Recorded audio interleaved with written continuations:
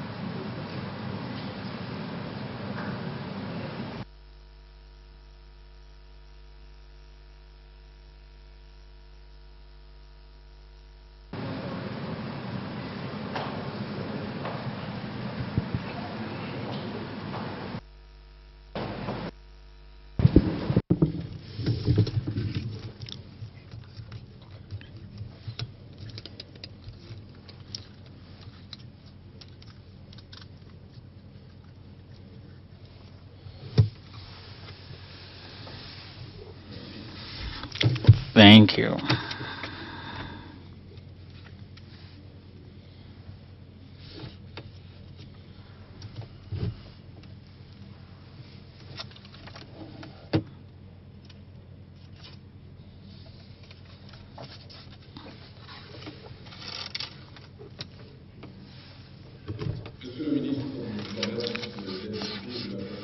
The Minister of Commerce and Local Consumption, Madam Executive Director of International Coffee Organization, Excellencies, Ambassadors, General Secretary of Inter-African Coffee Organization, Mr. Chairman of Fabrice Robusta Coffee in Madagascar, Madam Representatives of the General Secretary of the Free Trade African Trade Zone, Mr. Chairman of the former Administrative Advisor of Bank African Bank of Import and Afrexim Bank, the ladies of the various IACO and the representatives of coffee producers, the experts and researchers in the value chain of coffee,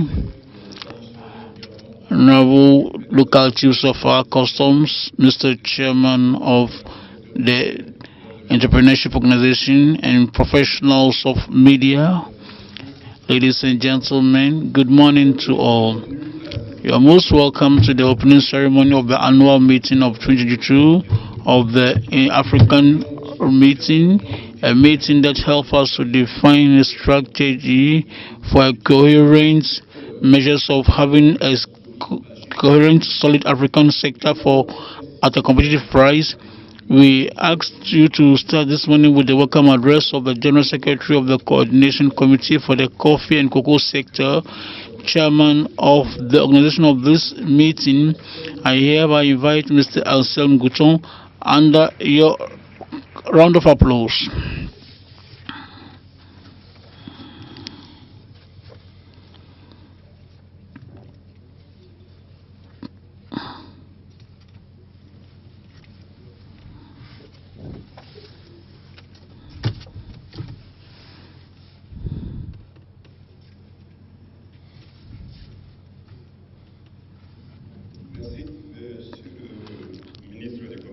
Dear Mr. Minister of Commerce and Industry, as well as local consumption, President of Inter-African Coffee Sector, Madam Executive Chairman of the Inter-African Coffee Organizations, Excellencies Ambassadors, Mrs. Reps of international organizations and sub-regional organizations, ladies and gentlemen representing the government of Togo,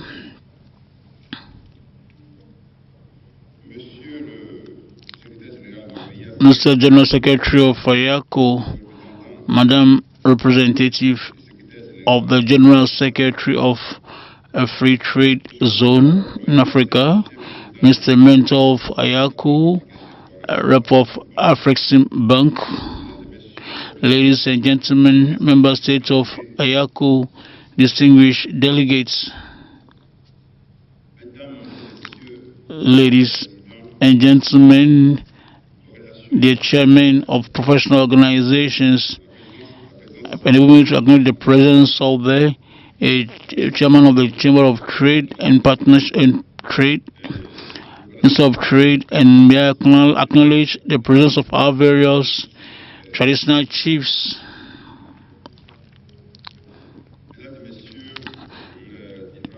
the various representatives of producers of coffee, the researchers and experts in the field of coffee production, honorable guests, dear ladies and gentlemen, our protocols which hold more authorized voice than mine would be taking the floor here to surely tell you more about the essentials of our presence here. Meanwhile, I want to take the floor as the organization committee chairman to wish you a warm welcome to Lomé in this wonderful hall of 2 Février Hotel for the celebration of the annual meeting of 2022 on the IACO Inter-African Coffee Meeting. Once our country was chosen to host this meeting under the instructions of our higher authorities, we set up the appropriate measures for the various delegations and various structures in place to enable the conditions to be appropriate for our work. Today we are honored to welcome you in Lomé with such a high number to make this meeting effective. We therefore wish you a fruitful stay. Enable me, dear Minister of IACO, to acknowledge the presence of a strong delegation from Côte d'Ivoire led by Ambassador Ali Touré, who is also the permanent rep of a commodity organization based in London. We acknowledge the presence that these various countries have as they've been strongly represented here. The delegations of Côte d'Ivoire really impressed us because they remind us that we are also at home. Thank you for these delegates and many more other delegates who have been able to be here in such a huge number. Today we are also honored to see that the conditions, though extremely difficult, because we are aware that no man is perfect, they still have few challenges and difficulties that might have taken place during your arrival and during your stay as well. We therefore advance with our excuses to each and everyone, and we want to assure you that we are open, my collaborators, my agents, my colleagues, and all other staff, including myself, to meet any challenge that you will be having during your stay. Therefore, enable me to thank Mr. Minister of Commerce and Local Consumption in Togo, President of IACO, for his personal presence in all the organization process and the annual organization process. It's also of my satisfaction of the Secretariat of IACO to exchange with the Coordination Committee to assign the various points for a perfect preparation of today. Dear ladies and gentlemen, invited guests, for the 5 coming days, the works you'll be having will focus on the various sectors. 5 meetings of high level committee, and 5th meeting of Inter-African Committee, the 5th Assembly, 62nd Assembly, and the Coffee Symposium, of which one of the sections will be consecrated for the African committees on coffee baristas. That's the first initiative, and I believe you will be present at this event because it's also a strong signal that we are sending to the young women and men to encourage them to support their dynamism in the coffee sector, which is also an income-making sector. Ladies and gentlemen, the general theme of our meeting is to equip youth and men in African coffee sector, translating, of course, the importance of the issues related in inclusion and equipping men and youth in this sector of agriculture. African coffee has a major important role in the development of our country, and I'm convinced that the state of this meeting will meet the challenges of transformation and local consumption of coffee in Africa. It is, of course, to work for the effective insertions of youth and women in the African coffee sector. I want to end my word by thanking all the sponsors, especially the National Council of Transporters in Coffee, National Lottery, Revenue Authority, and the Port of Lome. I also want to thank the media for the important attention they give to our activities, and also to all those who contributed far and near to the preparation of this current meeting.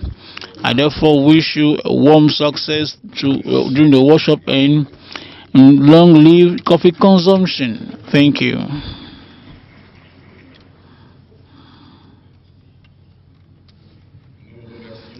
We thank Mr. General Secretary of the Coordination Committee for the Coffee and Cocoa Sector and Chairman of the Organizing Committee of this event. We now hear the word of the General Secretary of IACO, Ambassador Salomon Rotega, that I want you to clap for as he takes the pulpit.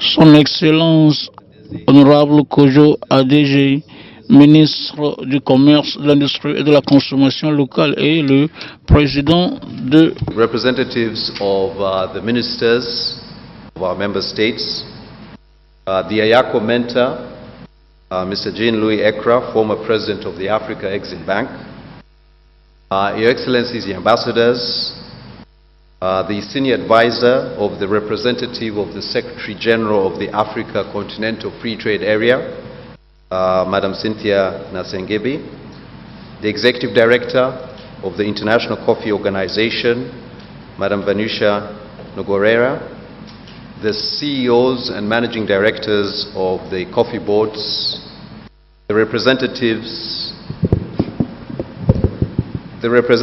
of the diplomatic missions and international organizations represented here, distinguished delegates of IACO member countries, ladies and gentlemen, all protocol observed.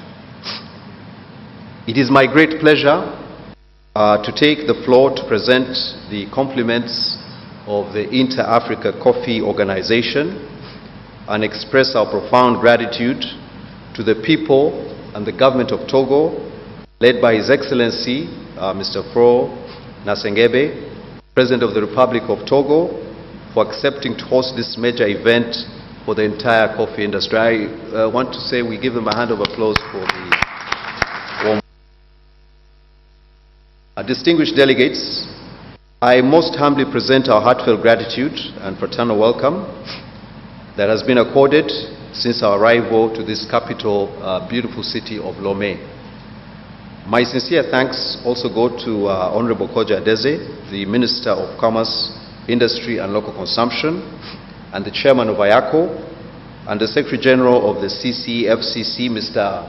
Anselm Gotong, for their commitment and active involvement in the organization of this very important event.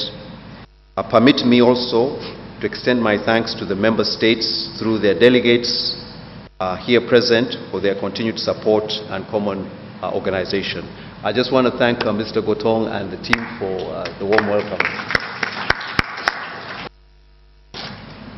Distinguished guests, delegates, when I took up this assignment as IACO Secretary General 18 months ago, I pledged to the member states that my vision would be anchored on 4 major pillars, namely mobilization of funding and adoption of coffee as a strategic crop under the African Union framework, promotion of domestic consumption and access to new regional markets, establishing partnerships with the private sector groups, coffee associations, sports celebrities, universities, religious groups and others, and institutional development and capacity building for the organization and member states.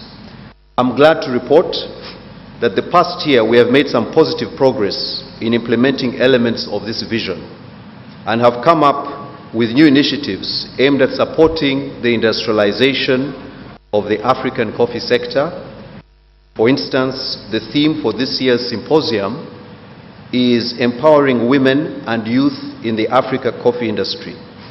This was formulated following a submission made at last year's AGA in Kigali, which highlighted the challenges and the need to involve the youth and women in our coffee meetings and agenda. I'm happy to report that within less than a year, IACO has implemented this recommendation and set up the following new initiatives, namely the Africa Women in Coffee Forum, the Africa Youth in Coffee Forum, the Inter-Africa Coffee Training Institute, and the first African Youth Barista Championship, which has attracted 10 participants from our member countries. Despite these 2 groups being disenfranchised, IACO recognizes the important role and women in the coffee value chain, and that is why they will be the key focus at this year's symposium. Distinguished delegates, as part of our mission to mobilize funding and adopt coffee as a strategic crop under the Africa Union agenda, IACO, in partnership with the Kenya government, successfully hosted the first G25 Africa Heads of State Summit, which culminated in the signing of the Nairobi Declaration. I'm also happy to report the delegation from Kenya is here, and I'd like to give them a hand of applause for the good work they did in Nairobi. Under this framework, IACO has also signed a memorandum of understandings with the leaderships of the Africa Continental Free Trade Area and the Africa Standards Organization. It should be noted that the African market, without tariff and non-tariff barriers, combined with harmonized standards, would contribute immensely to the competitiveness of the Africa coffee sector and therefore its sustainability. But more important, these partnerships are expected to help bring the pressing issues of the coffee sector to the high-level platforms, as culminated especially at the high-level platforms at the continental level.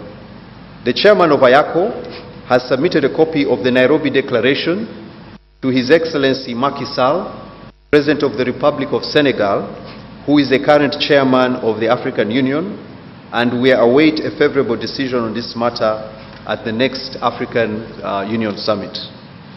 Distinguished delegates, permit me to report that our mission to promote domestic consumption and access new regional markets under the Drink Africa, Build Africa, DACBA initiative has enumerated some notable accomplishments during the year.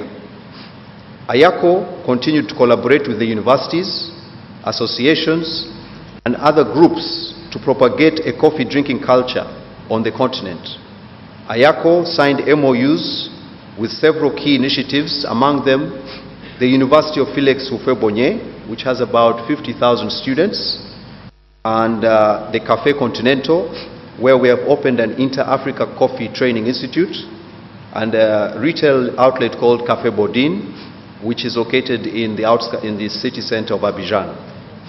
At the same time, at this year's International Coffee Day, we successfully held a partnership with the University of Houphouët-Boigny, where hundreds of students got an opportunity to taste freshly roasted coffee from different parts of Côte d'Ivoire. We also, through the IACO GIZ promotion project, procured machines for the baristas and opened several coffee kiosks in several of the member states. We also conducted capacity building training for roasters in several of the member states. So far these initiatives have received very positive feedback, and as a result, more universities and stakeholders in the region have submitted requests to conduct training and establish coffee kiosks at their respective locations. Distinguished delegates, as you are aware, institutional development and capacity building of the organization and member states are critical ingredients in addressing the prevailing challenges facing the coffee industry, such as low farm production and productivity, poor infrastructure for value addition, inadequate financing, price volatility, and lack of brand visibility for African coffees. In view of this status, our focus during the year was to strengthen IACO's capacity to deliver tangible benefits to its members and reach out to member states with arrears to clear their debts and renew their membership. I'm happy to report that some progress has been made in our debt recovery program, and I wish to thank the governments of Burundi. I think the Burundi delegation is represented here. The Angola delegation is represented here. The Madagascar and Benin. These are countries that have come back to IACO after many years in absence. So we are happy that they are back and they have renewed their membership, and I wish to encourage other member states to follow suit. Distinguished guests, though IACO has made some progress in this past year, we still have a lot of work to do in putting IACO and the Africa coffee sector on the right path. Africa must wake up and smell the coffee. Nobody is going to transform this industry except us. So we must support each other. We must apply everything we can do to strengthen this organization. We believe the focus on value addition is a vital tool for accelerating domestic consumption of coffee into the huge untapped African market of 1.3 billion people, out of which 70% are youth below the age of 35. We therefore need strategic action and policies to strengthen the coffee industry in Africa. By investing in value addition infrastructure, we need to take advantage of the increasing urbanization of Africa and the growing interest of local investors in cafes, coffee shops, and urban areas and universities. This will unlock the huge potential of Africa and create jobs and provide a stable market for African coffee and contribute to the living standards of our rural communities. As I conclude, distinguished delegates, I wish to assure member states that IACO is committed to transforming the African coffee industry into a modernized, competitive, and sustainable coffee industry with an emphasis on quality and productivity, which is profitable for all stakeholders, especially farmers. Allow me at this point once again to thank distinguished assembly here and members, and especially the people of Togo and the government for their support and warm hospitality, and I wish you successful deliberations. I thank you all. Merci beaucoup.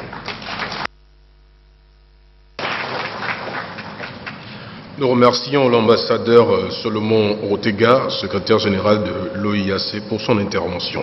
Nous allons écouter à présent le mot de Madame la directrice exécutive de l'Organisation internationale du café, Madame Vanusia Nogueira.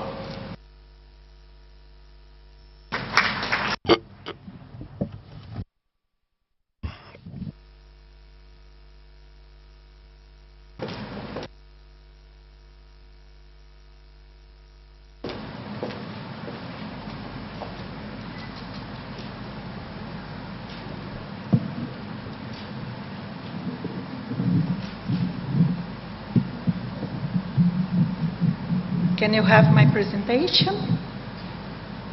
Yeah, thank you. Your Excellency, Honorable Kondo Adeje, the Minister of Commerce, Industry and Local Consumption and IACO Chairperson. Honorable representatives of ministers. Mr. Jean-Louis Ekra, the IACO mentor. Madam Cynthia Nezimbe, the Senior Advisor Representative of the Secretary General of ISLECAF. Monsieur Anselme Gouton, the Chairman of ACRAN and Vice Chair of the International Coffee Council. Monsieur Ali Touré, Ambassador in the representative of Côte d'Ivoire in London and former chair of the ICO, the International Coffee Organization. Dear CEOs and managing directors of the coffee boards, dear representatives of diplomatic missions, international organizations, bilateral and multilateral institutions of cooperation and financing, distinguished delegates of IACO member countries, ladies and gentlemen, all protocol observed. Honorable Minister, Chair of IACO, it is a great honor and a pleasure to give open remarks on this annual General Assembly of IACO and also the African Coffee Symposium. I'm very happy to be here today in Togo. Since I took over of the position of Executive Director of the International Coffee Organization in May this year, I have placed Africa at the core of my work.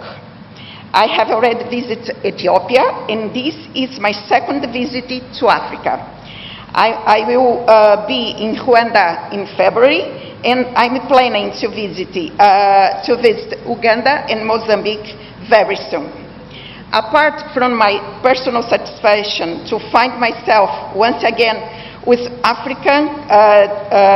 Africa, together with friends and eminent personalities, my participation on this important meeting, it's in a beautiful city of Lomé that I got the opportunity to visit yesterday, is also a demonstration of the very strong partnership between ICO, IACO, and the entire African coffee community. I also would like to thank the government of the Republic of Togo for hosting such a key forum that provides many opportunities to the African coffee stakeholders and their governments to meet and exchange views in the prospects of the coffee industry. Honorable Chair, please allow me to reinforce how strategic the ICO relationship with the IACO is. For many years, IACO has played a positive and constructive role in facilitating the joint participation of African members in the activities of the International Coffee Organization. Indeed, as an instrument of regional cooperation for coffee, the IACO has always given a voice of African interests. More recently, African member countries have contributed to the negotiations of the new international coffee agreement, which was successfully concluded in June 2022 and opened to signature last October.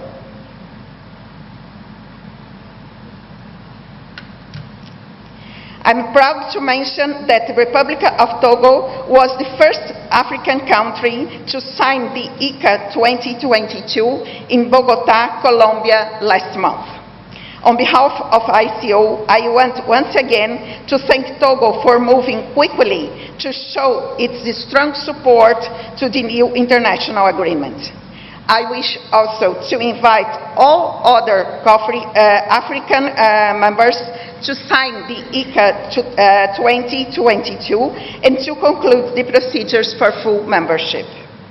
The new international coffee agreement is bringing major innovations to the work of the IACO, building a strong partnership between the public and the private sectors, as well as engaging the civil society and development partners, but keeping the intergovernmental nature of the IACO. The public and private sectors will work together under the IACO umbrella to find practical solutions to the growing challenges facing our coffee sector, particularly with the threats caused by the climate change and increasing coffee production costs. Moreover, the new IACO 2022 will allow coffee export countries to reduce their annual contributions that will be covered by import countries, overcoming the 50-50 budget distributions that it's run in the current agreement, and in order to better reflect the current value distributions in the coffee global chain. Honorable Chair, ladies and gentlemen, the IACO and IACO are committed to promote a sustainable coffee sector in Africa, in other countries, other producing regions and continents. Let me express our great satisfaction for the IACO, IACO and CAB joint efforts that succeeded in mobilizing the financial support of the African Bank to carry out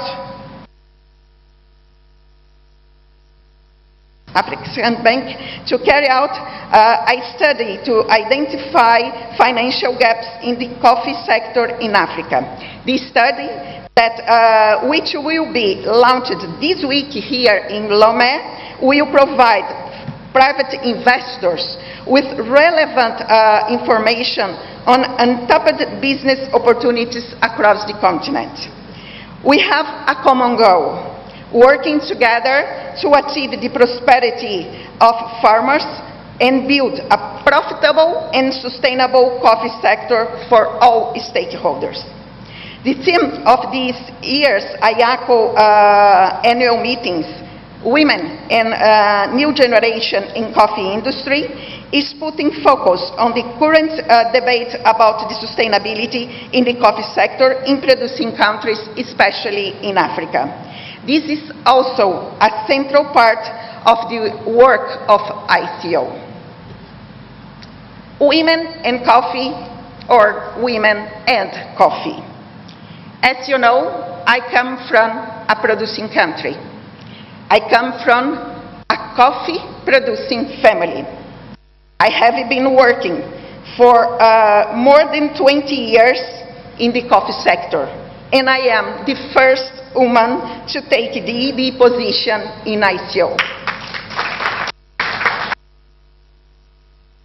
I hope my personal case can inspire many of our other ladies, women and girls to follow their dreams and their goals.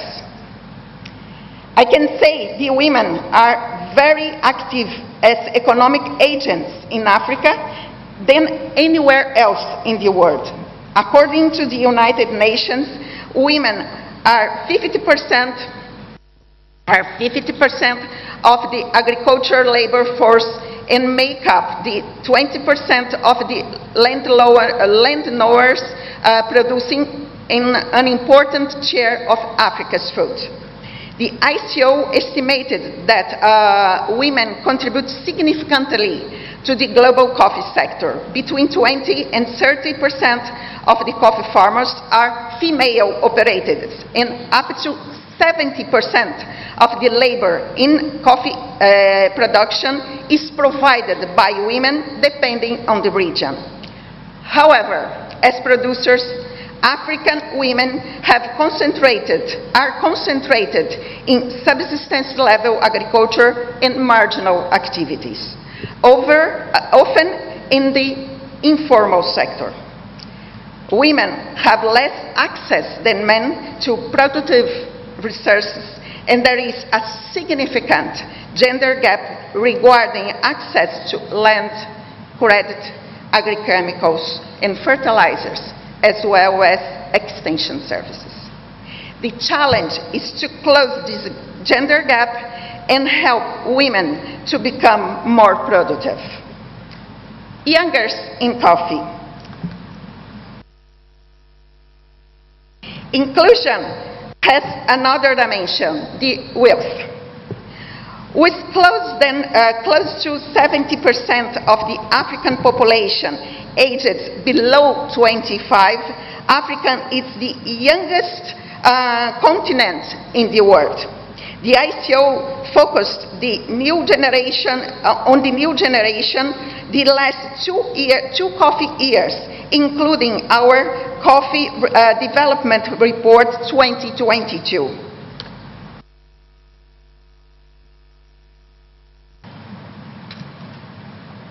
This report was just published last weekend. Many of young women and men in Africa face employment or underemployment and need economic opportunities, to not only in urban but also in the field areas, including the coffee farming. Failing to tap into wealth potential, it's a severe loss for the economic, as rural youngers are more entrepreneurs than the new generation of their parents and are open to adopt technological innovations from farming techniques to value addition, which are crucial to increase productivity and income in the coffee sector. Opportunities for the youngers are in the production, but also in the other links of the chain. We are building a special education program in partnership with the Specialty Coffee Association, and in few months we will start to invite countries that would be interested in that to join us to plan the actions together. Honorable Chair, it's time to go beyond sustainable production by increasing domestic and regional consumptions to promote inclusive value chain transformation within the coffee industry in Africa. This will contribute to a global balance between supply and demand, showing new business opportunities. The ongoing project on promoting domestic consumption in Africa, financed by the IACO's special funding, it's a catalyst to encourage further financial support from governments and donor communities to indicate investment opportunities on the continent. At this open ceremony, I would like to highlight the current situation of the world coffee market that shows positive trends despite a relative setback observed recently, as you can see the numbers on this slide. In Africa, after a long period of negative growth following the end of the mechanisms of direct intervention in early 90s, production has been stabilized at around 16 and 19 million bags. With 19.3 million bags, Africa accounted for 11.5% of total world production, amount that is very similar to the levels of the production of Mexico and Central America. The largest producing regions remain South America and Asia and Oceania region.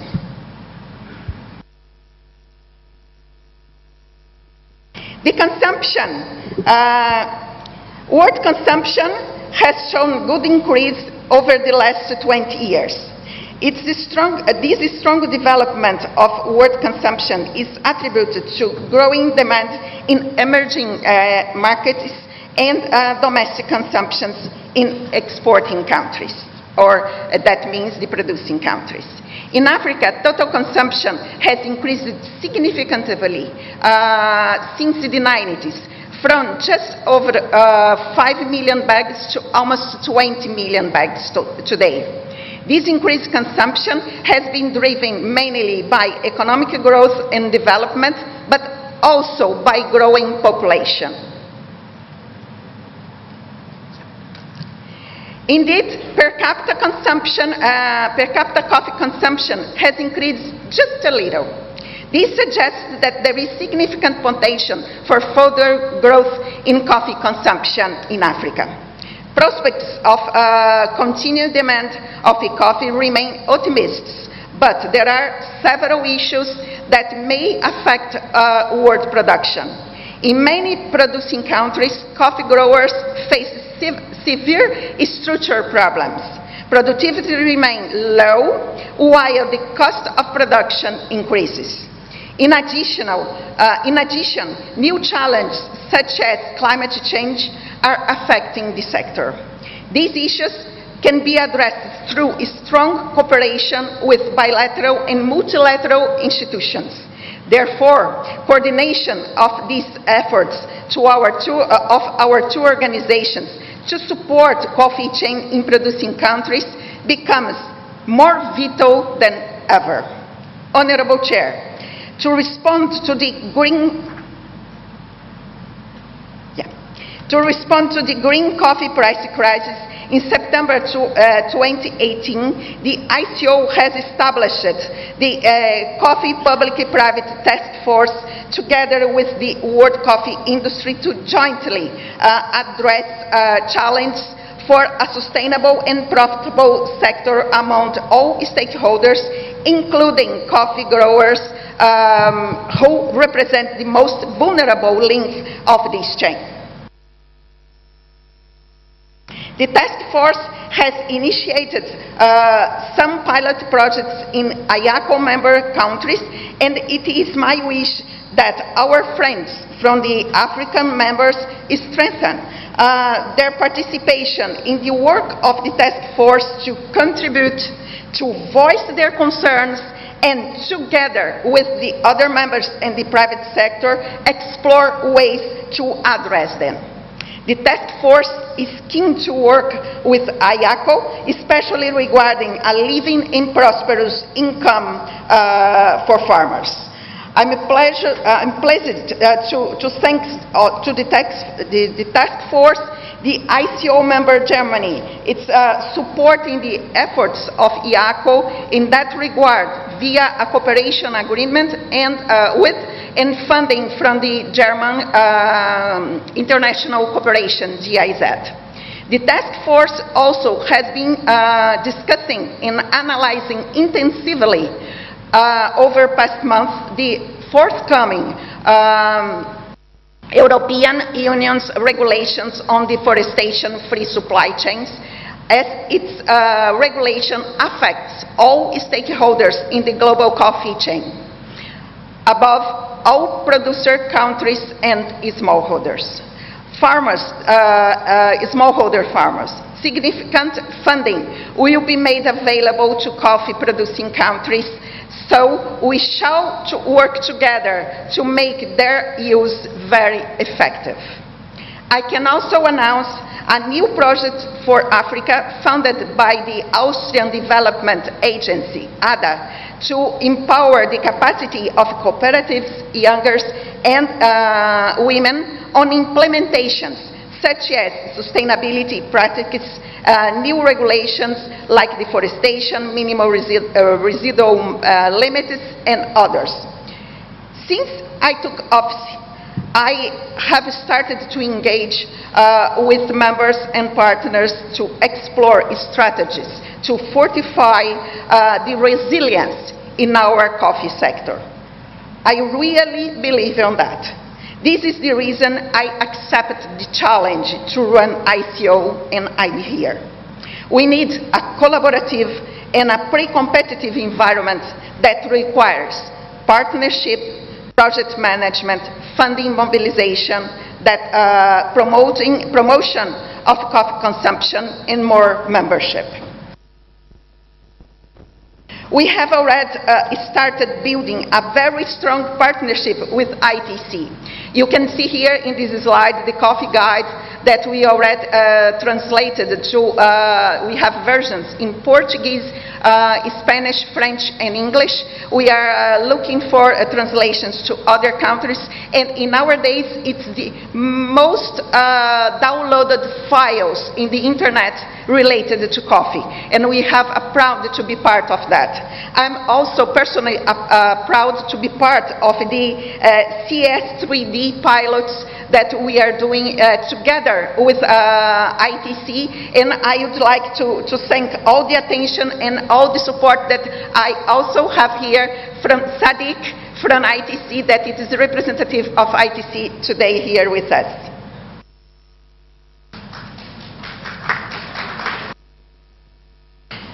I would like to conclude inviting all of you to be with us in Bangalore in July of next year for the World Coffee Conference supported by ICO and the Indian government and private sector, and saying that ICO is 100% on your disposal and available to analyze any suggestion to contribute to a sustainable coffee sector in Africa.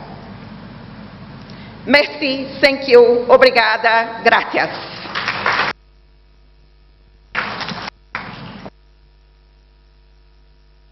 Nous vous remercions, Madame, pour la qualité de votre intervention. Les jeunes baristas du café ne sont pas que des producteurs. Nous disposons dans ce secteur d'une communauté forte de jeunes artistes talentueux qui louent les vertus du café à longueur de journée et sensibilisent les populations à sa plus grande consommation. Nous allons inviter à présent pour leur intermède le groupe de Fabrice Leclerc, que je vous prie d'ovationner s'il vous plaît.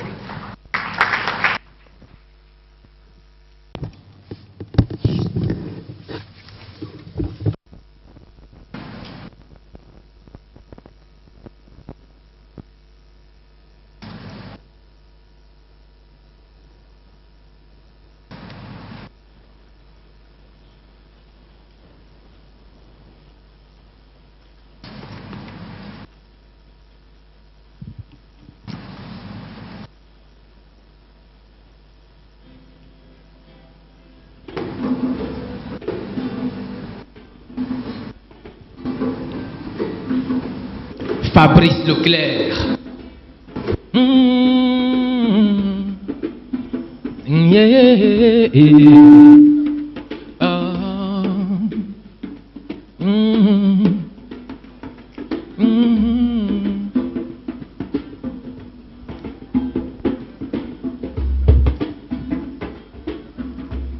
When I wake up in the morning, you are my favorite taste. During my safely journey, you are my favorite taste. Even to care my body, you are my favorite taste. For young and old men, you are my favorite taste. When I wake up in the morning, you are my favorite taste. During my safely journey, you are my favorite taste. Even to care my body, you are my favorite taste. for young and old men. You are my favorite taste. Oh, coffee, coffee, you are my favorite taste.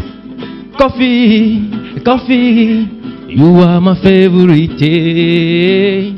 Oh, oh, oh, yeah, yeah. Coffee, you are my favorite taste. Oh, oh, oh, yeah, yeah. Coffee, you are my favorite taste. Parce que l'histoire, le conte, Mr. Glilo est la mère de tous les arts. Parce que l'histoire même a son histoire que l'histoire ne connaît pas. Dames et messieurs, laissez-moi vous raconter l'histoire d'un monsieur. Un monsieur étrange, de par son apparence jusqu'à son existence. Bonjour. Bonjour, mesdames. Ah, qu'est-ce que vous êtes tous beaux ce matin. Et à vous voir, je suis sûr que vous avez tous pris du café. Ça se sent, n'est-ce pas? Oh oui. Alors, s'il vous plaît, est-ce qu'on peut acclamer pour le café? Thank you very much. One more time. Acclamons très fort pour le café. Merci. C'est un monsieur noir ou presque. Courte de taille ou presque. Enfin, ça dépend de son lieu de naissance. Certains disent qu'il est né en Arabie. D'autres disent qu'il naquit en Éthiopie. Certains l'appellent l'arabica, mais d'autres l'appellent robusta.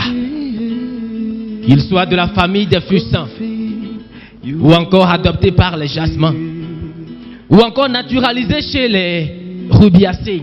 Peu importe comment vous l'appelez, dames et messieurs, laissez-moi vous dire que le café est spécial, à part entière et entièrement apparent. Tellement il fait de merveilles que beaucoup le diffament et le diabolisent. Mais je vous assure, le café est simplement impressionnant. Il fait très bonne compagnie lorsque vous n'avez aucune envie de dormir. Entre parenthèses, je vous le conseille comme cadeau d'anniversaire pour vos gardiens de nuit. Et à mes frères sportifs aussi, si vous en connaissez de vrais. Vous n'êtes pas dans votre assiette au réveil, buvez du café. Vous avez trop mangé ou de la peine à digérer, consommez du café. Le café fait courir les vieillards comme un jeune de 20 ans. D'après les scientifiques, votre sang fera du sprint dans vos veines comme Usain Bolt aux Olympiques. Sa présence dans votre corps fait courir le cancer et le diabète de type 2 comme une diarrhée chronique, voire très chronique. Il fait rayonner les dames, des cheveux à l'épiderme, et leur donne une allure à la Miss Togo. Est-ce qu'on peut acclamer pour les Miss, s'il vous plaît? Yeah, coffee, you are my favorite taste. Oh, oh, oh. Yeah, yeah, oh yeah, coffee, you are my favorite taste. Si vous avez envie d'écouter la suite de mon histoire, alors je vais encore vous prier d'ovationner très fort pour les pays présents ce matin. Ovationner pour mon pays, le Togo, pour le Bénin, la Côte d'Ivoire, le Burkina Faso, la Sierra Leone et j'en passe. Merci beaucoup et à tout à l'heure. Fabrice Leclerc. Merci à Fabrice Leclerc. Yeah, yeah. Et à son groupe. You are my favorite. Je vous prie de les ovationner encore une fois. Please give them a round of applause once again. And let's continue the continuity of their history in a short time. So, for the time being, we continue with the interventions and we invite Ms. Cynthia Singwe, and who is the Principal Advisor and the General Secretary of the African Continental Free Trade Zone, for her intervention.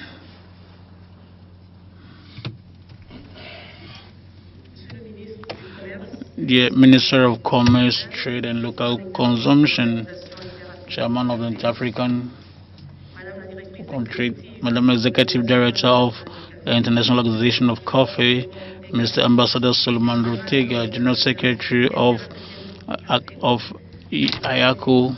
Mr. Janvi, and President of Jackson Bank, Mr. General Secretary of CCFCC, venerable traditional leaders and honorable guests. Before everything, may I extend my sincere greetings from His Excellency Mr. Wamke Lemene, who is the General Secretary of the African Free Trade Zone. He wished would have been with us today, but he is challenged with, and he asked me to represent him and to deliver his message. Mr. Minister, please enable me to deliver the message of Mr. Chairman of Seligaf in English, if you will permit. So, the theme of this 2022 annual meetings, Women and Youth in Coffee Industry, is a timely reminder of the importance of women and youth engagement in shaping the future of the coffee sector. The business case for empowering women in terms of productivity, quality, and other areas is clear. In fact, the need to support gender mainstreaming and programs specifically designed to mentor women and youth all along the value chain cannot be overemphasized.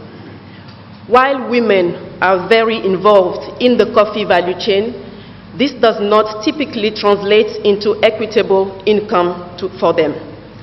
As it is well known, gender equality is a necessary and sufficient condition to achieve inclusive economic development in any supply chain. Gender equality increases the competitiveness and participation in economic activities which contribute to economic growth. However, gender equality is hardly achieved, hence the need to exercise gender equity, since variations exist in the distribution of productive resources, rights, and responsibilities between men and women.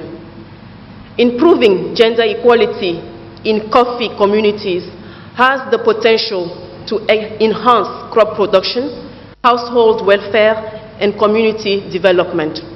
It is my expectation that your deliberations at this conference will shed light on the concrete steps and interventions necessary to achieve such equality. Meanwhile, it is gratifying to note that across the continent, women-led initiatives are beginning to emerge, with men and women united in addressing this long-term power imbalance. We are beginning to see a change in the landscape of coffee production among some communities and organizations. If coffee is to be sustained as a crop that delivers well-being to communities in generations to come, it must offer a promising future for youth in coffee-growing countries. The core question of what is necessary and what solutions are working to make coffee an attractive option, a choice, and not an obligatory last resort for the young people who will grow coffee in the years ahead is what has to be addressed now. We believe that youth engagement can shape the future of the coffee and cocoa sectors. Hence, it is important to invest in understanding the situations that youth face and the necessary changes that need to occur for this systemic transformation. Distinguished guests, ladies and gentlemen, Africa's coffee exports are valued at about $2 billion, and there is need to ensure that we put African coffee on a higher level than it has ever been before. And I am pleased to note and applaud your effort to push the inclusion of coffee among the priority agricultural commodities in the African Union 2063 agenda under the Nairobi Declaration recently signed. The operationalization of the African Continental Free Trade Area in January last year also opens up greater opportunities for intra-Africa trade, where the African coffee value chain is expected to have significant transformation. As the IACO statistics show, Africa consumes more coffee than it exports, which means that we could take advantage of the AFCFTA to actually develop the value chain in Africa, and this will create more opportunities. Indeed, the role of the agro-industry in reducing poverty in Africa goes to the heart of what we want to achieve with the AFCFTA. If we get it right, the agricultural sector will represent Africa's greatest opportunity to achieve inclusive, sustainable growth, and the only sector with the potential to lift millions out of poverty and permanently change the continent's path to development. I am therefore delighted that we are having this conversation today on the coffee industry in Africa. Considering the importance of agriculture to our economies in Africa, the success of the AFCFTA implementation will therefore depend on the effectiveness of future transformation in the agricultural sector. Taking advantage of the opportunities offered by the AFCFTA for the agricultural sector requires African agro-processing industries to forego structural transformation by shifting from the current subsistence-oriented production systems and trading in unprocessed primary commodities towards more market-oriented value-added processed goods. This also calls for an urgent need for the development of strategic regional value chains in order for the agricultural sector to take advantage of the opportunities that the AFCFTA holds, especially for our micro, small, and medium-sized enterprises, the stallholder farmers, youth, and women. And for this to happen, ladies and gentlemen, we will need appropriate technologies, flexible financial solutions, and good policies to be able to add value to our traditional commodities in order to move our continent to a net exporter of processed agricultural products than exporters of unprocessed primary commodities. We need to strengthen each link in the value chain from the smallholder through the local trade agents, through agro-processing, to national, regional, and continental markets. The key to addressing many of these value chain issues is through partnerships. It is in this context that the AFCFTA Secretariat is willing to work with the IACO and partners in both the private and public sectors in order to develop and strengthen the coffee value chain on the continent. Honorable Minister, distinguished ladies and gentlemen, I cannot conclude my keynote address without emphasizing that the transformation of the agricultural sector in Africa is attainable with the commitment of all stakeholders, governments, regional and continental organizations, private sector operators, and development partners alike. It is only by doing so will it be possible to reposition agriculture to take its leading economic role. That way, it will be possible to spur the growth of agribusinesses and brighten the future of Africans' young men and women.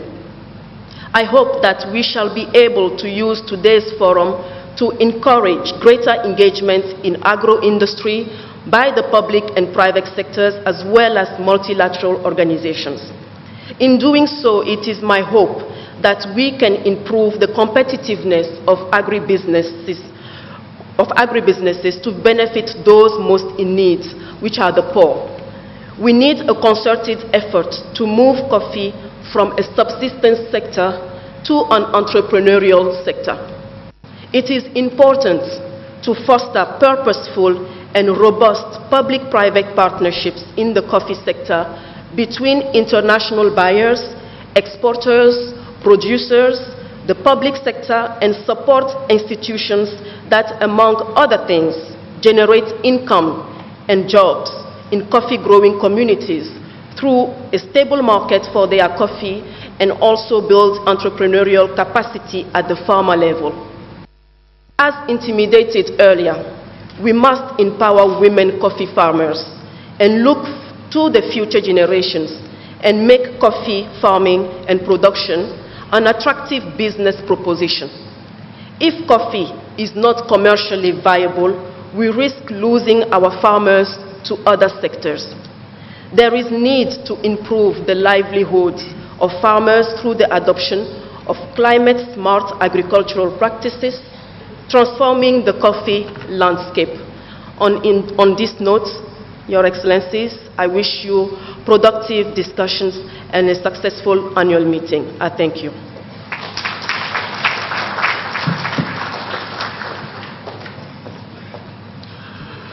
Nous remercions Madame Cynthia Nyasingbe Essonam, qui est conseillère principale. Et Madame Cynthia Nyasingbe, which is the principal advisor for the General Secretary for the African Free Trade Zone, who she has just delivered his message. We will now listen to a speech which is that of the mentor of IACO, the chairman of the administrator of African Import and Export Bank, which is AfriBank, Mr. Jelowi Ekra. With your round of applause, please.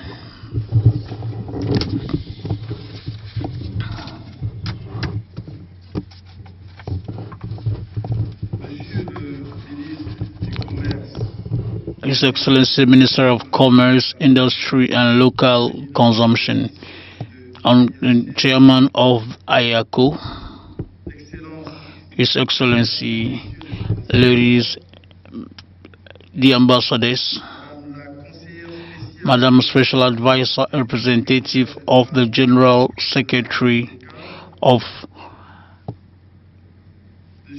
African Continental Free Trade, Mr. General Secretary of IACO, Madam Executive Director of International Commerce Center, Mr. FCC, ladies and gentlemen, General Secretaries of the authorities involved in coffee, dear representatives of diplomatic missions and international organizations, bilateral institutions and multilateral cooperation and financing institutions, distinguished members of IACO, ladies and gentlemen, all protocols observed.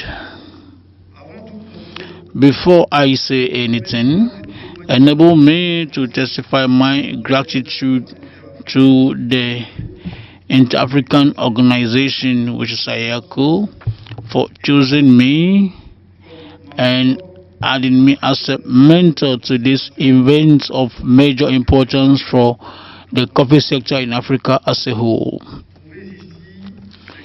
May you hereby receive my sincere recognitions.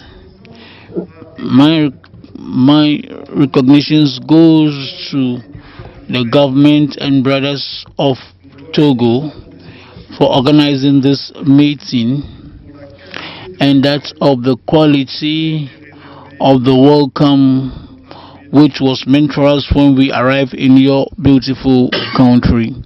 Ladies and gentlemen, the head of states by then, who were member states, as we were setting up on the 7th December 1960, setting up IACO at Antananarivo in Madagascar, were well inspired. In fact, they had understood by then that coffee represents a strategic commodity for the economic status of their country. So, they were aware of the need of speaking in a single voice about the challenges of which coffee was facing as a raw material. The mission that they assigned to IACO was not only to study the whole set of challenges in the coffee sector in Africa, to mention the production, transformation, and trading and consumption, but also and especially to serve as a form of defending the economic interests of those African countries who produce coffee by serving and playing a major role of advocacy in international forums. That was then a political initiative of strong integration of our countries so that we can speak and say the same thing. Ladies and gentlemen invited guests, we have had in real mutation at the stage of becoming the next emerging continent in the world. And the third Symposium of African Coffee, of which the theme is equipping youth and women in coffee sector in Africa, will serve as opportunities that the Free Continental Trade ZLICAF for the sustainability of African coffee with an African market without tariff barriers. Africa and its producing countries of poor resources generally export 2/3 of their production and import the equivalent of 1/3 in form of finished products, which is instant coffee. Meanwhile, we are all aware that coffee is the second raw material the most exchanged in the world after crude oil, and the most drink in the world after water, with an annual revenue which is estimated to up to $456 billion.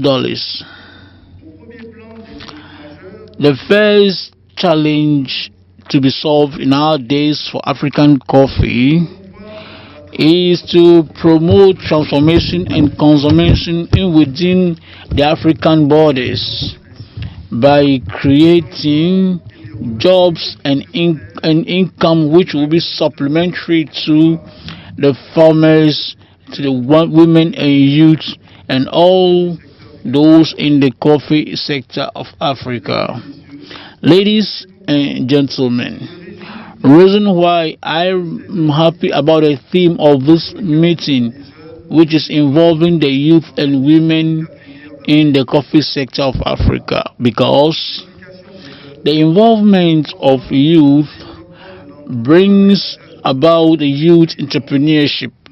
So therefore, building capacity of the youth who will be the future decision makers. In addition, the essential roles that women play in the economic field of the world is no more to be demonstrated.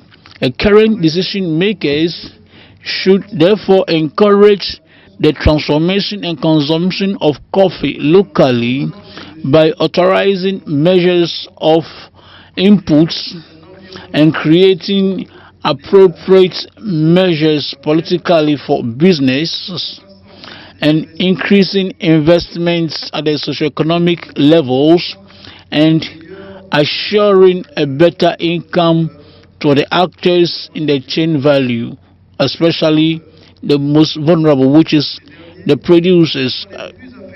The latter are the most affected by climate change as well as the volatility of the price in the market. We therefore encourage decision makers to create the appropriate condition of collaboration and exchange between the various actors, especially the youth and women, to design national policies that are in favor of valorizing coffee which is produced locally, so that the coffee value chain will therefore have a stronger weight in the income of the countries that produces coffee. Ladies and gentlemen, I strongly wish the discussions you will be having, and especially the recommendations that will be a product of this symposium, enable us to make ideal and clear proposals in order to solve the issue of transforming and consumption of our products at the local level. In fact, coffee is a strategic product for the set of countries that produces it, because 53% of the active population works in this sector, and it is estimated today that more than 12 million homes, representing more than 33 million people, get their income from coffee. Therefore, coffee is a source of income for farmers and a means of survival and jobs for the countries that produces coffee within the inter-African coffee sector. The income made of coffee exportations are important for the balance of the producing countries. Meanwhile, this income is made weaker because of the volatility on the world market. In addition, we are all aware that exporting raw materials which are not transformed, it's just like exporting jobs, because it's in the value added that we can have the creation of jobs. It's therefore extremely important that we set up serious measures as states to improve these incomes with much more important means from the exportation of transformed products. Mr. General Secretary of IACO, we want to take the chance of this floor to congratulate you and your team, for the invitation that you extended to us and being strongly engaged in promoting the transformation and local consumption of African coffee. You have designed this wonderful initiative called DACBA, Drink African Coffee, Build Africa, with the same like drinking African coffee and build Africa.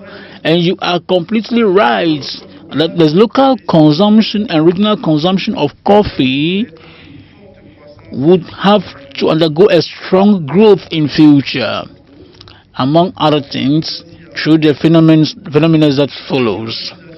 A urbanization in which is now an acceleration, the emergence of average classes, average wealthy people in the countries, the enormous potentials that African free continental trade represents with the free trade exchange at the regional level.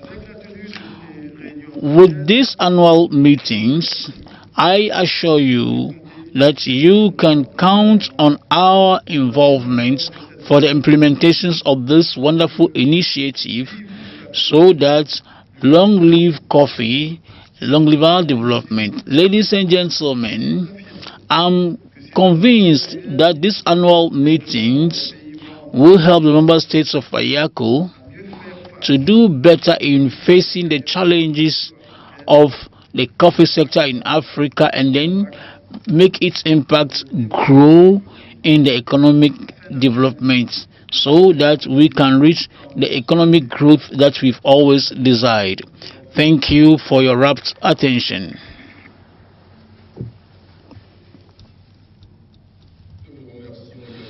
We thank you as well for your intervention, Mr. John Wikra, and I want you to follow the story that our brother artist Fabrice Leclerc was telling us.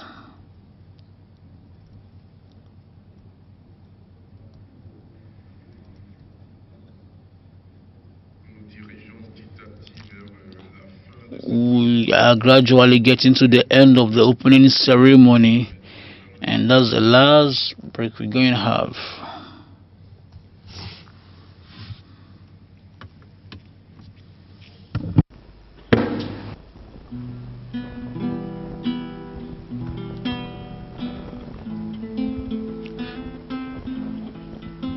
Fabrice Leclerc. Oh yeah.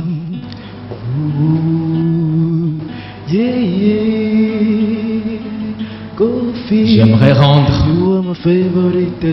un hommage spécial à nos mères. J'aimerais rendre un hommage spécial à toutes ces mères qui ont vu naître le café. Ces dames qui continuent de l'abreuver, de le protéger, comme leur propre progéniture, de la gestation à la naissance, de la naissance à la croissance.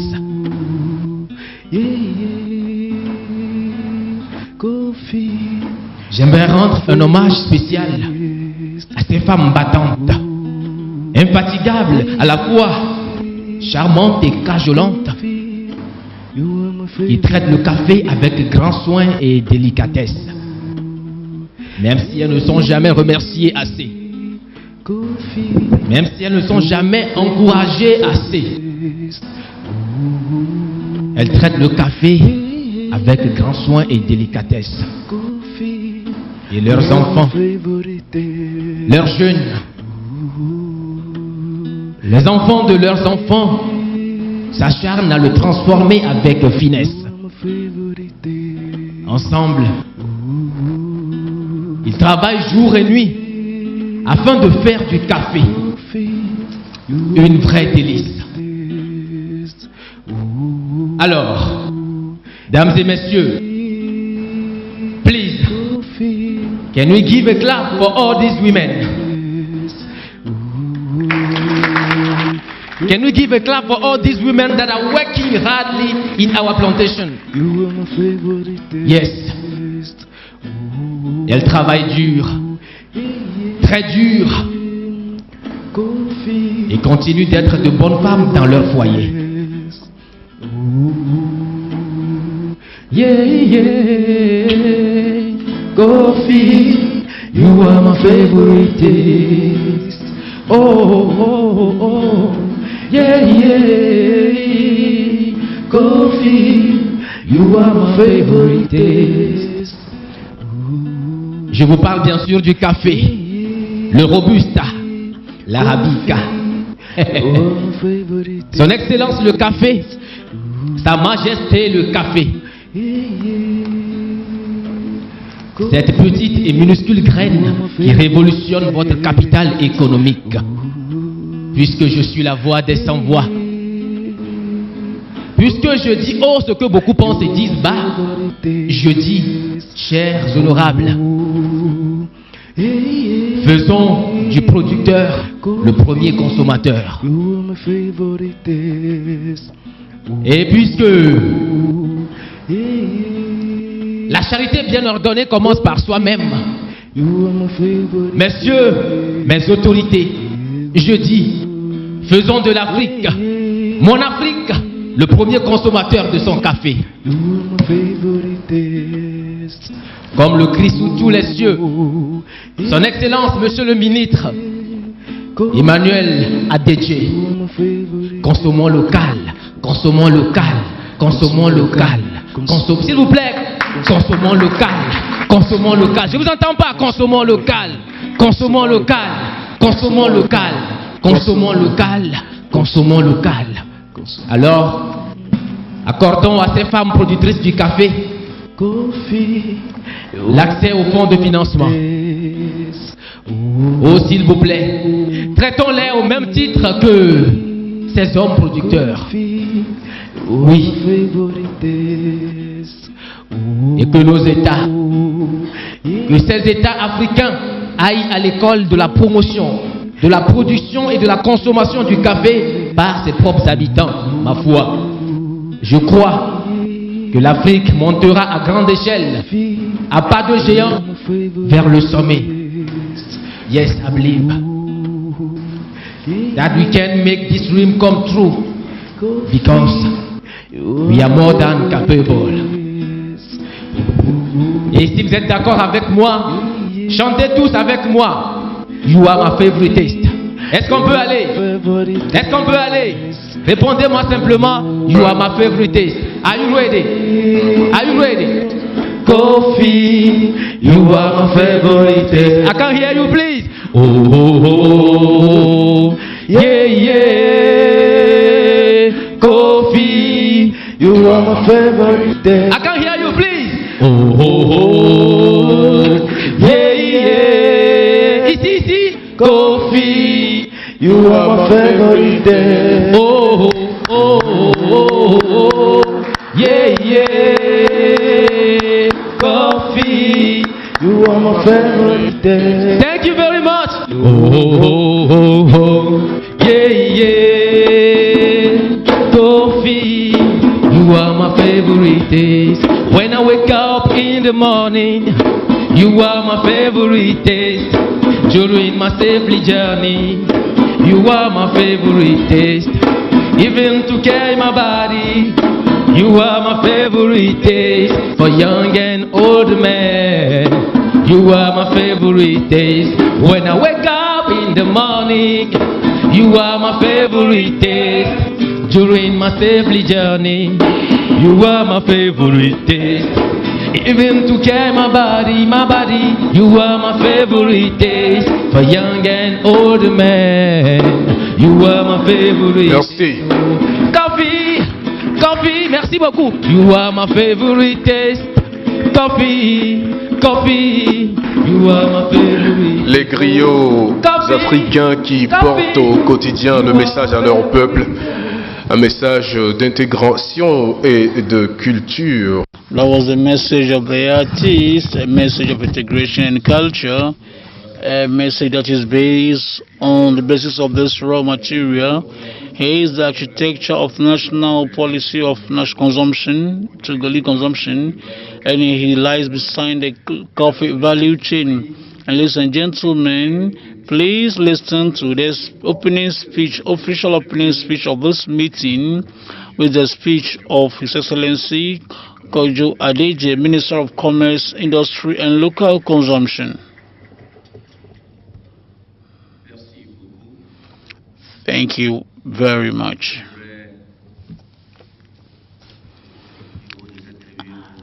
I want to present our excuses right from this podium. I'll also have been connected right from 10 a.m. in the fact of following this opening ceremony online that we started with a lot of delay, so all our sincere apologies. We want to greet them and greet their excellency with a lot of reference for the honor they've granted us, and some prime ministers who are also connected, and this raises the value of this meeting. His Excellency, ladies and gentlemen, I'm the ambassadors, Madam Executive Director of International Organization of Coffee, the representatives of institutional organizations and accredited missions in Togo, honorable parliamentarians at the National Assembly, the General Secretary of Inter-African Coffee, IACO, Mr. Chairman of Coffee Robusta in Africa and Madagascar, Accra, Madam Representative, of the General Secretary of Free Continental Trade,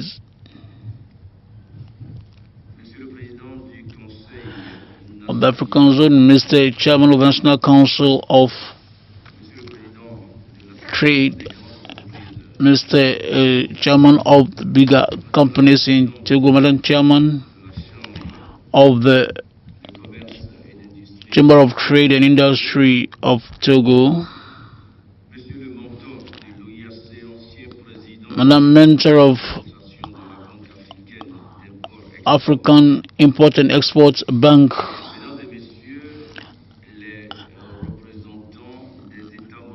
the guests of the representatives of IACO, and I want to acknowledge the General Secretaries and General Directors, heads of departments,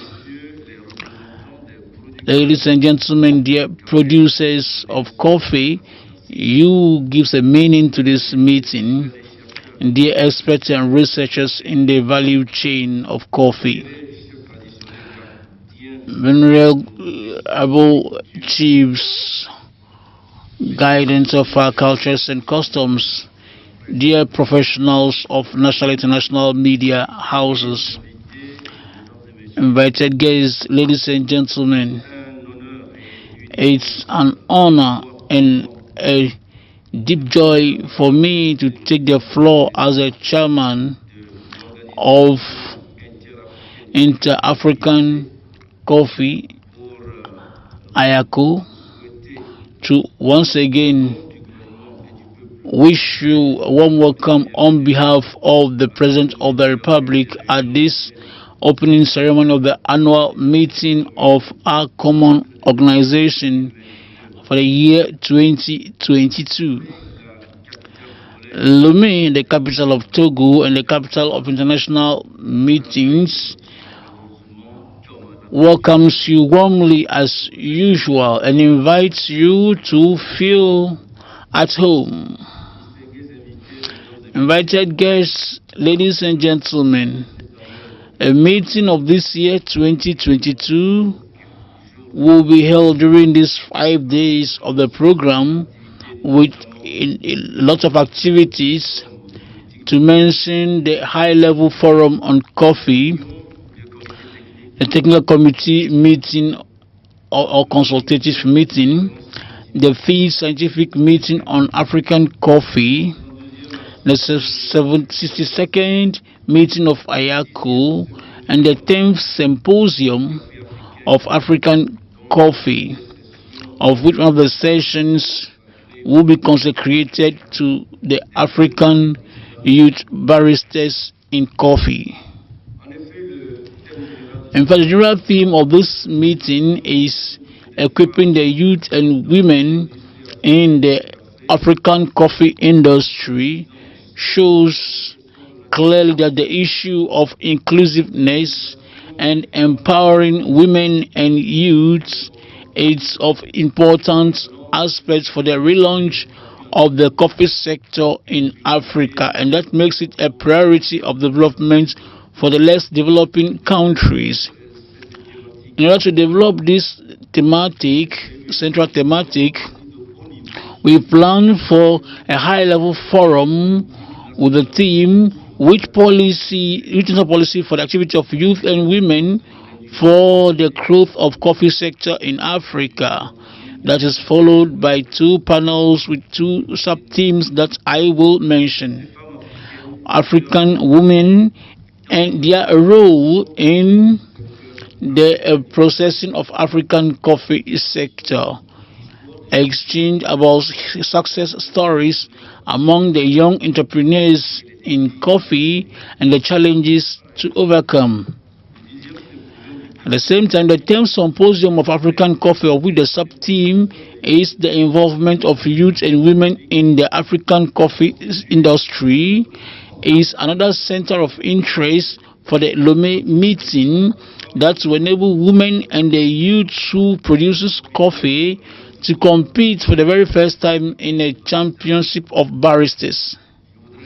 I hereby want to seize the opportunity to thank and congratulate the General Secretary of IACO for all these new ideas in the programs of our meetings. Invited guests, the central theme and the sub-themes reminds the coffee sector of Africa as a whole that there is an issue of transformation and local consumption of coffee with a special focus on entrepreneurship development of youth and women.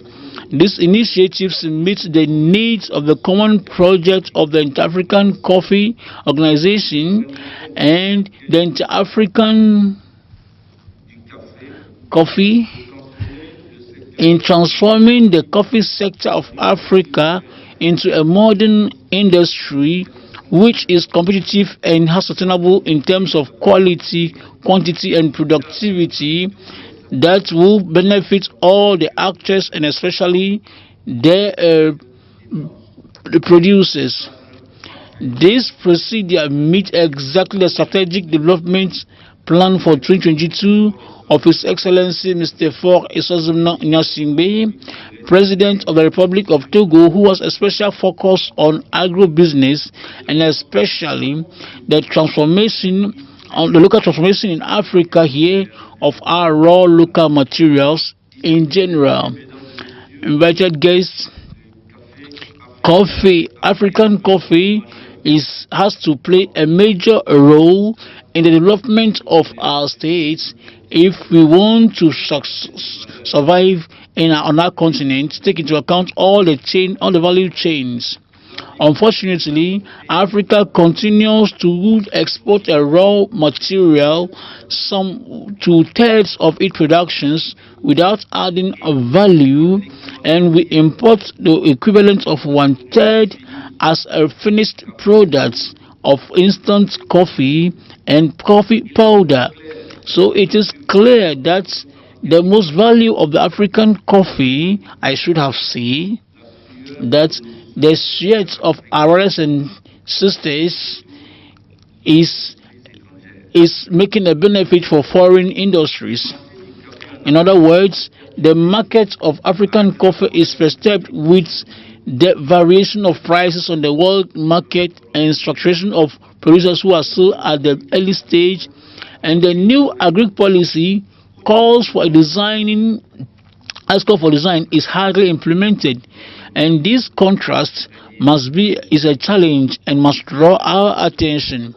Ladies and gentlemen, our common objective is to revitalize the African coffee sector and create a value added to our products at the national and continental level by processing and local consumption of coffee, and of course getting prepared for the opportunities that the various world markets offer, to mention that of the free continental trade zone. It is for this reason that IACO is aware of the enormous potentials in the African coffee sector, has designed a new initiative in Lomé which is called Drink African Coffee, Build Africa. Simply said, if you take or you drink African coffee, you are building Africa. For the implementations of this very much appreciated initiative, IACO has supported projects of coffee kiosk in some member countries, of which our country Togo is part. Ladies and gentlemen, I am convinced that the discussions of our meetings will help the member states of IACO to do better with regard to challenges of transforming a local consumption of African coffee, therefore to increase their impact on the development of our countries, so that we have economic growth that we've always desired.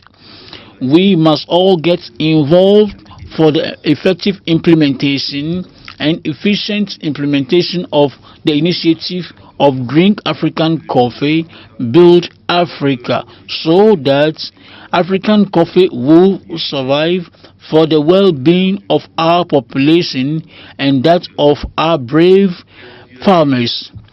We must be convinced that great resolutions will be within our meetings, so that we will make African coffee one of the growth pillars and success. The annual meetings of Inter-African Coffee, IACO, at the level of for the year 2022 is declared open. May God bless our meetings, and thank you for your rapt attention. We rather have to thank you for the quality. Votre discours d'ouverture, Monsieur le Ministre. Quality of the contents of your speech, Minister of Trade, Industry and Local Consumption. We have come to the end of the opening sessions. We now call on participants, as they follow the protocol, to take the group of photograph, followed by the officials. Following that, we'll now have a coffee break.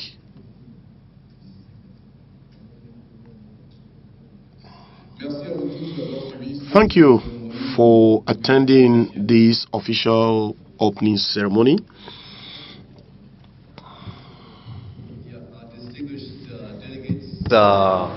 Just to remind you, we shall have the high-level policy forum after the group photo. So please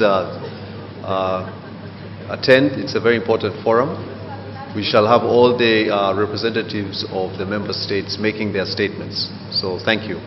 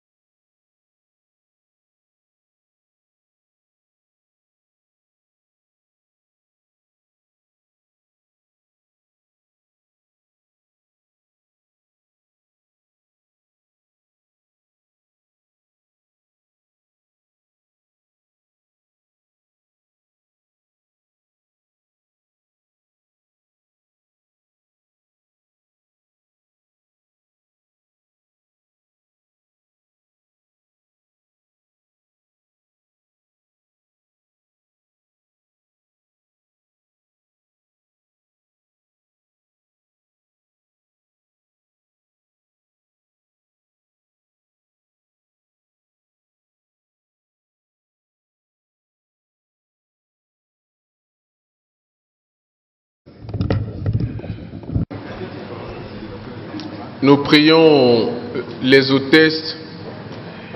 Aidez-nous à faire entrer les participants. Please help us bring the participants to be seated. The workshop should be kickstarting.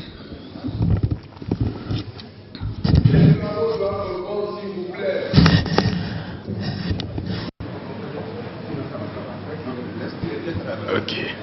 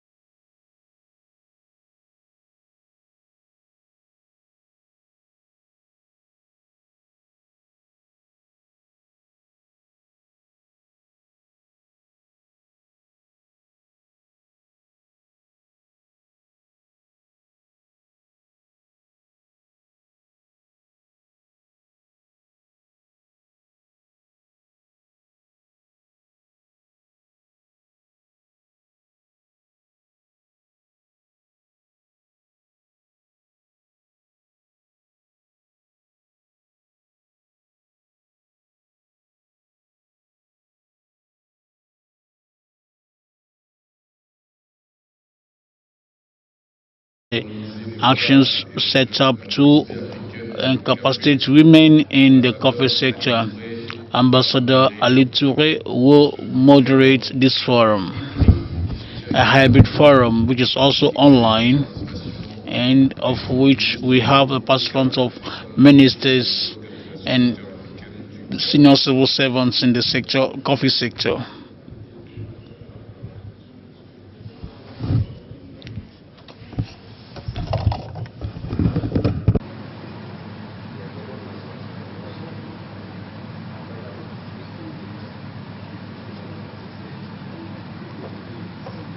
peut y aller.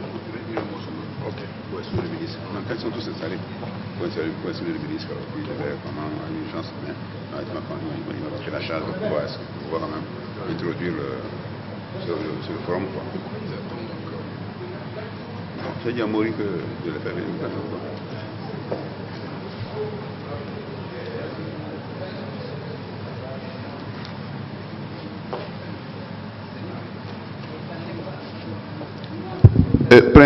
Prince, s'il vous plaît, avancez, ne restez pas debout. Donc, les autorités sont... Please, don't be standing, take a seat, please. Je sollicite très respectueusement toutes les délégations qui sont encore à l'extérieur de rejoindre la salle. I'm asking all the delegates who are still outside to enter into the room, please.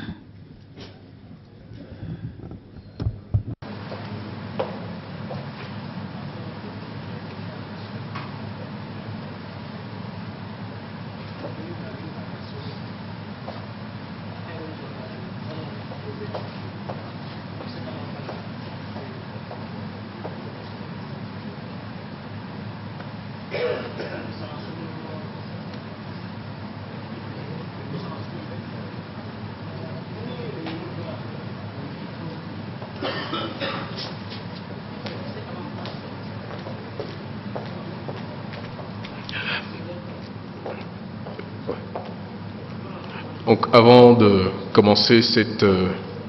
Before we kick off, let us give the floor to Mr. Gouton for a short message.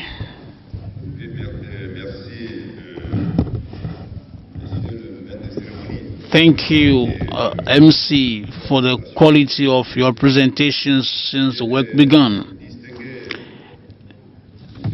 Distinguished guests from various members of IACO, we have the pleasure to have in our midst the Executive Director of IACO, Madam Banisa Ngera, and we have the honor and the pleasure of having the delegations of ITC, because Madam Banusia of IACO is assisted by his economist, Mr. Denis Ejurk. So as I was saying, we are honored by the presence of ITC and the Executive Director with his first collaborator. We also have the honor to have Mr. Dikra, our mentor, in our midst. We are also honored by other delegates, of which I don't have the title to present them, but I believe that they are all here in the framework of this high-level forum. It's a political forum of IACO for the 2022 exercise. It's the Minister of Trade, of Industry and Local Consumption, who is of course the president, the chairman of IACO, who should have naturally introduced this forum of high level. But as you are all aware, the program of the government is heavily loaded, and the minister has another duty of much importance, but he had the duty to come and preside the opening ceremony. But presents his sincere excuses for not being present at this high-level forum. So he has given me the duty to open the workshop.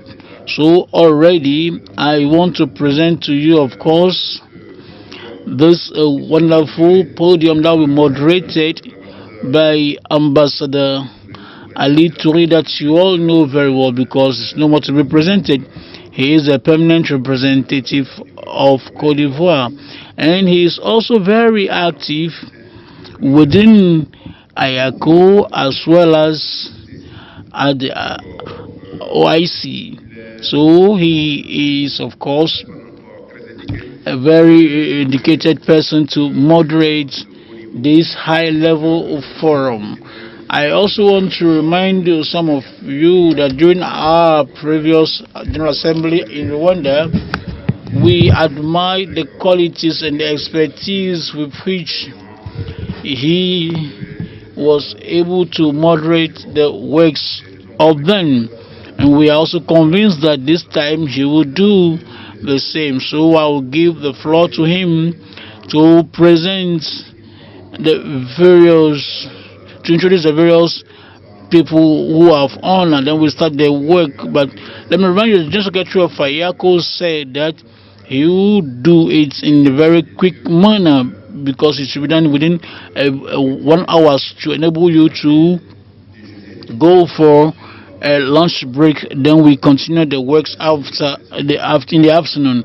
Thank you, ladies and gentlemen, and we all sincere apologies for the delay of this workshop. Thank you. Thank you, Mr. Anselm Gouton. I do remind you that the sub-theme on which we are going to debate during this political high-level forum is: what are the national policies set up to equip women and youth in the African coffee sector? And Ambassador Ali Touré, please, you have the floor to moderate this forum. Thank you, dear brothers.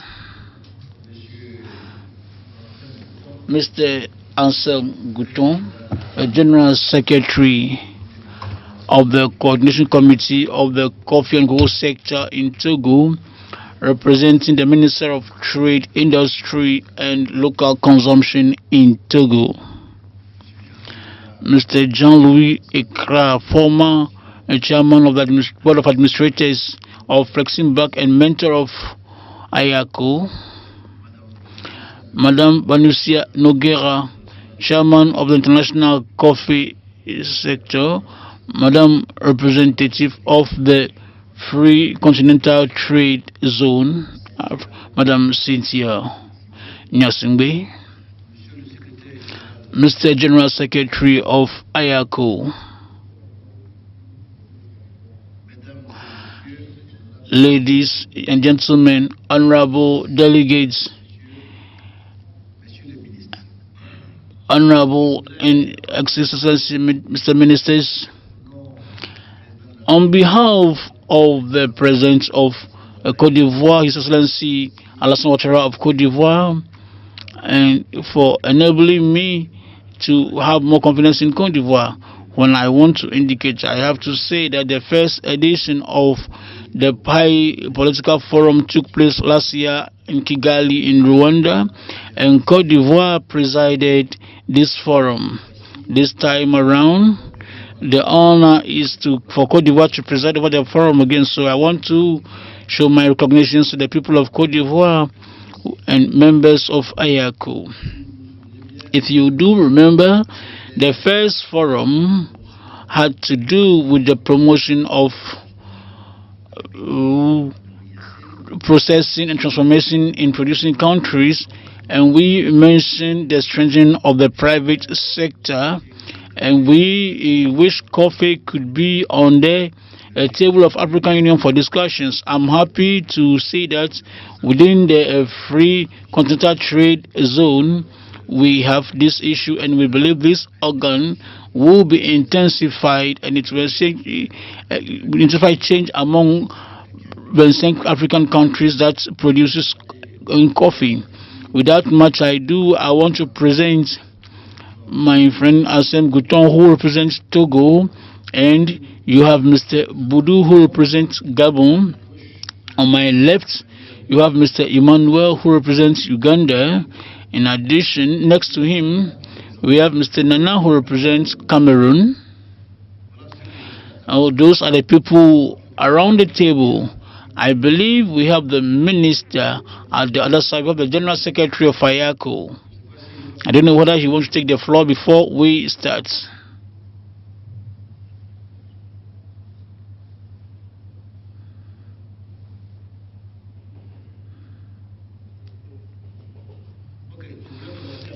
Let me start with the Minister of Industry and Commerce of Zimbabwe. We are told he is online. So we will start with those who are on, and when he comes online, we will take him. Let me start here. Is Angola in the hall? Please show by hand. Good. I can see Angola is not in. Let me start with Cameroon. Before I give the floor to you, I'll give you 5 minutes maximum to every participant, and later we will have a series of questions and answers with the audience, and that will be the end of the exercise. Cameroon, you have the floor. Thank you, Mr. Chairman. Ladies and gentlemen, I want to present you briefly the policies and actions of the Cameroonian government in order to equip youth and women in the coffee sector.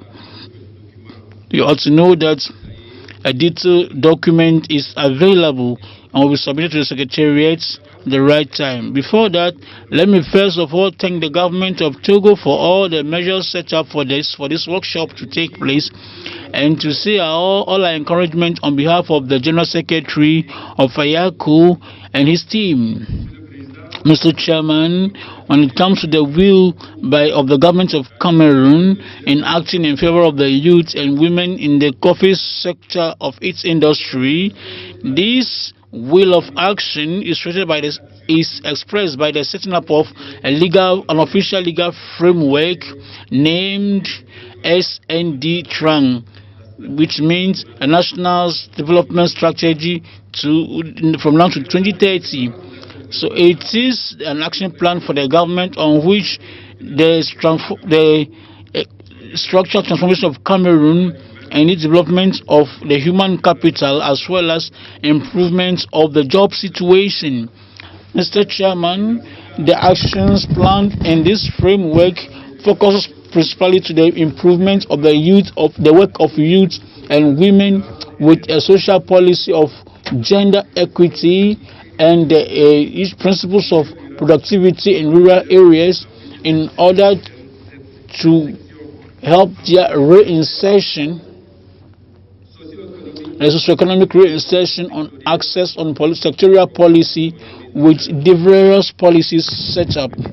Ladies and gentlemen, Mr. Chairman, the essential of this sectorial policy is translated by the design of national policies,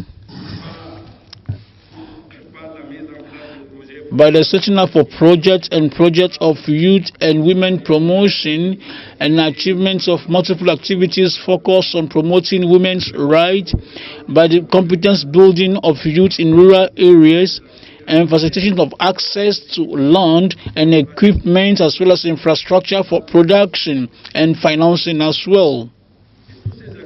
And now for all these actions, we intervene in the coffee and cocoa sector because that is part of the priority elements of the agro-industrial sector, beside many more others like cotton, sugar, and so on. This coffee and cocoa sector is characterized in my country by a certain number of key elements. To mention, we have the old age of the trees and that of the producers. When it comes to this situation, the government has undertaken strong actions in favor of the youth, who are 43% of the population, and women, which is 51% of the same population, and whom live mostly in the rural areas. These strong actions, as they relaunch the coffee sector, focus to develop the activities of the youth and women in agriculture, especially in the coffee production, and to strengthen the production in the coffee sector and make it grow and add value in the same factor, and to increase the volume of production. We should go from 25,000 tons to 130 tons in 2030, and to raise the rate of local transformation, where we can go to 50% and 20% a level of local consumption. Dear Chairman, through these actions, their summarized are put in a given program. We can mention the major aspects without going into details. The first project that supports all these actions is called the project of relaunching the coffee sector. The aim is to contribute to the increase of national production in coffee. For that reason, 80 billion CFA has been invested in order to promote the youth entrepreneurship in the coffee sector, enable youth and women to have new lands for their coffee, and professionalize women in their activities in terms of coffee. That is the first project. The second project that comes to support the installation of youth in agriculture. The aim is to support the youth financially in agriculture for those who are interested. Another program of support is called Program for Support for the Rural Youth and Urban Youth. This program focuses on the socioeconomic reinsertion of the youth in their production line. The aim is 600,000 youth will be in 7 sectors, and of which coffee is part. Another program of promoting entrepreneurship of the youth is a program that focuses on youth of both sexes, and including agricultural sector, financed by SIDA. I have another program which is updates. That is the renovation program for training and professional training in agriculture and coffee. Briefly, I will say that I have the presidential program to support the employability of the youth from higher education for creation in businesses in the coffee sector. Let me end up because the time is very short. We have the program of New Generation, which is led by the private sector of Cameroon, and this Cameroon focuses on reinserting the youth professionally from both sexes in production of quality and quantity of cocoa and coffee, as we provide them for inputs, training, and extension services. You can see briefly I have jumped and I've mentioned the major ones, and now these are the major action lines of experience and expertise in Cameroon. In summary, because the time is very short, this is in the more broader field related to women and youth, and specifically in the field of coffee, with a link of the youth and these women. I think I've been able to stay within the time of 5 minutes. Thank you, Mr. Chairman. Thank you, honorable delegates of Cameroon. Even if you went a little beyond the time I have given you, I will give the floor to Kenya. Honorable delegate from Kenya, you have 5 minutes, please. Merci, Président, pour m'avoir donné l'opportunité de contribuer dans la discussion sur les politiques que nous mettons en place sur l'implication des femmes et de la jeunesse dans le secteur du café au Kenya. Au Kenya, en résumé, nous avons 800,000 small-scale farmers and 3,000 coffee estates. Those are coffee plantations. And we produce about 1 million coffee bags annually. This year we had an increase in production. And before I go to the policies that we have put in place, I wish to report that in Kenya, 60% of the population are youth. And labor for coffee in Kenya is offered by women. 70% of labor in Kenya is offered by women, and 60% of the population are the youth. But the youth involvement in coffee in Kenya is minimal. The involvement of women in leadership positions is also skewed against them. Leadership in growers' institutions is by men. And the growers' institution, I mean, are cooperative societies.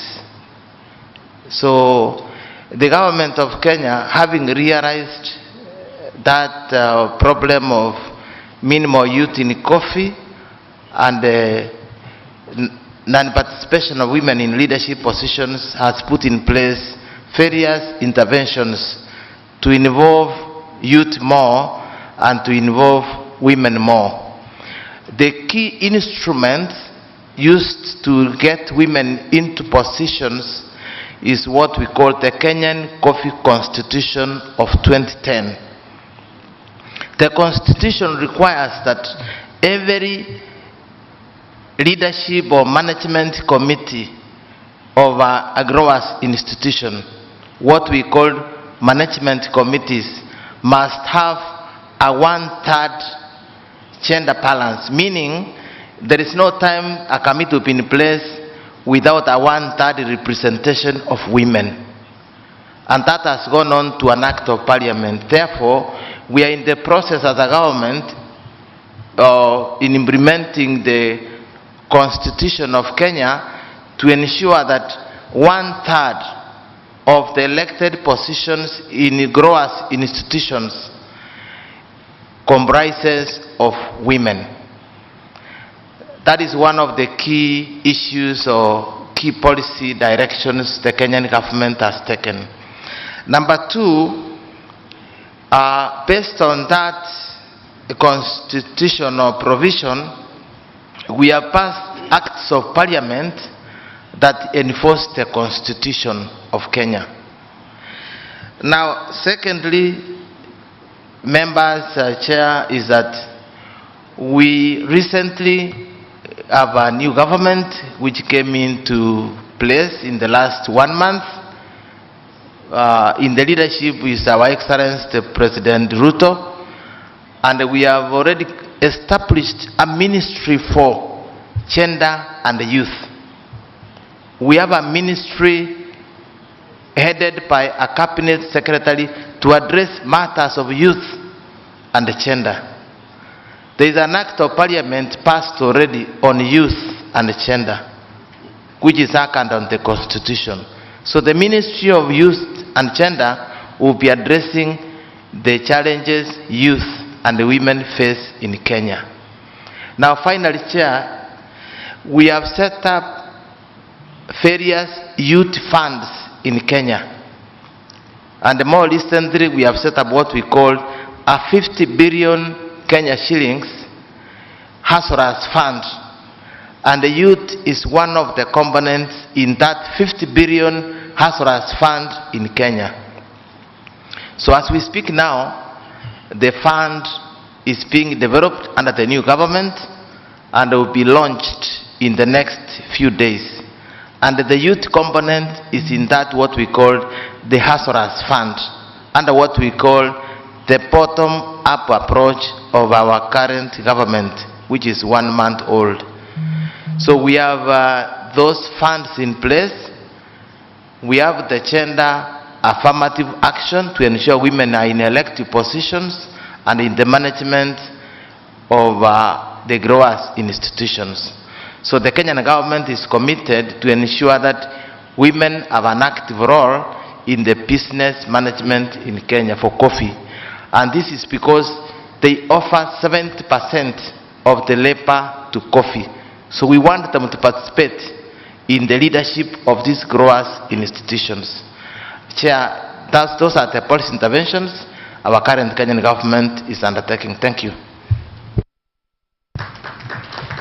Merci, honorable délégué du Kenya. Sans plus tarder, je donne la parole à l'honorable délégué de l'Ouganda. Thank you, Kenyan delegate. I will now give the floor to our colleagues from Uganda.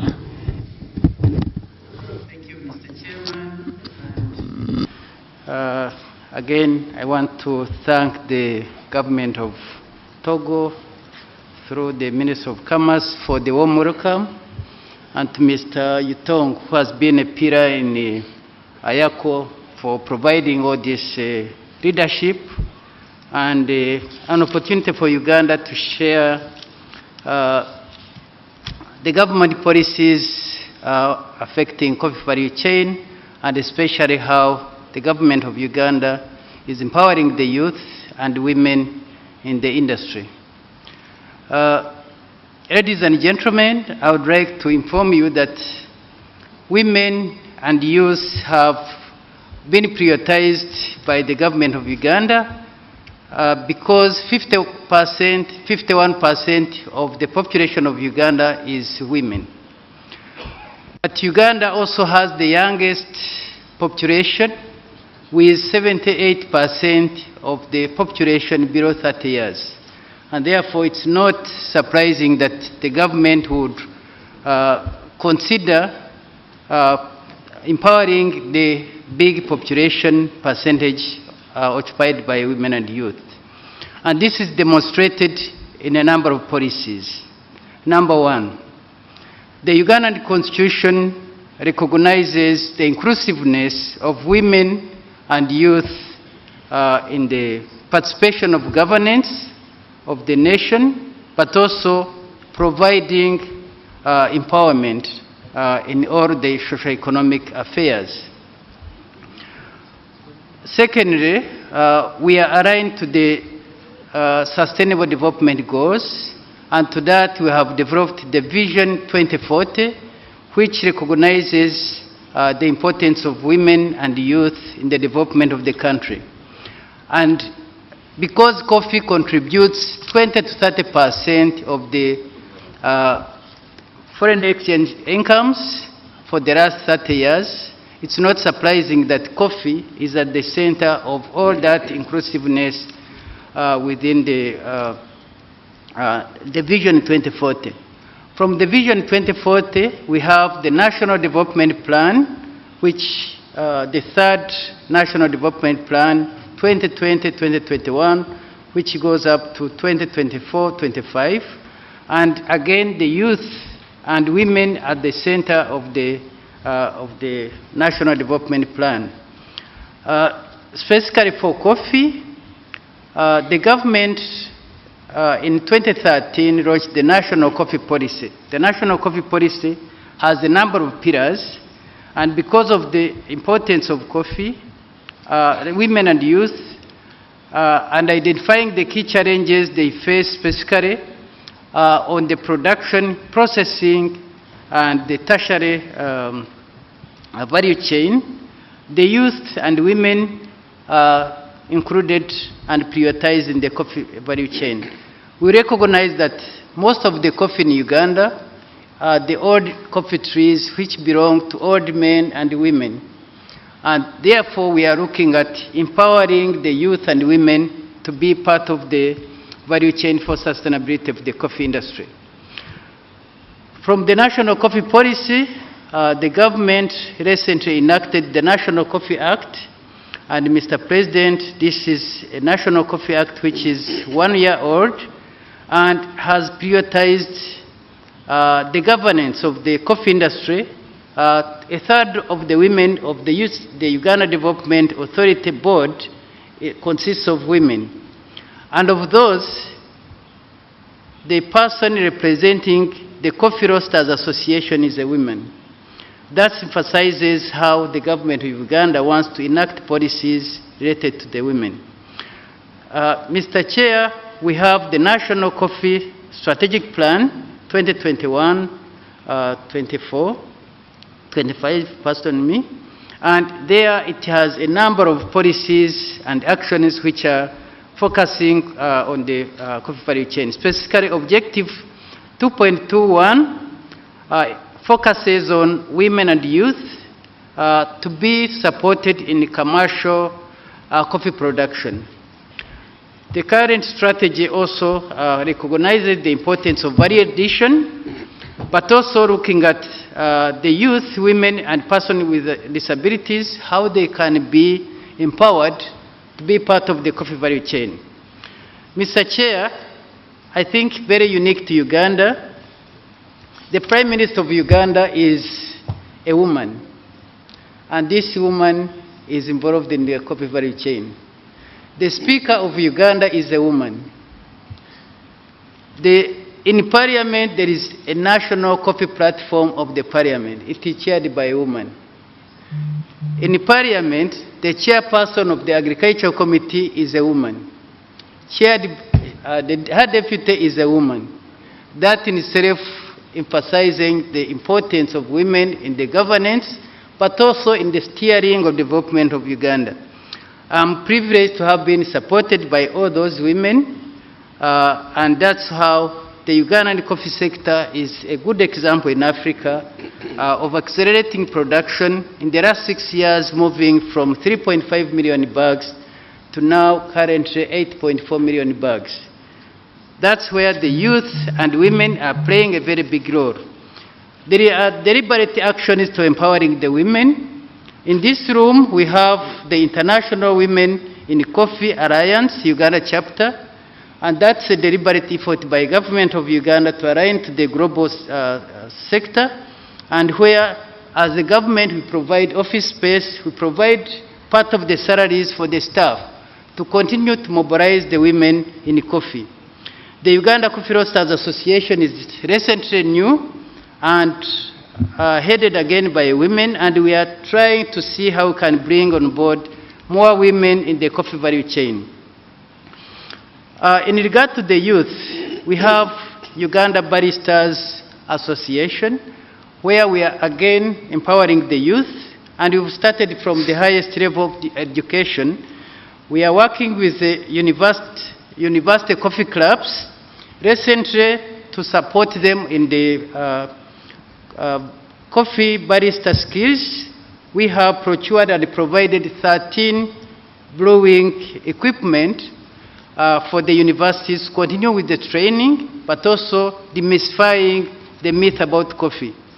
We are providing a lot of information, and we have an online system that allows both the women, the youth, and others to access prices so that these women and youth are not cheated because most of them are down in the rural areas. Mr. Chair, At the top level, the government of Uganda believes in training and empowering the youth and women by providing knowledge, because we believe knowledge is power. We are supporting the training in modern technology, in production and post-harvest handling, in the managing of coffee farms, but also we recognize the demand for sustainability of coffee, quality and traceability. And these are the areas where we are focusing on the youth. This is the future of Uganda. This is the future of the coffee value chain at global level. Sustainability, moving from one generation to the other, but also conserving the environment. Mr. Chair, in this regard, we are also looking at how we can empower the youth, again, in online marketing. These are the youth who are digitally savvy, and we believe with their empowerment in such a tools, they could go very, very far. Mr. Chair, suffice to add that we have incubation centers for the women and the youth, and recently the incubation center is providing a lot of support to the young women and youth, but we need a bit more. Lastly, Mr. Chair, recently the Uganda government, through the Uganda Coffee Development Authority, set up a coffee training center in one of the industrial centers in Jinja, where we are going again to be supporting the training of the youth. All the catering industry staff must acquire skills in the youth. Mr. Chair, I will be happy to provide more information, but suffice to say, Uganda comes in to learn more lessons from other countries. We believe by the end of the conference, we'll be empowered also with more knowledge which we can take back to my country. Thank you. Merci beaucoup, Uganda. Sans transition, je passe la parole au Togo.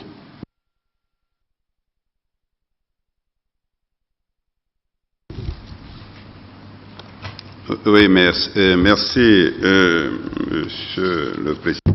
Thank you, Mr. Chairman, moderator of the ongoing high-level policy forum, and the minister should have taken the floor, taking into account the variety of policies and actions taken by the various countries to empower women and youth in the ministry. Therefore, it is important for the minister to take the floor. As you know, he will not be able to make it because of his tight schedule. So he has given me the opportunity to present him and make the presentation. So you will have noticed in what I've said earlier on, I've stressed the issue of processing. As you all know, that this is by so doing that others will find interest in other aspects of the value chains, which is productions, processing, and consumptions. As I said earlier on, Togo have carried on for the past years is youth promotion policies, youth and women promotion policies, by involving these two socio-economic a group of people. So with respect to the industrialization, the head of state on March 2019 have kick off the launching of the national development plans,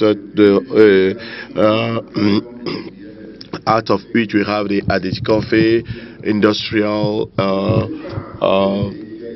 areas. It was launched on the 5th of June 2021, and this is to say to translate into reality local productions, and that could be competitive abroad.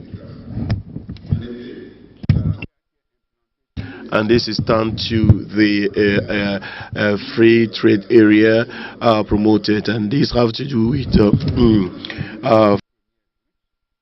ECA, by processing goods on the payer, and you have a storage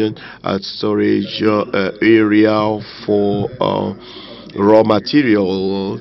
It doesn't.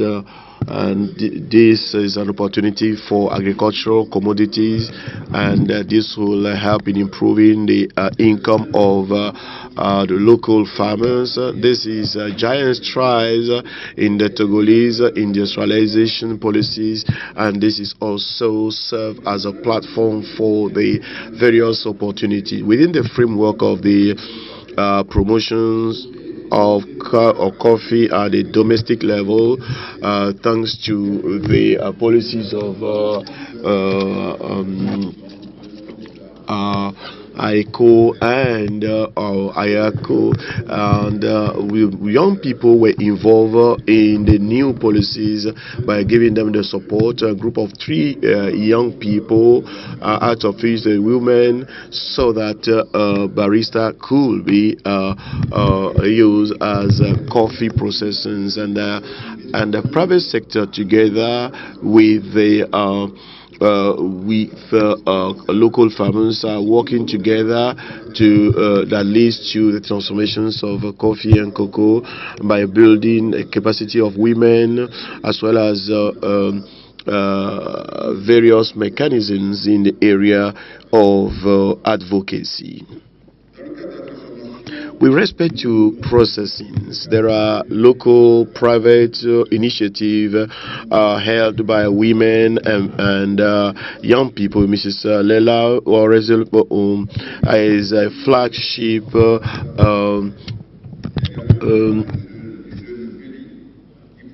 role model. Mr. Kweli, a young man, also is involved in coffee processing, and they have been involved in such for many years, and for Cafe on the Grand Plateau and then Cafe Kuma. So, in a nutshell, the Togolese government is supporting the involvement of women and youth in the coffee production sector. May I, Mr. Chairman, also remind the House that we have a multi-activity sector in Togo. For instance, beyond the processing of coffee and cocoa into chocolates and the various ramifications, we are also involved in the processing of coffee and bringing together the various stakeholders. They have and the coffee cocoa processing associations. This helps to pull together their strength and to work towards the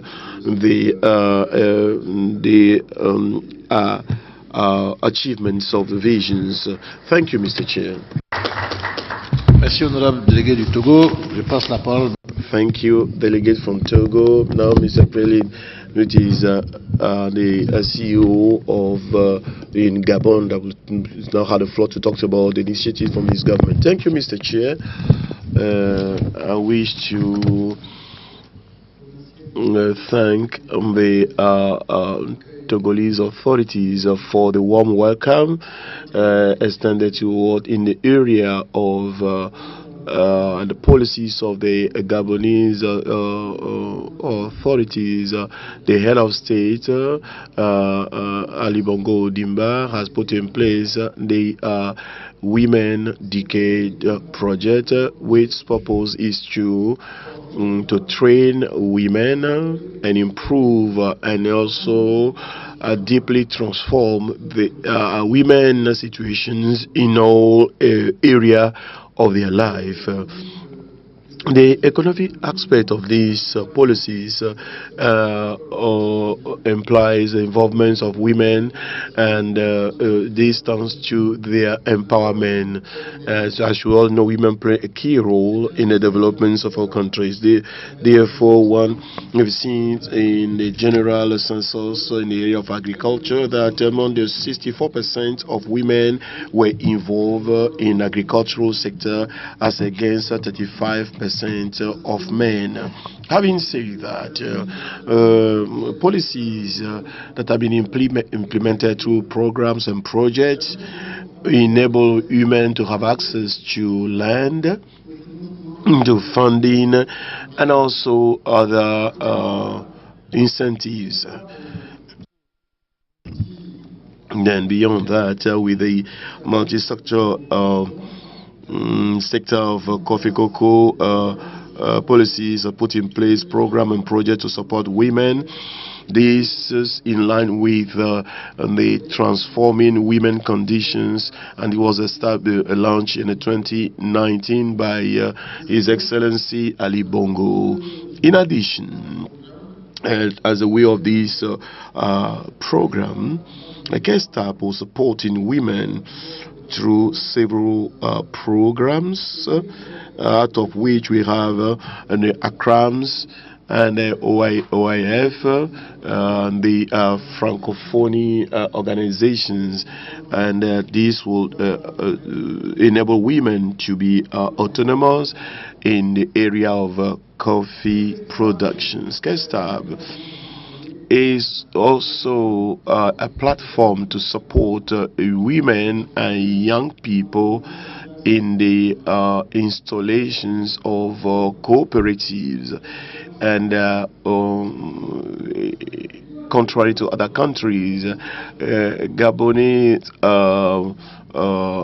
growers do not work towards the dynamic coffee sector in the country. And with the support of the government, we have been able to ensure that women come together, young people together, and by so doing revamp the sector and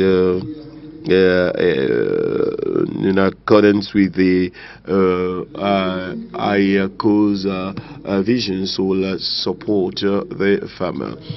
Now, through the CASTAB, we have the Young Entrepreneur Coffee Cocoa Initiative. The purpose is to bring on board younger generations into the sector, and then so that the labor force could become dynamic. And so young entrepreneurial coffee cocoa, and as we're talking about coffee, the idea is to rejuvenate the coffee sector.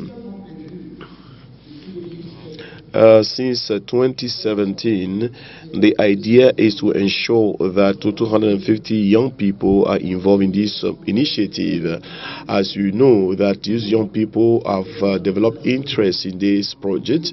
This project will have to come to an end in 2020, and today it has been extended to 2025. We have up to 330 young people working on the 406-acre land in Gabon.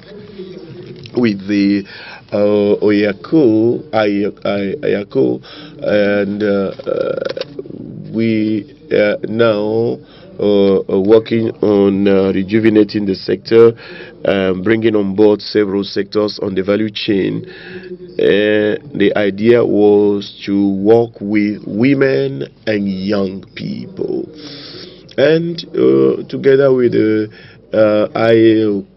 IACOs, we also develop the putting in place of stores that will help. The purpose is to the purpose of IACO and IACO, the purpose is to promote local consumption, so that African producers all over the value chains will ensure that we enrich ourselves, and so that our product will now be exported abroad. The policies of governments in Gabon is to put in place several centers to train youth in the agricultural sector. As you all know, Gabon, as oil producer, cannot continue permanently in that sector. So the head of state have urged his government to diversify its economy, and by so doing, several training centers were established all over the national territory in view of bringing on board new stakeholders in the area of coffee productions. By way of conclusions, I would like to say that coffee and cocoa productions enabled young people to become autonomous and also to witness the cocoa productions in Gabon by 2030, and this sector becoming more dynamic as it is today. Thank you. Thank you, distinguished delegate from Gabon. May I now give the floor to Zimbabwe, Mr. Kunda Makuku. Could you kindly come forward? Thank you.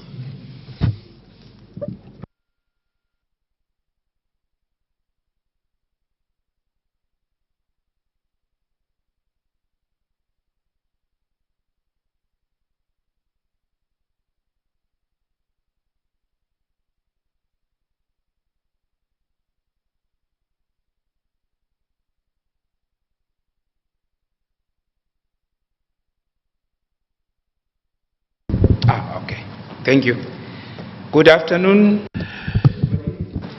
Allow me to ride on the already established protocol. I'll give you a background to Zimbabwe coffee production, then existing policies and actions, and women and youth mainstreaming in the coffee value chain and in general, and then the way forward. The background is that around the 1990s, Zimbabwe's coffee sector accounted about 2% to the GDP and employing over 20,000 people.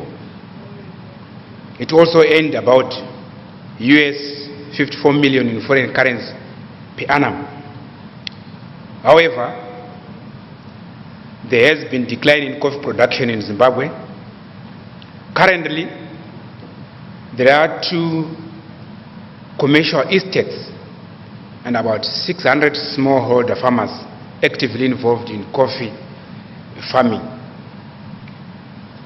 The total production is around 500 metric tons of green coffee, of which 95% is exported and 5% is processed and consumed locally.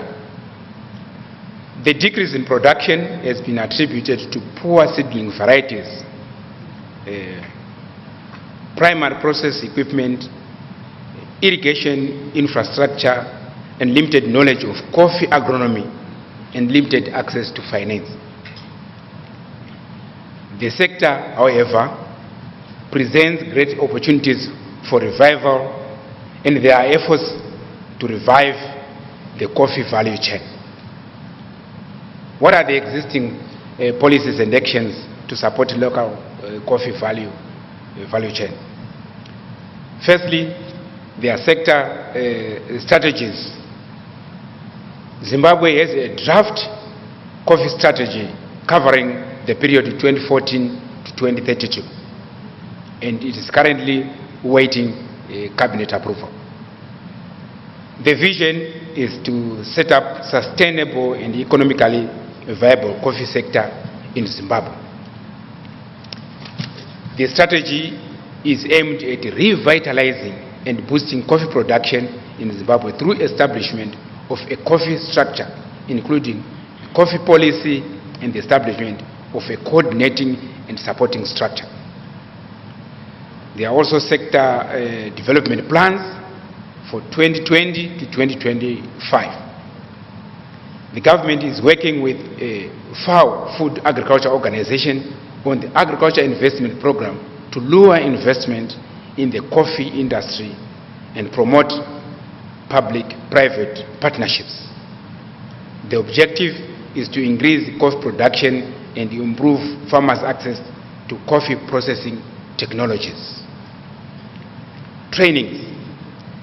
The government, in collaboration with the private sector, conduct farmer field schools where trainings are offered by agricultural institutions in collaboration with the development partners. This is to enhance farmer skills and knowledge on agronomy practices. Fiscal incentives. The government allows duty-free importation of coffee hullers to promote retooling and capital investment in the coffee value chain. There are also national coffee working groups.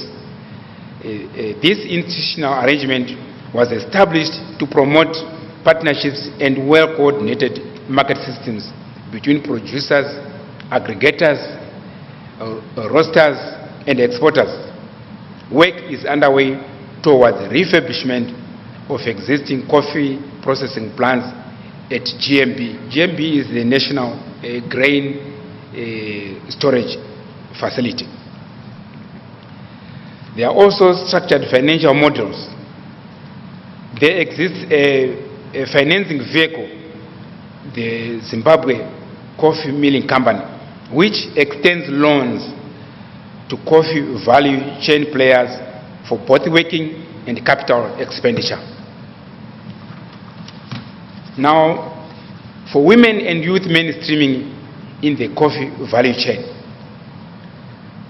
there is the Zimbabwe National Development Policy 2019 to 2023. It is a deliberate policy that outlines the inclusion of women and youth in the development agenda for Zimbabwe. Over and above this National Development Policy for 2019-23, the government of Zimbabwe has especially created the Women Microfinance Bank and an Empower Bank that seek to empower and integrate women and youth in the development of the economy. To further buttress this, the National Development Strategy 1, NDS 1 2021 to 2025, mandates the Ministry of Industry and Commerce to move the economy up the value chain. The strategy strives to leave no one and any place behind. Challenges. The following are some of the challenges that we have experienced as a country. One, low farm level productivity.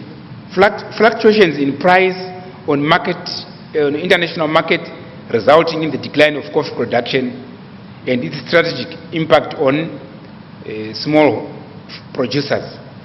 Two, low coffee production. Agrarian reforms in the early 2000s affected production of coffee to between 400 and 600 tons per annum. Zimbabwe farms over 9,500 hectares, most of which is produced in what is called the Eastern Highlands. Only a small portion is suitable for coffee production. Three, lack of value addition.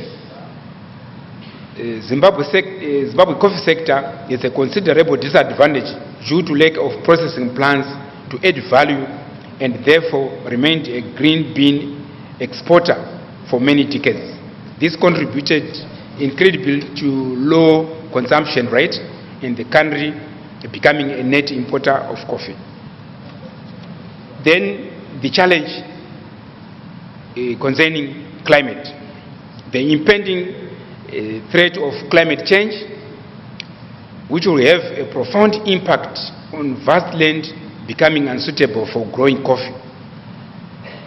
The effects of droughts and cyclones have had their toll on coffee production in Zimbabwe.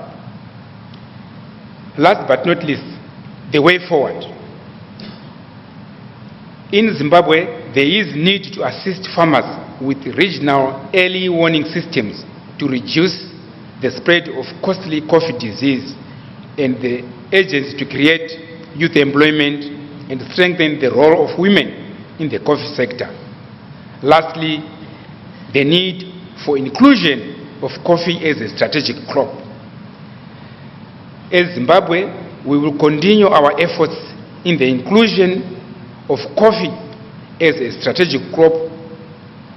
Zimbabwe is committed to be a full and active member of IACO. The government will continue to promote domestic consumption of coffee and value addition, and the government would want IACO to assist us in the building capacity of our stakeholders across the value chains, as well as establishing training schools, especially in our tertiary institutions. With this, I thank you.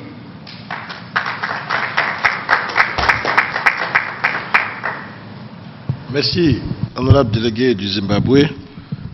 Thank you, honorable delegate from Zimbabwe. Our sincere excuse and our greetings to Minister Seka Nzanza, who is the Minister of Trade and Industry of Zimbabwe, who was connected, but I think he had professional challenges, reason why he couldn't intervene. So our sincere excuses to him. I now give the floor to DRC, Mr. Gee. You have the floor and you have 5 minutes.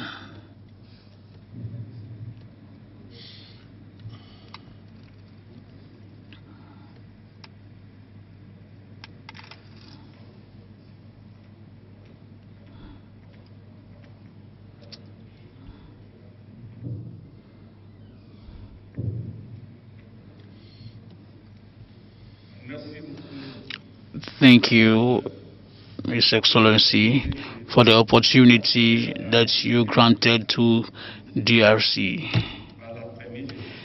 And we give you all the greetings from His Servitor, Sebi Bombatu, who is the General Director of National Office of Agri Products in Congo. I first of all want to thank the Republic of Togo for accepting to host this meeting of IACO, and the fact is that my delegations were, and the reception my delegation were given from the airport to the hotel. And on behalf of the president of my country, I really express my satisfaction. Congo was a country that produces coffee. Congo is a country that consumes coffee a lot. We have programs well targeted for the development of coffee. And I also want to inform you that I'm with a very informed person who has fought a lot for the disease that my country had in diseases, professor who is on my team, and we've known him for years, and we've had a disease that attacked coffee from DR Congo, which is called crack chemicals. And the other time, he is among the people who fought against this disease. So please be on your feet for us to recognize you. Thank you. It's among the researchers who made it such a way that this disease will be eradicated in DR Congo. We spoke a lot on the policies and conventions of the youth and women. It's even in our coffee, even in our country, it is the youth today who are taking over when it comes to coffee production, and especially women. And I can confirm that we he challenged the message of women in Northern Kivu. They have worked so hard on coffee in the western part of my country, but today with the war, they don't know how to benefit from their efforts. DR Congo has shown a lot for its coffee, but with the war, it's other people who are benefiting from this production. And this is the challenge that we are asking from IACO present here to try and find out with the policies as an international organization to see and insist on the traceability of coffee, because today there is much coffee that leaves for the war reasons and for fraud reasons, and it fakes the statistics of our country. And I tell you that in DR Congo we produce much coffee, but in the periods what we are going through today with the war we've had in the east, this production is not in our accounting books, it goes elsewhere. So I want to inform the organizations and members of the organization that you are to see in your policies and your conception how to insist on the traceability of coffee so that we can avoid coffee from going out illegally. Please help the consumers of the world to look at the coffee from our place. Insist, please. At least they should serve an origin of certificates of origin to see whether which coffee is coming from which place and which coffee was bought from where, or was it bought legally or exported legally. These are bindings that we are having for your information. For Congo, they produce coffee and they have black coffee, and today you have spaces where people drink alcohol or beer. Instead of it, you see them be drinking coffee. It will be a way of promoting consumption and do away with the law of offer. And if we do this, it will increase the sales price. Today we always export raw coffee, green coffee. We must also use a powdered coffee with an added value. And I inform you that in Congo, Congo is a member of the organization, we're producing a specialty coffee, and this coffee of specialty has a huge value added. But with the war that is ongoing, we don't know how to benefit or how much is an income of coffee. So we thank you once again for this meeting, and we inform you that our country is a good producer on promoting, and we produce coffee of quality and a huge quantity of coffee. Thank you. Thank you, Mr. Guy, for DR Congo. I think that those who had the floor have used the floor for the issues of time. And I want you to please enable me to give the floor now to the audience so that there will be an exchange of questions and answers with all who did their presentation, and that we can go for the lunch break. You have the floor, please. Mr. Gouton. Thank you, Chairman and Moderator of this workshop. Thank you for all that is done so that we could stay in the defined time and finish this work of today. I've taken the floor just to react with regard to the intervention of Director General Mr. Bompat from Congo.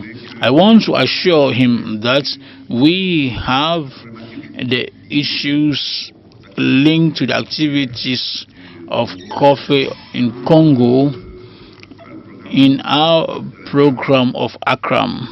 I think that if Congo can support us, we will be able to use our various doors at the institutional level, because we are well introduced as an institution. We have in this hall of Hotel February, we have ITC here, which is really in strong partnership with us and other institutions. And we have raised this issue already. So if Congo can really adhere to the support of ACRAM, we will be, Congo DRC Congo is full member of ACRAM, so your dynamic support can help us to do in such a way that we can trace and defend the interests of Congo in the coffee sector, because we've raised this issue several times. Thank you very much. Thank you, sir. Yes, sir, your name? Please come to the pulpit. Okay, take the microphone. Take the microphone, please. Tell us your name and your delegation. My name is Nils Genestor, and I represent Burundi, which is a coffee producing country, Arabica coffee especially. So before I ask the question, I want to share the experience, and I want to present the intervention of the states at the capacity of women in the coffee sector in general. And it's just the creation of banks for the youth. There is a bank for the youth and a bank for women, which supports the interventions in coffee field especially. Sir, we've finished with this chapter. I will appreciate you, and I'll give you only 5 minutes. I'm done with it. You'll take 5 minutes. I want to emphasize on an intervention that has to do with the challenges. I don't know whether we share the challenges at the level of producing countries, but in Burundi, we know a major challenge of volatility of the trade center in New York, stock exchange in New York, and when it comes to youth and women to venture into production and even into exportation. So I don't know, you had a presentation, so come to the pulpit. Come to the pulpit. That will be easier with you. Come to the pulpit, please. I never know you have a presentation, and take your time and do it.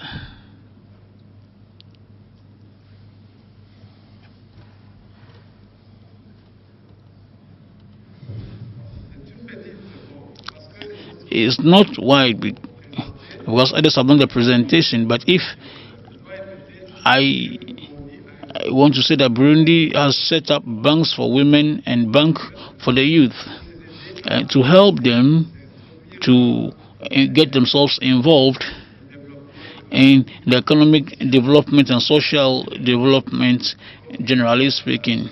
This includes the coffee sector. When it comes to the coffee sector in Burundi, and that of the coffee to speak of, we encourage the women and the youth to get involved in specialty coffee production. For us, that meets the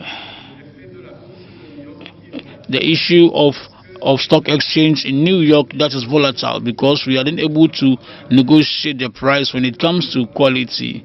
But when when it comes to New York stock, it always falls. So let me give you an example. For the five past months, the stock was 240 cents per pound, but now it's 160. So at a given period of time, we have no issue, no way out.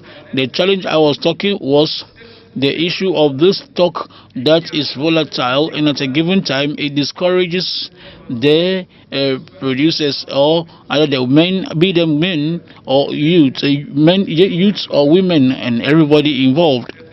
So I'm coming in to share this opinion, of which maybe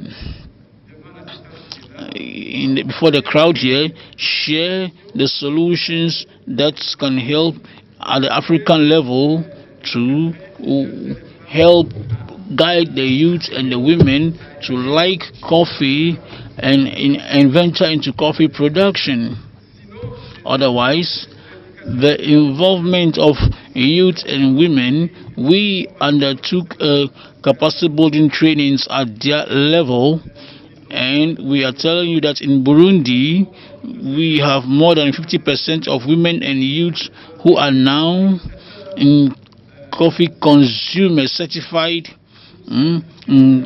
coffee consumer or certified at national level. We also have women who are roasters, women roasters who have a huge percentage of jobs at the transformation level, either it is primary processing or secondary processing level. They are all women. 98% of them are women, and that is my presentation. Otherwise, we will have to share with major challenges when it comes to do with introduction or motivation of women or youth in the coffee sector. Thank you. Thank you, Honorable Delegate from Burundi. Sir, your name and your country. Give him the microphone, please. You have the floor, sir. My name is Paul Eli from Togo. I'm a promoter of King Coffee, which is Togolese coffee produced by the youths. I first of all want to thank Mr. Gouton and the Togolese government, because at our level there is a huge effort that comes into this sector. I'm 29 years of age and I'm one of the actors of local processing. I grew up in Italy, so it's a country where we talk more about coffee, and we talk about it when you know they've never had a single tree of coffee. After years of studies, I learned how coffee is processed, and I came back home. And the challenges that we have today with regard to pricing at the international market is just like the minister said. He said it's about processing. And personally, the ambition that I have since my coming back in 2017 in Togo is to transform coffee at such a high level that I'll be able to compete with the market at the other side of the world. That will enable us, maybe as time goes on, to be able to do such a way that the African youths and they could gradually be able to increase their growth in terms of consumption of coffee.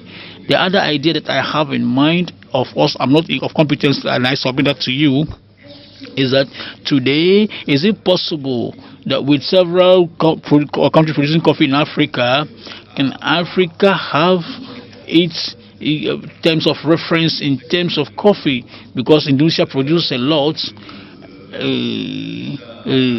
Latin America produces a lot, and looking at all these countries, is there no any possibility how to train or create another way to be able to precise or give a price of coffee, Robusta coffee, Arabica of Africa? Well, that's my first question. And secondly, I also want to know whether there are competence in processing field, as my colleague said. There are youth like me in my country who has a real strong desire to hand over the hand, and they will need industrialization and huge funds. And we, the youth, we are facing this wall. The reason why today, even if we process a little coffee, we are not really able to impact and therefore increase the production and go hand in hand with the local productions in our cooperatives, so that they could buy a coffee and then sell it at the right price. Today, in Accra and all that, do we really have a possibility of supporting these youths who want to go to industrialization level? That's my question. Thank you. Thank you. Do we have another question? Oui, monsieur. Bonsoir, monsieur. Sorry.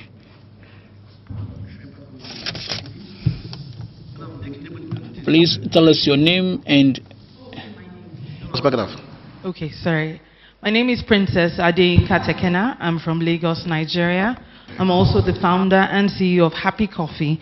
I have two questions and all protocols duly observed. Number one is, today we're talking about women and young people in coffee, but unfortunately on our panels today, there are no women representation.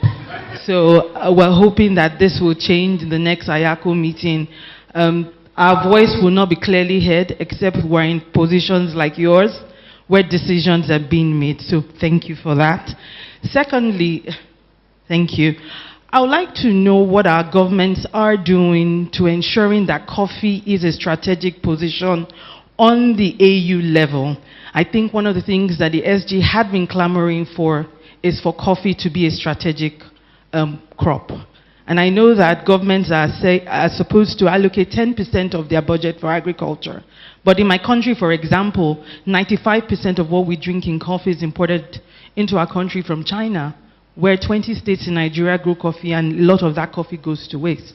So as our leaders and the government, what are the plans for coffee? One, to be a strategic product or crop on the AU level. And secondly, what is the role of our government in ensuring that we can drink African coffee? Why should we be drinking imported coffee when we have coffee amongst ourselves and we can trade? Nigeria is the largest consuming market for coffee today, and yet we are drinking coffee from outside the continent. What is the role of our government in ensuring that there are tariffs that increase local production and consumption of our own local coffee so that we can, because we can talk all day, but until we see Africans drinking African coffee, creating African experiences, our lot is not going to change. And I know that the government has this role. So I would like to hear from our honorable panel on what these two questions can be going forward. Thank you. Merci, madame. Je voudrais, avec votre permission. Thank you, madam. And with your permission, I want to answer to the various interventions, starting with the lady. Madam, you are right. On this table, there are no women here. We are not represented here. And I think that these are the decisions of the states. And I think that we've all taken good note of your observation. It's very relevant. Of course, it's not good we don't have women here, but it happens that it is a world where women should be patient. We live in a world where women should be patient. I've been so much patient that we had a lady, Madame Vanusa Venura, as Executive Director of IACO. So it's progressing. Be patient. It will come. That's the first time in the history of the National Coffee Organization for a woman to be a Executive Director. Next time, we will take good note of it. When it comes to the second question, as I said, it is a baseline commodity. It should be strategic, and it's up to the member states to decide. But I don't know whether you do remember the first political forum of high level in Kigali. There were recommendations. We elaborated on the strategic role of the private sector in the framework of a partnership, private-public partnership, because we estimated that the public sector should be a driving force of sustainability of the African coffee sector. The second problematics, we elaborated on the promoting and consumption and processing of African coffee in the countries of origin. These are also sovereign policies of the member states. The third problematics was to put in place a coffee as a strategic product at the level of the works of the African Union. I hope that in favor of the next summit of G25 that will take place in Uganda, maybe first semester of 2023, we will have to come back and look at a summary where the General Secretary, in favor of the General Assembly on Friday, will give us a summary of the processes that are taking place at the African Union level. So things are being done. So if you are into Friday, the General Secretary will tell us where we've been so far. But in all things being said, which is that in the next forum or the next mission of DG25, we will be looking at one, the input of the private sector, and second, the harmonizations of processing policies and consumption of policies in the countries of origin, and third, our position at the African Union. I think it says all at your level. When it comes to the my brother from Togo, I'm a bit sorry. I have noticed that there are many interventions that came out of our discussions. The last year, we spoke about the issue of processing and consumption. Today, It's about the role of ladies, women and youths in the sustainability of African coffee. I have noticed that there are 2-3 delegations that spoke about something else. Please be at ease. When it comes to cocoa, within the International Organization of Cocoa, we have, in favor of the previous council, previous board, undertaken a study on the setting up of a coffee stock exchange in Africa. And I think it will also be possible at the IACO. IACO and AFCA and ACRAM can come together with the help of OIC to design an exchange program, and we who are in coffee and into cocoa, we can now help you to write this project and have consultants. So it's possible we will have a coffee stock in Africa. We did it at the level of cocoa. It's possible in Africa. It's something very good, and we must do it at the level of coffee. When it comes to the pricing issue, this is a more complex problem, because from the disappearance of the quota system and support system, it's now about offer and demand. Now I would like to suggest, and that's my opinion, that at the next political forum of high level, the theme after processing and consumption, today we are with youth and women. The next high political level could have the issue to have to deal with the price and what we can do. This is what I suggest when it comes to the pricing. And I don't know whether the 2 interventions are okay, or if the Emmanuel, well, this is for 2:19. You have 2 minutes now, because I will not finish. You may not eat, and I believe you are hungry. Thank you. No. 10 more minutes to finish. So, Emmanuel, I'll give you the floor for 2 minutes. Thank you, Mr. Secretary General comes in to talk about the efforts by IACO to take coffee to the African Union agenda. I want to congratulate the princess and to really wish that we would have many of the youth and the women like you in this forum. I note that you are on Wednesday. You will be one of the panelists, and I will be very excited to come and listen to you. But also I want to invite you to Uganda, where I see the youth taking the leadership in the coffee value chain. But taking you back historically, why are we not drinking coffee when we are producing coffee? I think Nigeria and Uganda share a common problem. We are all colonies of the British, and coffee, Robusta coffee specifically, is indigenous in Uganda. But when the British came, they said, well, grow this coffee, export to other countries so that they generate money for managing the country, but drink tea.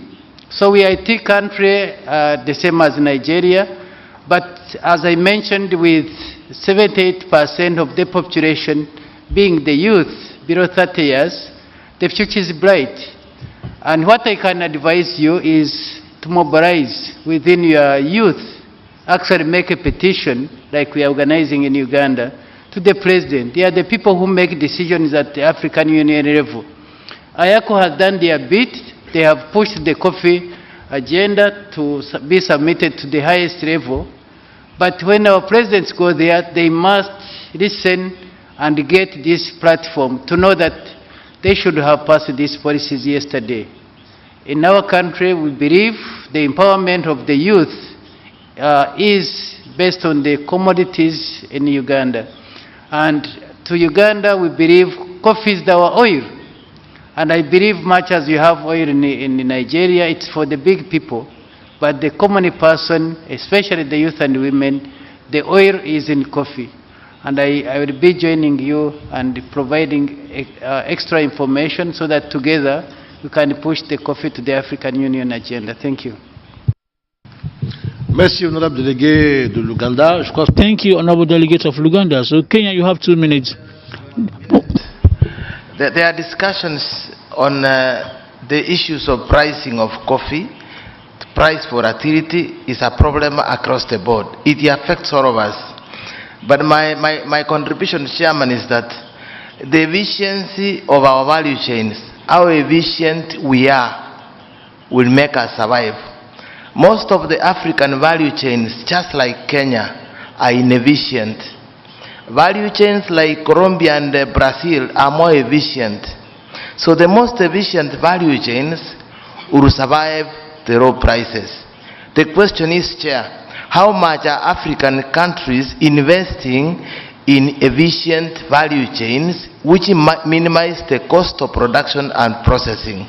We need to address that area. Most value chains in Africa are inefficient, and efficiency will lower the cost of production and processing, and when the prices go down, there will be still some margins for farmers. Thank you, Chair. Merci. Thank you. Let me take a last question within the crowd. You have not spoken, right? Okay, you have the floor. Tell us your name and your identity. Good morning, my name is Abala Job, and I'm a student in political science, and I'm also into international relationship. I'm from Senegal, Dakar, and a country that consumes as well as produces coffee. My history in the coffee sector began as... You have a question? Yeah, go to the question, please. In the case of promoting consumption within a coffee, I want to know whether it's not important today in the strategic policies of today for producing countries and international organizations like IACO and ACRAM or ITC to sign a legal framework between the consuming countries and the producing countries. I'm asking the question because in Senegal we are 5 million consumers, and we consume tuber coffee, but most of the coffee that we take as our coffee residues in today is coffee that is mostly bought at the borders today. Either we buy coffee from Guinea or the border of Guinea or that of Cote d'Ivoire. And these are the coffee residues that comes to Guinea, and then we buy it there. And I think in the framework of producing and consumption of coffee, it will be important to sign a legal framework and approaching the countries, because we can also take part in promoting the pricing. Thank you. We have the floor to the General Secretary, if you can answer this question. Thank you very much, Mr. Chairman. On the question of the inter-regional trade where coffee can be exported within the region, the initiative we're taking with the Africa Continental Free Trade Area is to address some of those issues of both tariff and non-tariff barriers, prices, and also issues of harmonizing the quality and standards of coffee that has to be traded within the region. So we need first to get the standards harmonized for us to be able to trade regionally. Now, for Mr. Job, who's buying coffee from Guinea or Cote d'Ivoire, this Robusta that they're using is for the Café Touba, but we don't know what kind of grade of coffee it is. So we need to work with the Africa Standards Harmonization under the African Union to come up with a standard for coffee, so that you're able to know this is the standard, these are the prices, and you can trade this coffee within the region. So I think those are the efforts we are trying to undertake to address some of those challenges, especially when it comes to pricing, quality, standards, and grades. Yeah. Thank you, Chair. And then on the question on the G25 for Princess, again, that is the whole purpose of getting the political buy-in. We need the political leadership to be able to take it to the African Union to have coffee adopted as a strategic commodity. And that is the genesis of the G25 Heads of State Summit. I was happy Kenya offered to host the first one. Next year we'll be in Kampala, Uganda. And then there will be other countries that are going to also offer to continue hosting. So we're going to have this political cooperation between the politicians, the civil society, public sector, and the entire value chain. Thank you. Merci, Monsieur le Secrétaire Général. Thank you, Mr. General Secretary. With your permission, I want to conclude on this political forum of high level, and first of all by thanking Madam Vanusa Nogueira, the Executive Director of OIC, International Coffee Organization. And I'm saying this because in Africa, we think that there is summit of authorities of coffee in the world. Most of them come here on the continent and then look at the realities. We know more consumers with whom we do meetings, and they have never seen a coffee series, but they talk about our problems. You do it done well by coming here as a first personality of International Coffee Organization. You touches the reality of Africa. Listen to the producers and listen to the decision makers and see how we live here. You've heard this morning as we spoke about the price, consumption, processing, and what are expectations that will enable us to include your challenges in your global program of the International Coffee Organization. So I want to congratulate you and thank you. And I know that since you've been appointed not shortly, you visited two African capitals. You visited Ethiopia and Togo. And unfortunately, you didn't come to the countries where you should have come. You should have come to Cote d'Ivoire. And so I hope that I will see you very soon in Abidjan, because when you come to Africa, you don't come to Cote d'Ivoire. You are not yet in Africa. You have to come. And I hope I will be seeing you in Cote d'Ivoire.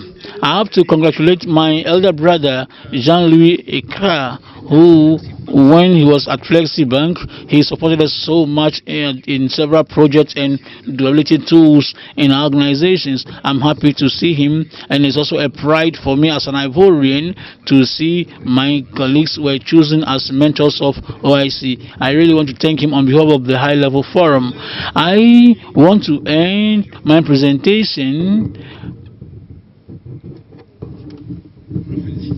by congratulating the General Secretary. General Secretary, in fact, we should confess that he has innovated a lot since he has taken over.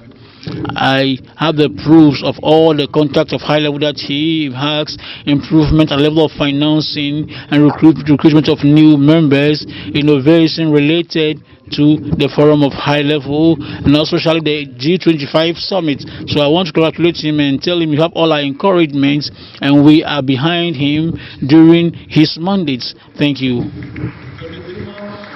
Please enable me to end up by glancing through a rare glance through to Togo.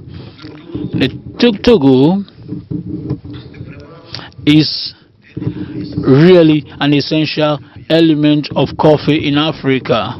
For those who are not aware, all the big decisions of the of Accra and the African Coffee Organization were taken these recently years in Togo. We have to appreciate the availability and the efforts and investments of the Togolese government and the political will of the President of the Republic, Head of State, His Excellency Mr. For Nyasingbe Esozumna, who puts in all it takes for us to be here at ease.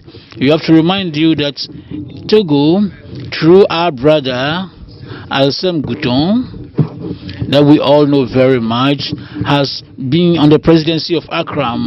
Togo today occupies the presence of IACO, and to Togo, he's been elected as the vice president of the International Coffee Organization. So,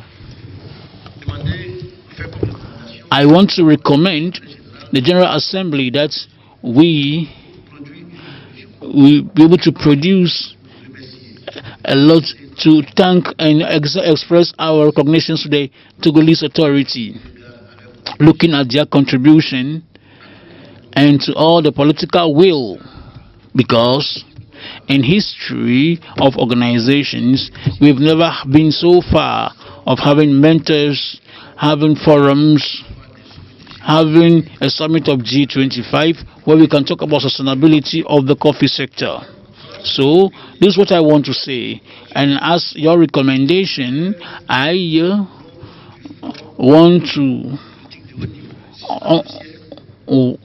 recommend on behalf of the high-level political forum that we recommend a notice of doability on the African stock of coffee.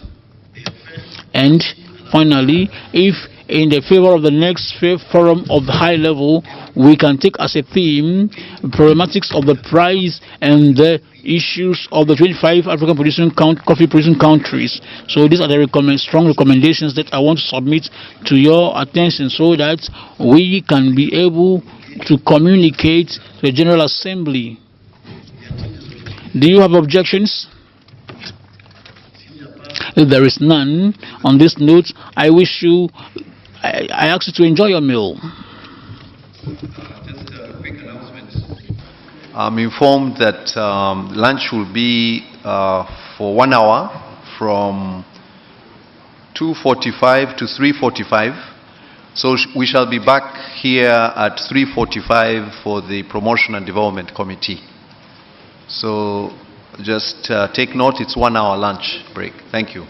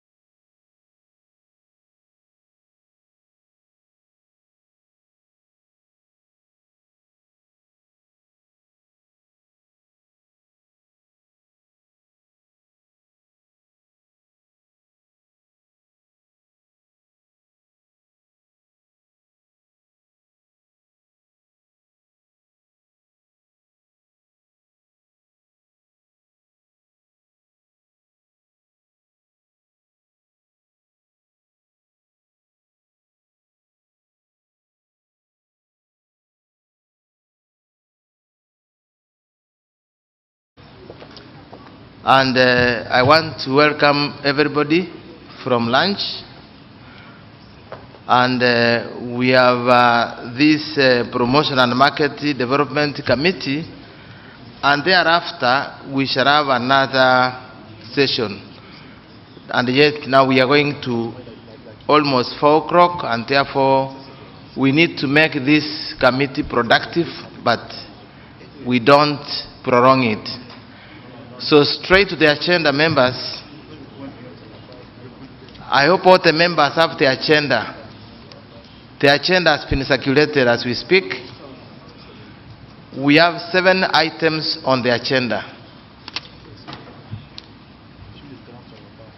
I'm assuming that everybody has the agenda, and we go straight to the agenda, which has 7 items.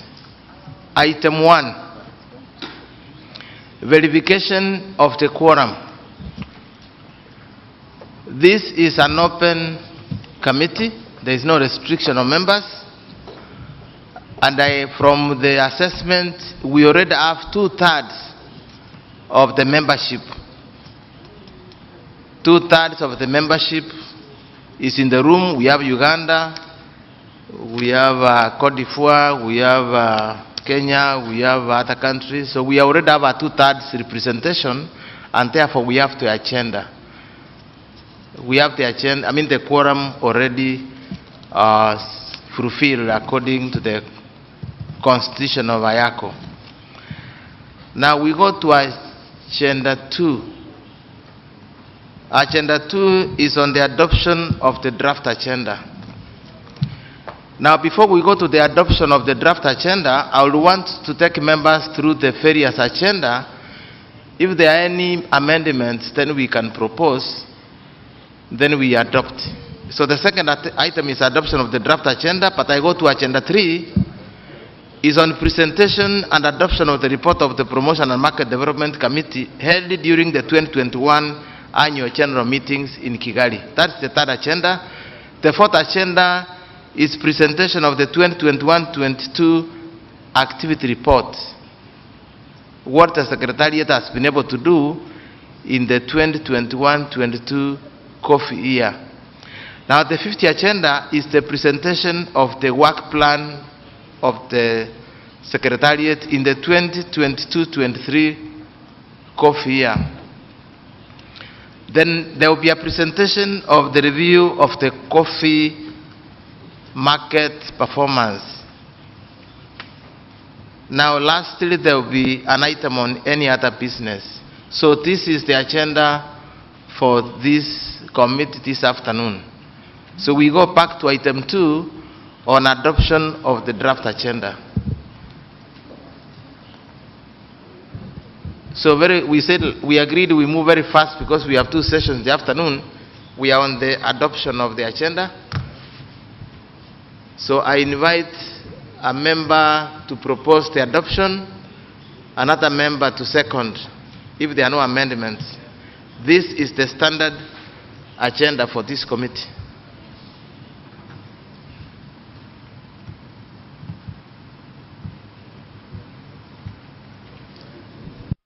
Now Uganda has proposed the adoption of the agenda. Seconder.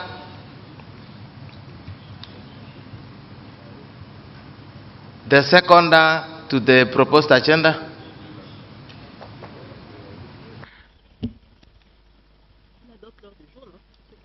Please go ahead.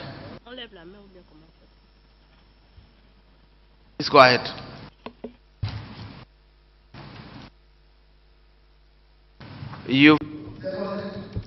Thank you. So, Gapon has seconded the adoption of the agenda. Thank you very much, Uganda and Gapon. So we go to the third agenda.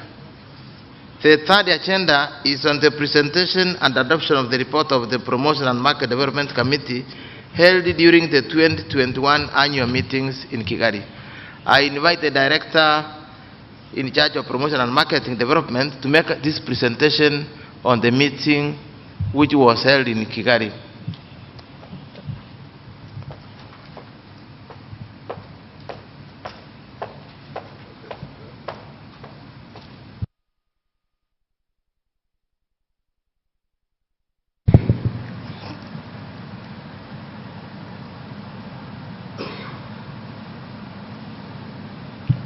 Monsieur le Président de la session, honorable délégué, Mr. Chairman of the session, honorable delegates, invited guests, I want to wish you a warm welcome to the first session of the Promotion and Development of the Market Committee.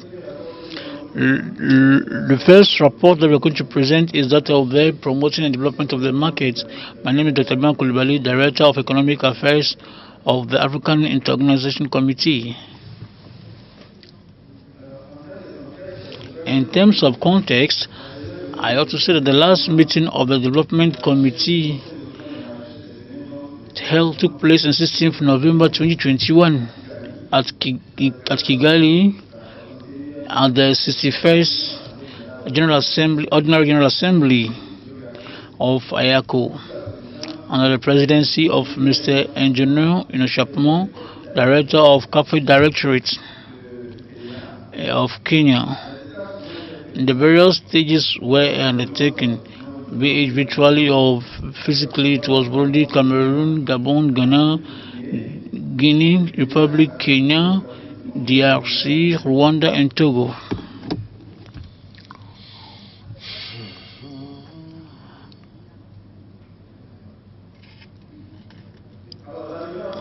The meeting started with adoption of the agenda, followed by presentation adoption of the Committee of Marketing Promotional Committee held online during the annual meeting of ACRAM in November 2020. This report was presented by the Director of Economic Affairs, and after discussions, it was adopted as presented below.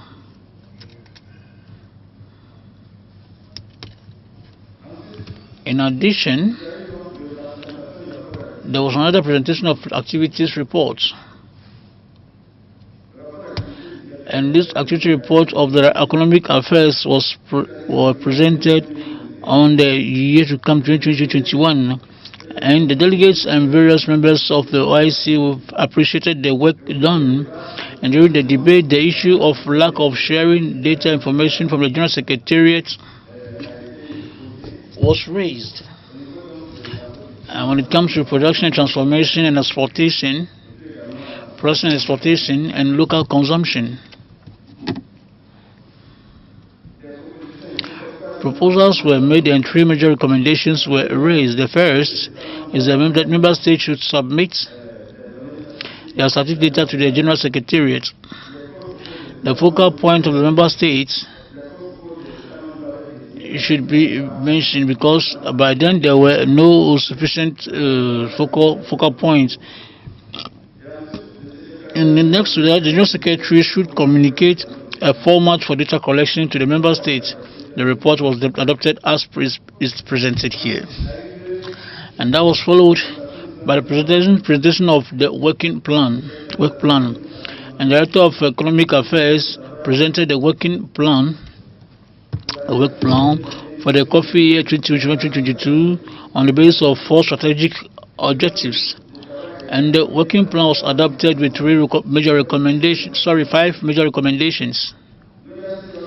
IACO should place member states in function with regard to their chain value, and IACO must work in collaboration with member states to integrate youth in the national programs of coffee. And the partnership between IACO and national authorities in charge of coffee must be strengthened in terms of the project of promoting and consumption of coffee locally. The budget was also adopted as it's presented here. In addition, we move on to the presentation of the coffee market review.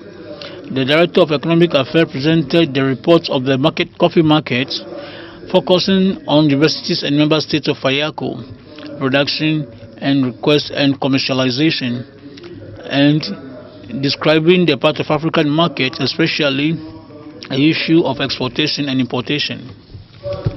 3 major recommendations were made: encouraging transformation and local consumption of coffee, encouraging inter-African coffee market in collaboration with the Secretary of Free African Trade Zone, and involve the local political authorities at the highest level to finalize the process of inclusion of coffee as a strategic raw material in the development programs of African Union, meaning in its program of 2063.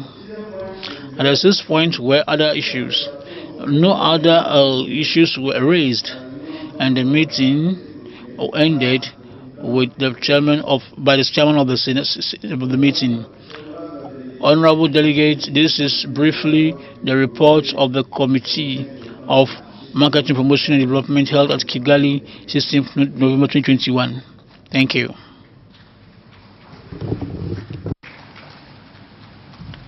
Thank you, Director. Merci, directeur du comité. Et maintenant, chers membres, c'était le rapport de la réunion. In 2021, now the floor is open to members to make any comments on what was discussed and agreed. So we open the floor for any comments or matters arising from this report. So the floor is open. I guess agenda 1 and 2, the item 1 and 2 in the report may not have an issue. So we can proceed to, do we have members who have any issue on item 1? The answer is no. Item 2, I guess there is no issue.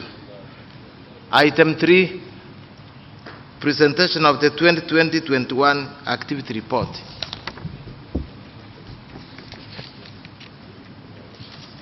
The floor is open to members to make comments on the report.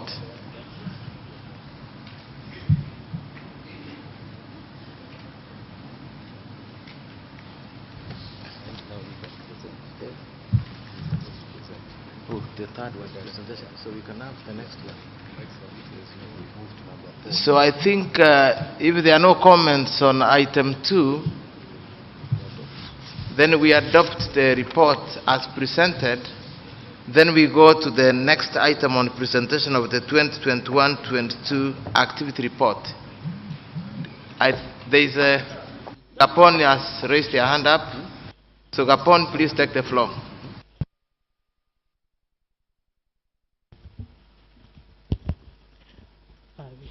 Bonjour, Madame Kalis Annabelle. Good morning, my name is Madame Kalis Annabelle Bifalde, Assistant Director of Coffee Gapon, and I'm taking the floor on behalf of Gapon simply to suggest that we have to correct in the report that the member state present when adding Gabon, it was of course present at this meeting last year. The correction was done orally, but it should be done by written. Thank you.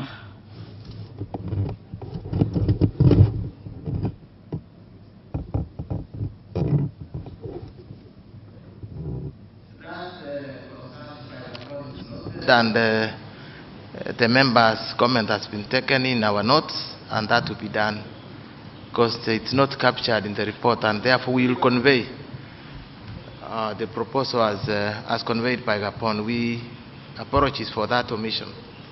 We will amend the report and convey the written apology. Cameroon.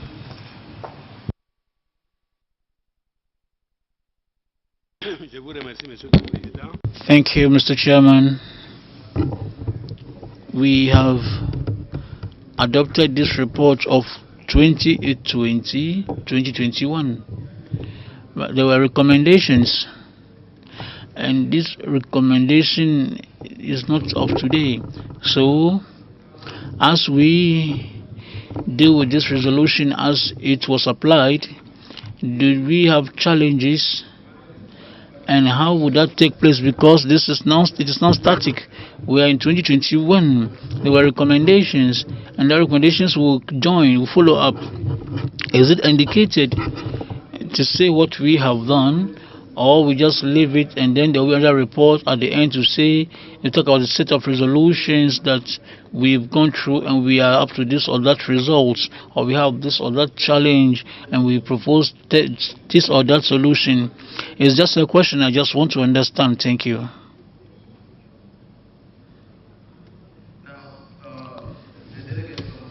Is raising a concern on the recommendations that are in this report and the actions coming out of what delegates passed in the previous report. Maybe, Director, you can respond on. The next report is on the 2021-22 report. This is the report in the last meeting, but now the next report will be giving information on the actions taken from this report. It's like the matters arising from here. So, like we are saying, that IACO member states should submit statistical data. The report coming next is to explain what is the status. The format that the IACO Secretariat was to submit. The next report is on the IACO Secretariat, whether they compiled the format and shared with member states. Maybe the Cameroon delegate can come back to the floor to maybe reframe the questions that we can understand. En lisant le rapport qui vient, on n'a pas. As we read the report, we don't have explanations with regard to the implementations of that part. And that was our recommendation, Mr. Chairman. We want to know what have happened to our recommendations. It may be this level at the end of the report, I don't know. Maybe at the end of our workshop. The recommendations that will come will be able to explain the implementations. So it has nothing to do with the issue. That's what we're asking, except when I'm not getting it correct. We have presented as recommendations for implementation by the Secretariat. An example is the issue of having a statistical format for member states to submit data. Now, the next report for 2021-22 is going to dwell on those recommendations from the report in Kigali, so that we say whether the Secretariat developed the format of data to make the data remission uniform across member delegates. So we are not done with this report. The next report is going to explain the matters arising from this report. And we are calling it the presentation of the 2021-22 activity report on what has been achieved. So we have not skipped what the members said in Kigali. Are we together in that regard? I guess the member from Cameroon maybe you can give us a few minutes. We see the director go through the next report to see whether your issues are answered. Director, take the floor, please. Merci, Monsieur. Thank you, Mr. Chairman of the Committee of Development and Promotion of the Market. Now, we will now follow the presentation of the activity report of the coffee year 2021-2022. Can I have my slides, please? Thank you. The activity report of the 2021-2022 campaign is presented as the resolutions of General Assembly of 2020-2022, as the honorable delegates of Cameroon was claiming. At the level of strategic 1, three resolutions were taken.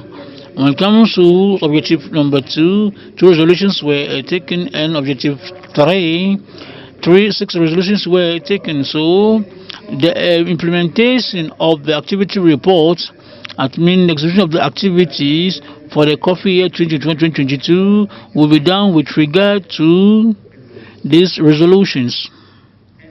So when it comes to the first resolution, it is focused on the strategic objective number 1 regarding the data provision to decision makers, analysis and information on the coffee industry of the world.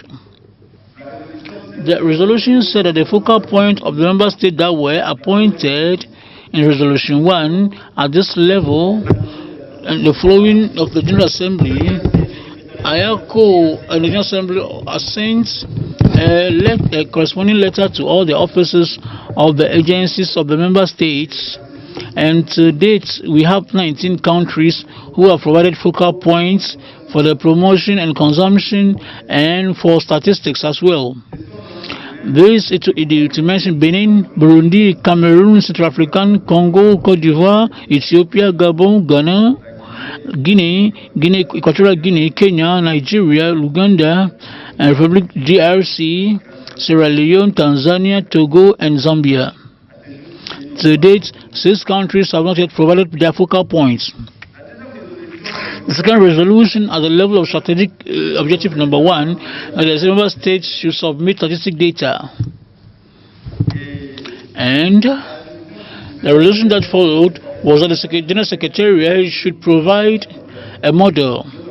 We provided a chart to all the offices of the coffee offices in which we asked for data about production on effective of farmers and exploitation of the sector and production, exploitation, transformation and consumption, as well as the existence of a certain number of challenges and opportunities, and the policies of development policies that are being set up or implemented. We had 2 major contributions, that of Cote d'Ivoire and DRC.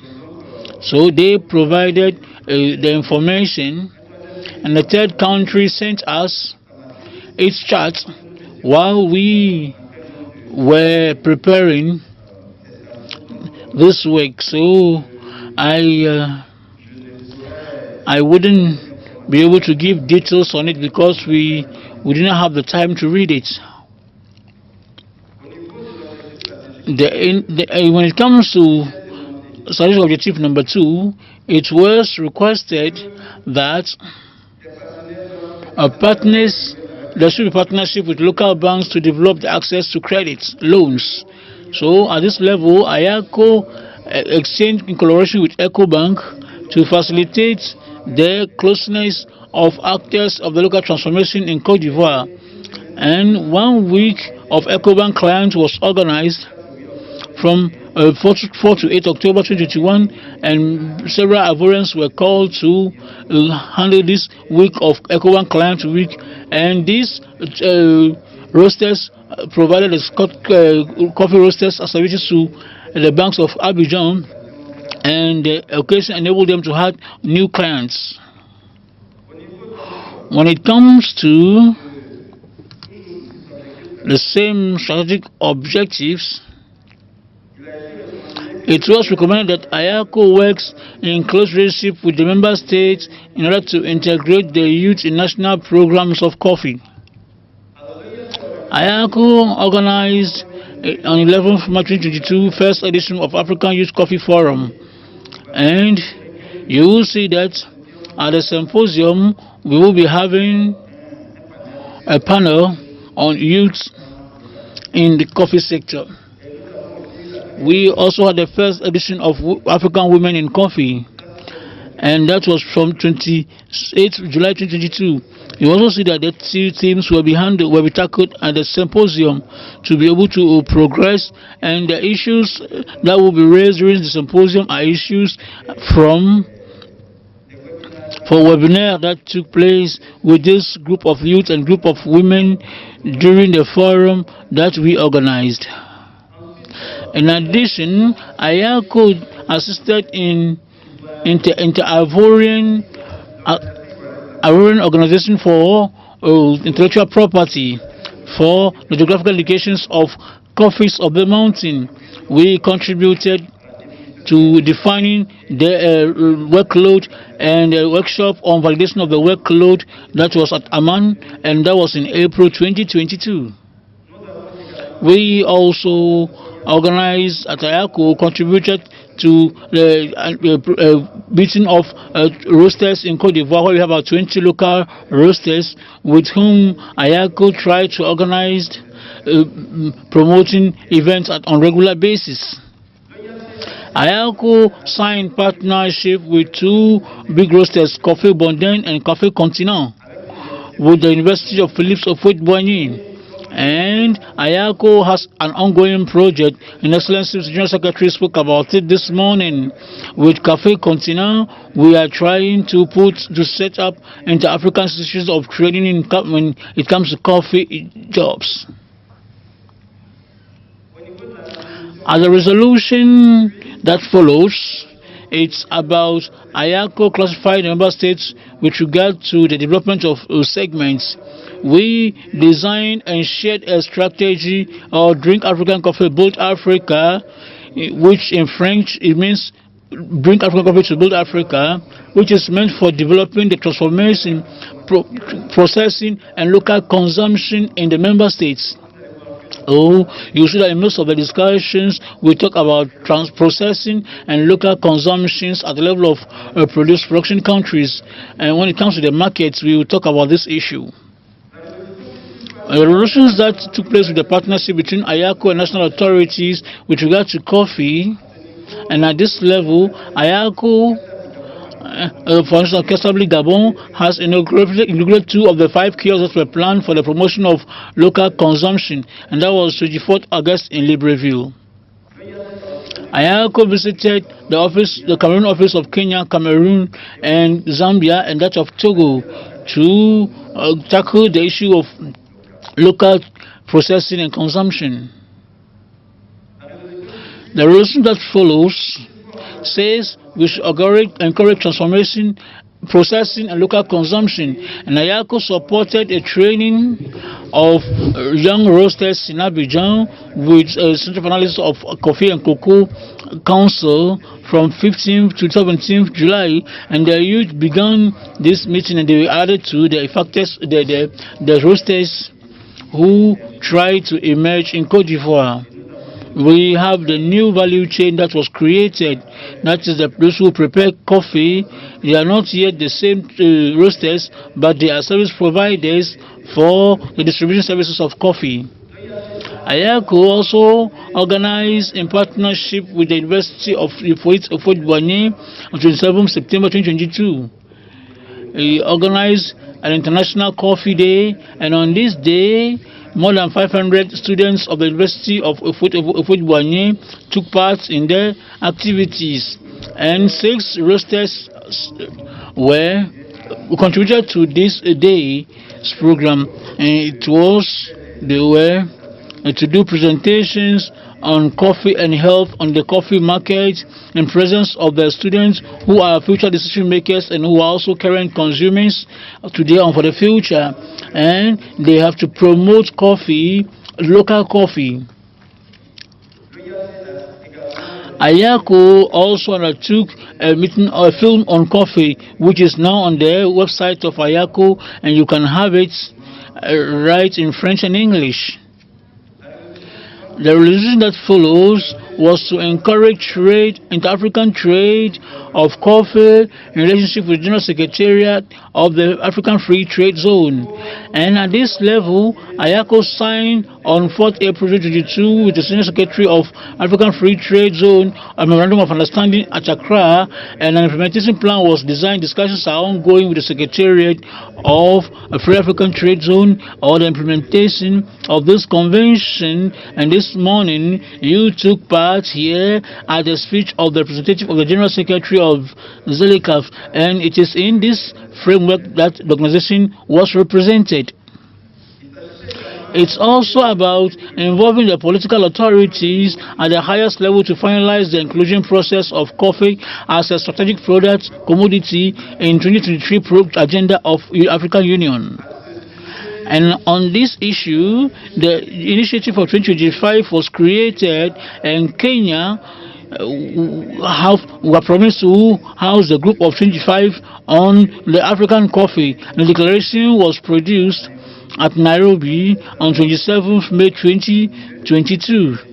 And His Excellency, Mr. General Secretary, told you in his speech that this declaration was submitted to the current President of the African Union, His Excellency President Macky Sall. So this is an advocacy that is ongoing at the level of the Presidency of the African Union. The last resolution has to do with the participation of activities of Festi Coffee. And I want to say that at this level, Festi Coffee of Cameroon, which is an international event, well known, has not been organized since 2020. And the model being a very successful model, we organized the International Coffee Day in Abidjan on the resemblance of Festi Coffee of at the University of Fort Boigny, which 6,000 students, and we were able to capture 500 of these students with the whole administration and the whole staff of teachers who took part in this meeting of 27 September 2022.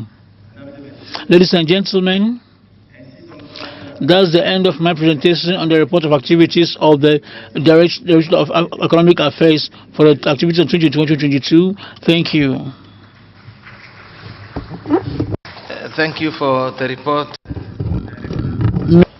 Now we invite comments from the floor on the report of the Director of Economic Affairs. And you can see what I told you, that the report from Kigali is answered by this report. So we open the floor and we invite, that is, which country is that? Cameroon to take Uganda to take the floor and make their comments. Thank you, Mr. Chairman, and thank you, the Director of Economic Affairs. I have two comments. One, Mr. Chair, with apologies from Uganda, I would like to make it clear that the Director's report is a bit confusing. One, if I look at the report from Kigali, which he had just presented, the actions made by the Secretariat, one is that the format of the report does not is not tallying with is not aligned to the activity report he's mentioning. An example, if I look at agenda item number 3 of the report that was discussed, it is on column number 2, it is talking of presentation of 2020-21 activity report. And it goes on again about agenda number 4. But when you look at this report, it is talking about strategic objectives. I had difficulty to follow up on the same because I didn't attend, but I've tried to follow up to see how each of these actions, these recommendations were made. We have in the page number 2, for example, the recommendations which were made. I go to the top, I find resolutions 2021. Why wouldn't you keep the word recommendations? These were not resolutions, these were recommendations. Maybe it is a direct translation. But now, my second comment is that there are actually many activities where we don't have any updates of the action taken. I take an example of, if I go to activity number 4, the presentation of the work plan, we are talking about, for example, the IACO to categorize member states in terms of development of the segments of coffee value chain in order to set up IACO priorities, benchmarking and learning from among the IACO member states. I don't see an update to them. If I skip the second, where we have an update, partnership between IACO and national coffee boards should be reinforced in the domestic coffee processing and consumption. I don't have any update in the same. Probably I didn't finish the report. But also when I go to the deliverables, Mr. Chairman, and I talk it in the strongest terms, IACO, I want to thank the Secretariat in the efforts you are revamping the organization. But we have to have real actions. Taking you back to the activity report, where you are giving us the deliverables in terms of 19 countries which transmitted the focal point persons. For me, it doesn't help to have those who complied. It is better to give me those who didn't comply so that I can follow up. This doesn't give us enough information, Mr. Chair. If I go to the next bullet in the deliverables, and I'm talking of page number 1, there's a contradiction. You tell me the database of focal point person is being updated. And yet on the next you say the matrix was sent to the focal point persons for data collection. How could you send to the focal point persons for which you don't have the update database?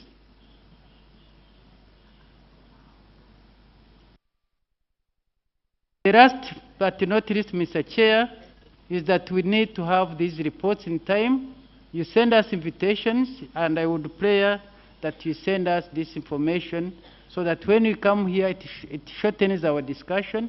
We come with either we are consulting in our member governments, and you come here to give you solutions and updates on what we can do. Thank you. Thank you, Dr. Manuel. Uganda, I would wish to agree with Uganda that the report of Kigali talks about deliberations, decisions, and recommendations, but now the report by the director is about resolutions. That is inconsistent. I want to agree that we have noted that the language remained consistency. So, Dr. Manuel, that is clear, and the rest of the members would agree that we need consistency. If there were recommendations, they should say recommendations, then actions taken. Number 2, coming from the floor, I want us to respond to Uganda because there were a number of issues. We don't miss out what Uganda has brought out. The other issue that came out, which I wanted the Director of Economic Affairs to respond to, is the issue of categorization of member states for purposes of learnings among the member states. There's no update. They will comment on that. There was an element of partnerships between the IACO and the boards, the various coffee boards. There was no update on that. Then the issue of having 19 countries giving focal points. Uganda has clearly indicated that there were no, we don't say those who didn't comply, who are there and what action has been taken. And the aspect of the database being updated and the matrix being sent to the focal points for data collection, what happened?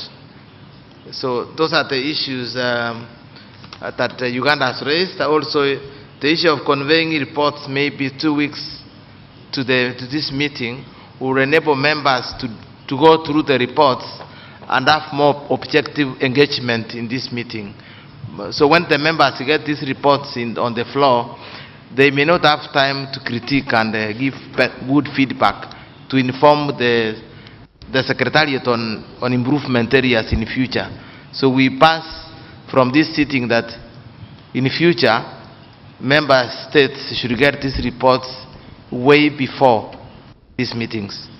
At the minimum, we can talk about maybe 2 weeks before this meeting, so members can go through the reports and make their notes. Otherwise, some members may not engage now because they have not read. So that is noted. So I invite the Secretary of the Director of Economic Affairs to make comments on what Uganda has raised. Otherwise, then we note the very valuable contributions by Dr. Manuel. Thank you. Merci, Monsieur le Président. Thank you, Mr. Chairman. We take into account the formulations of the recommendations on behalf of resolutions. When it comes to the issue related to the chart that was sent to the member states, it wasn't a chart of the list that we sent. We received a list of focal points of every member state, and we sent a chart of statistic requests. Statistic requests as of a focal point. We have to know that we sent a letter to general directors, the bosses of offices with it, and that was in March 2022, and we sent up to 3 or 4, 5 times, and up to date, only 3 countries reacted of the 19. Personally, I created a WhatsApp platform with the focal points of every country. We have focal points in the room that can testify of it. We have focal points of DRC with whom I communicate regularly. He can testify that. The focal point of Gabon, I communicate with him. He can also testify. So applies to Kenya. Unfortunately, she's not here. Benson Apoyo, I communicate with him regularly.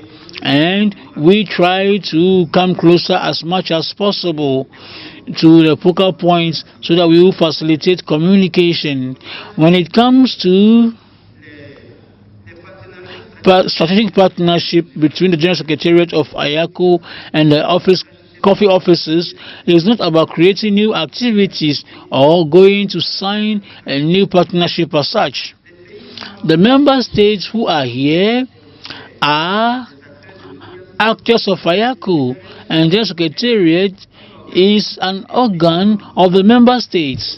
And the partnership is about strengthening the dialogue and then talking from the same voice on issues of promoting transformation and consumption of coffee in the member states. We think that we have elaborated a lot on this, and there is much more exchange of meals among the general states of the member states. We had discussions of Nairobi in Kenya, where we had a panel on issues of production, processing, and consumption in May 2022, and there were visits. The General Secretary went to Gabon, he went to Nigeria, he went to Ethiopia, and we also went to Liberia.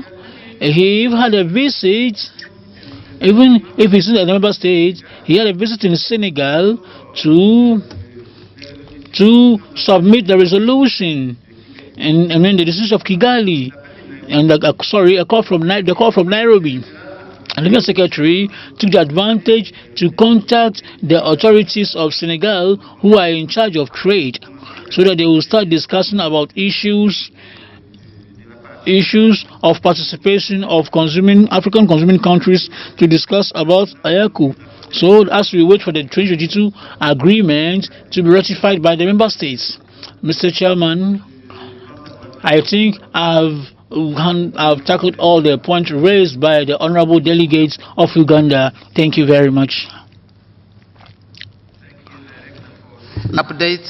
I would urge members that when we submit focal points for data, please progress to submit the data through the focal points to the Secretariat to be able to have a database for African producing countries and as well as consuming countries, so that when the Secretariat is engaging banks for financing, they speak from data. Without statistical data, it will be difficult for the Secretariat to engage banks. So once you give your focal points, please progress to use the focal points to convey data to the Secretariat, so that the Secretariat can report data on all the 25 countries. And the marketing report contains the various data submitted by member states. Maybe when we see the marketing report, then we can engage between those who submitted data and those who didn't submit data, and what actions the Secretariat took. In a meeting held outside IACO, it came out that some members don't submit data. So that other forum, like IACO, is using coffee exports to construct data for some member countries. They are using export data in Germany, in UK, in various countries. They put together the exports, they start estimating the production from those countries. That's how sometimes it becomes difficult unless you submit data, then it becomes difficult for planning purposes, by especially financing institutions and even our coffee importers. So can we agree that if there are any questions on this particular report, we can handle it together with marketing. Any other issues on this report? Uganda, once again, take the floor, please. Mr. Chair, the comment taken with good intentions. There is no need for the Secretariat to be on the defensive.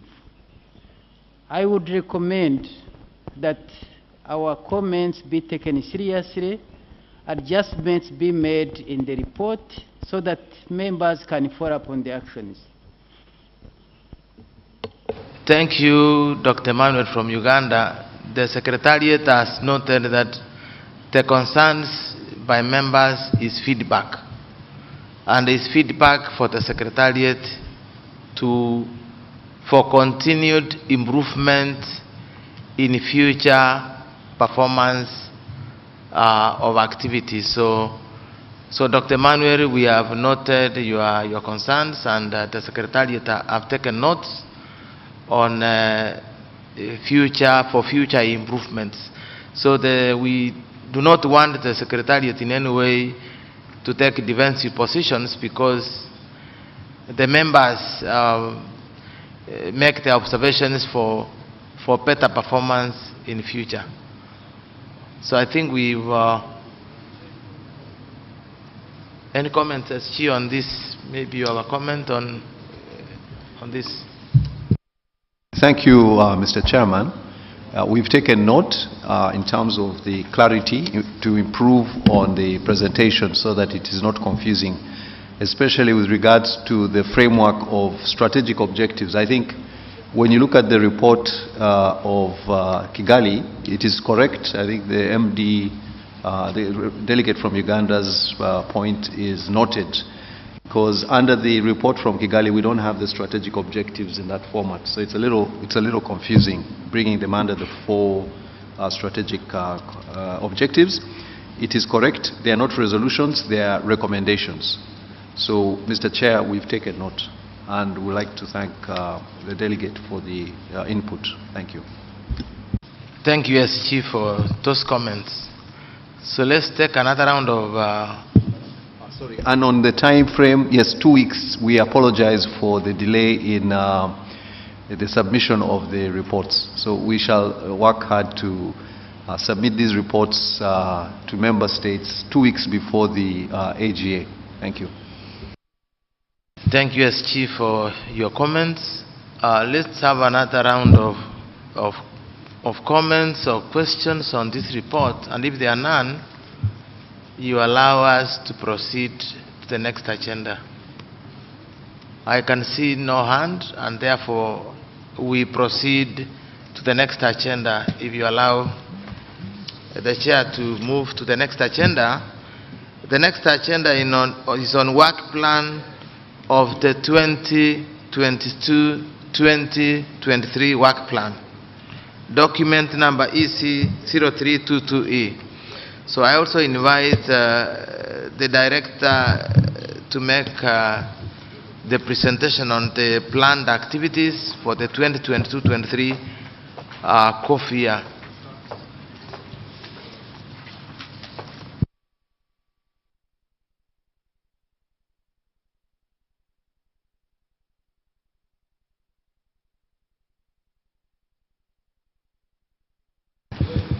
Merci beaucoup, Monsieur le Président.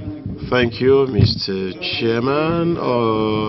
Honorable delegate, here is the work plan for 2022-2023, and it's, as you all know, is anchored on the three specific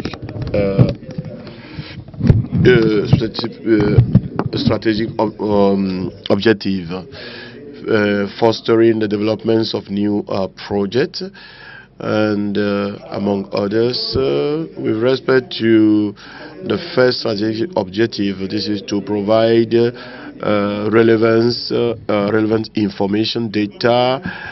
Number one, we need to improve the collect and the data storage, and also activities is to intensify data collection we should carry out analysis and develop and make available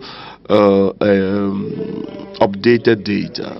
And then number 2 is to carry out economic analysis, make known the outcomes. That is to say that you have the annual and the quarterly review. Now, henceforth, at the Secretariat, we shall be able to provide a quarterly review on coffee, and from October to September, we shall be able to make available the aforementioned report, and also a report on a review on the market. We are able to go over, revisit the developments of Africa coffee. We have a number 51 with the support from CECS, and then we are now drafting, following this General Assembly, the Café d'Afrique number 53 that shall be made available on the organization's website. We shall also make available a digital bulletin, made it available. It should be on a monthly basis, and as time goes on, we'll just see if you can make it on a regular basis. On our website, we'll be having discussions on this in this regard. We'll have a new look of the website where we shall be able to make the data sharing available. Now, with respect to the mobilization power of the organizations towards the private and public sector, we have 2 main activities. Number 1, and to reinforce the activities of member states in the organizations. Hence, we shall improve the communications among member states. And even as other African countries who are not coffee producers, we also plan of including mainstreaming women and young people, because this symposium is based on empowering women and youth in the coffee sector. We are also thinking about coffee processing and consumptions under coffee reviews, how we still hold on to the issue of promotion of processing and consumptions. Second, it is to improve dialogue with others, more collaborations and cooperations. Other AFCRAM and ACRAM,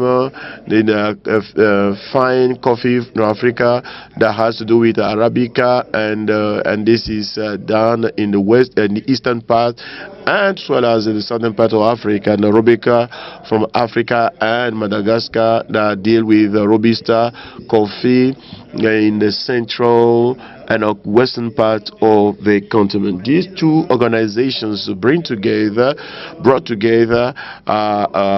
made up of the membership of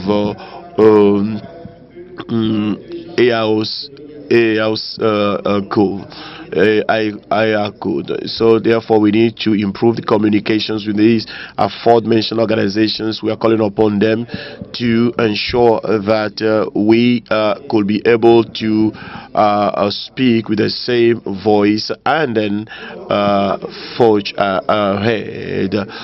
We also think of discussing and establishing discussions with new partners, United Africa, that we are engaging, also LAPSO, universities, and the private sector. The idea is these are the intellectual property African organizations.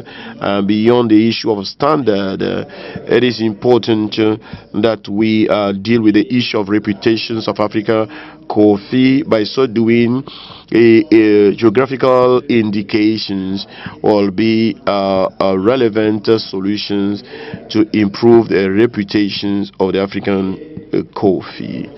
we also think of making it possible to become more visible as we feed on informations in the website, as the various activities carried out should now be reflected on the website of the organization. Also foster development of new projects. The General Secretariat also plan of carrying out a new project, and then they launch the Inter-African Coffee Training Institute, and also train stakeholders and we have baristas in Cote d'Ivoire championship following the one in Togo. The next one shall be organized in Cote d'Ivoire. And by so doing, we shall convene conferences on coffee, and there is a movie on coffee.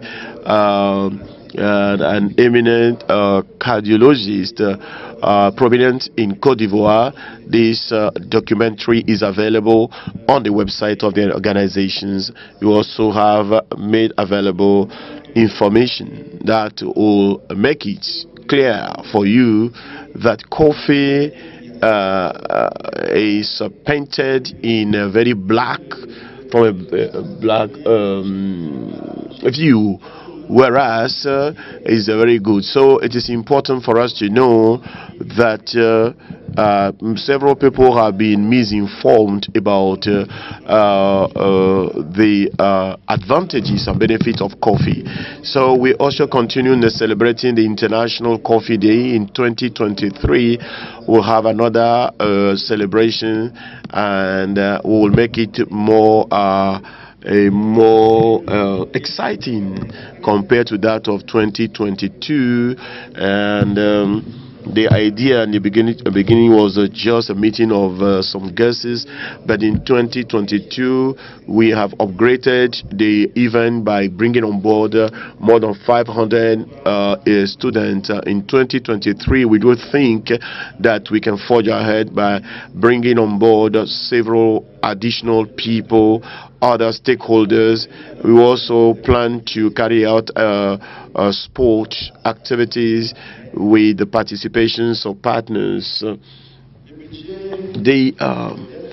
The budget is quite moderate. We are expecting contributions from private donors with whom we are working, Cafe Continent, and also the Institute for the Training of the Professions of Coffee Growing, with the respect to issue of equipment and facilities, and also Café d'Afrique productions and magazine productions, and that is the Secretariat does not pay for the productions. Santa budgets shall be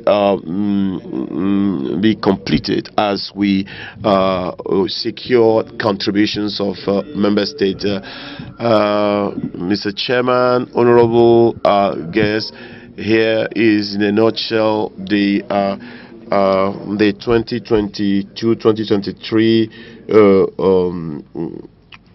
work plan. Thank you. Thank you for the presentation on the Directorate of Economic Affairs work plan and the budget for the year 2022-23. Now we open the floor for comments on the activities plan under the various thematic areas and the budget lines. So members, now you need to make comments on the activities planned for the year 2022 to next year, September. So the floor is open to members. We have comments from the delegate opening. Please take the floor. Merci, Monsieur le Président. Thank you, Mr. Chair. Thank you, Director, for your presentation. When you were making the previous presentations under specific objective 2, I have seen a lot of initiative taking place in Cote d'Ivoire, And then I'm wondering, next year, these activities should be duplicated in other member states for a follow-up of what you did under this specific objective of this year, would have been successful, that you should target other countries, and by so doing we shall have more visibility of the activities carried out by the organizations. Thank you. Let's take another comment and question before we respond. Uganda, please take the floor.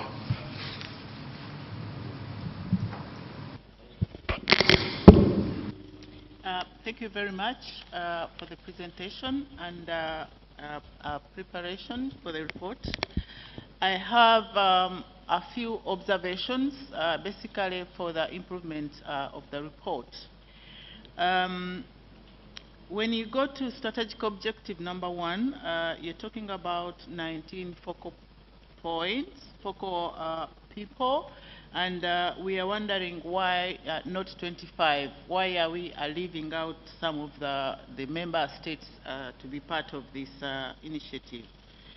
And then when you go to subsection 2, where they say develop and disseminate relevant information, I think the word there is not statistical products, but maybe statistic data. I hope that's what you meant to write. But also, when I read about carry-out data analysis on production, you're mentioning 2 countries, and we are wondering whether this is a pilot. We think also you need to be consistent in the period of reporting. You're talking about quarterly and yearly. We need some more consistency there. And then we need to see set targets because when we look at this work plan with the budget with no set targets, we don't think it has been realistically budgeted. We need to see numbers against which we will measure next time. If you're going to train 3 baristas, let's have a budget for 3 baristas, not to just train baristas. That's my submission. Thank you very much. Thank you. We can respond to those 2 delegates' comments and observations. Then, before I hand over to the director to respond, I also noted the 19 focal points being the target instead of all the members. That's something I saw. So the Secretariat, we should not target the 19 focal point members. We should have all the members targeted. Even those who didn't give their focal points are a target for data. So we should target all the 20, all the members of IACO, all the 25 states, not 19. Number 2, the analysis for 2 states. The member is asking, is it a pilot? Because we need analysis of data for all the members by the Secretariat. We should not isolate 2 members for analysis. It won't inform the IACO as an organization. So we should have across all the member analysis for all the members, not just 2. So I would suggest I hand over to the director to comment on the initiatives that were done earlier in Côte d'Ivoire, and they are not coming out this year as activities as a duplication in other member states. And also there are quite a number of comments. The set targets there are no clear set targets for the year, and there are no clear budgets against activities like the Palista, those kind of targets against budgets. We don't have quantified targets so that we can be able to measure more objectively at the end of the year. So maybe directly you can make comments, and then we give the SG to make the final comments, then we get another set of questions.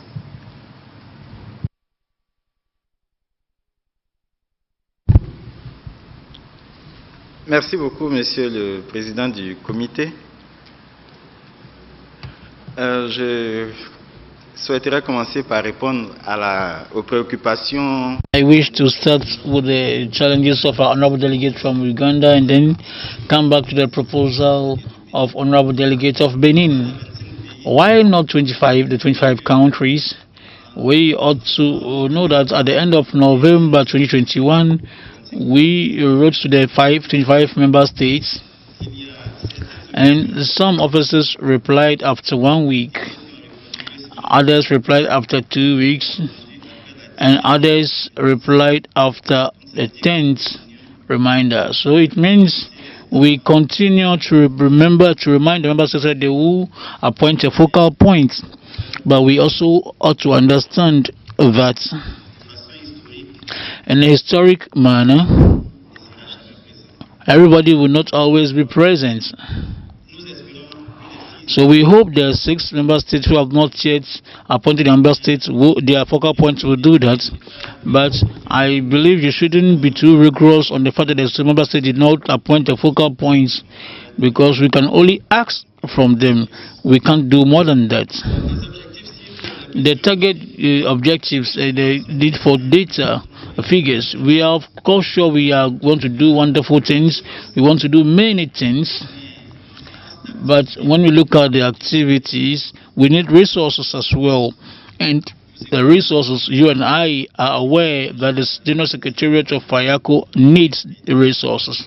So I really want to take the opportunity and then justify the reason why the General Secretariat organized many activities in Cote d'Ivoire and did not extend them to the other member states. First of all, we need to test a certain number of new initiatives that we have taken, and when we organize them in Abidjan, they will be of less cost. We organize activities with the Coffee and Cocoa Council. The General Secretariat of IACO did not spend a single dime. It is a council that organizes it. We organize activities with roasters, and the General Secretariat spent not even a dime.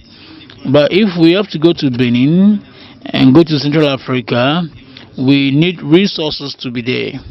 So what we wish to do, we wish we could do, is be one of the major recommendations in the coffee sector. The sharing of information for activities that we initiate in Cote d'Ivoire and that have not had success will enable other member states to copy or imitate the model of those activities and implement them in their country, so that these activities and their implementation will not cost the resources from the General Secretariat, and resources of which even the General Secretariat doesn't even have. So we are testing activities, and we inform the member states so that they will be able to copy the model and do the same in their countries. So that is really what we are wishing, and I believe Mr. General Secretary will give his point of view on that. Cote d'Ivoire is the kind of laboratory, because we don't do transport to go to Coffee and Cocoa. We are just in a building, and we pay for a taxi or fuel to go to the University of Afo-Igbani to go to meet a roaster. It doesn't cost a flight ticket, so it's much more easier. And those are things that should help us to do sharing of information and give models to the member states to organize activities so that they will succeed. This is what I have to say, my honorable delegates. Mr. General Secretary, if you have something to add, please go ahead.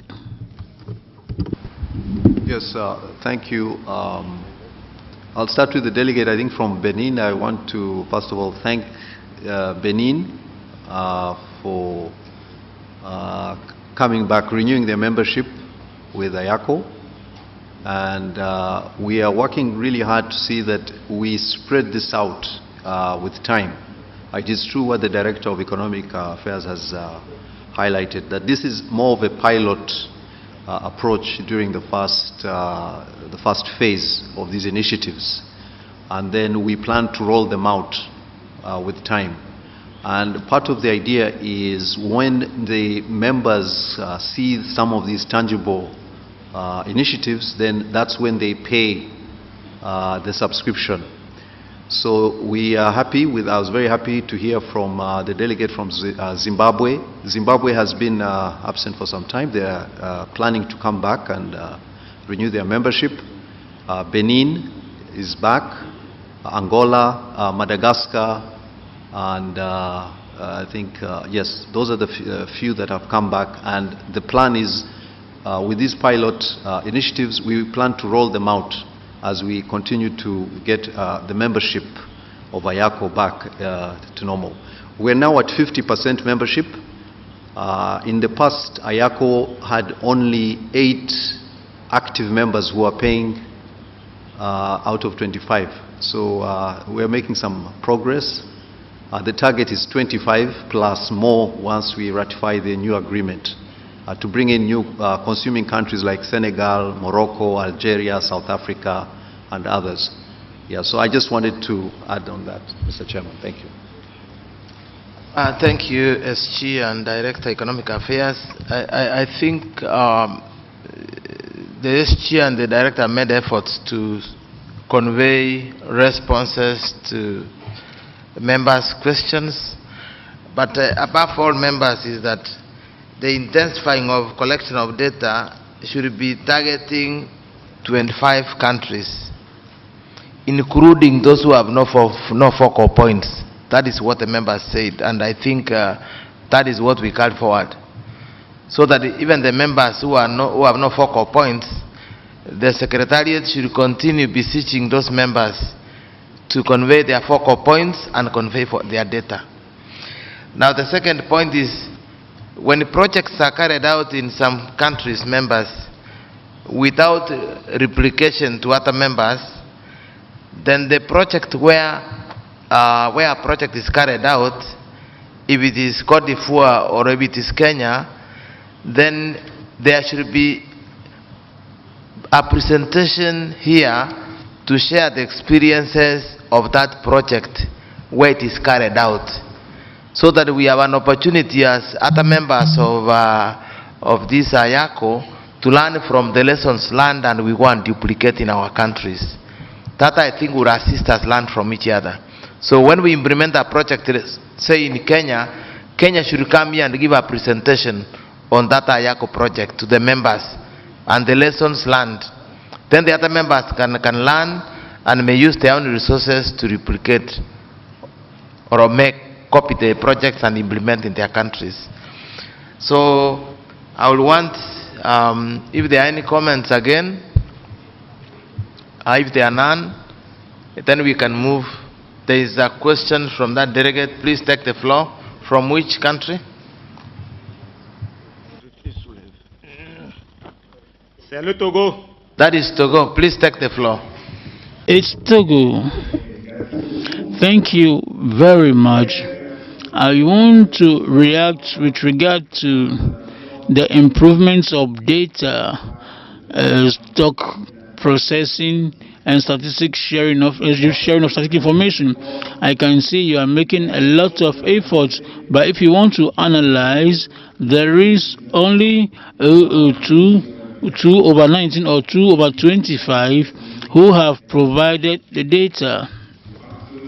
And I think that we have challenges, and I also think that at the level of intensification, we have to look at what we could do so that the other countries will also do the same by providing data.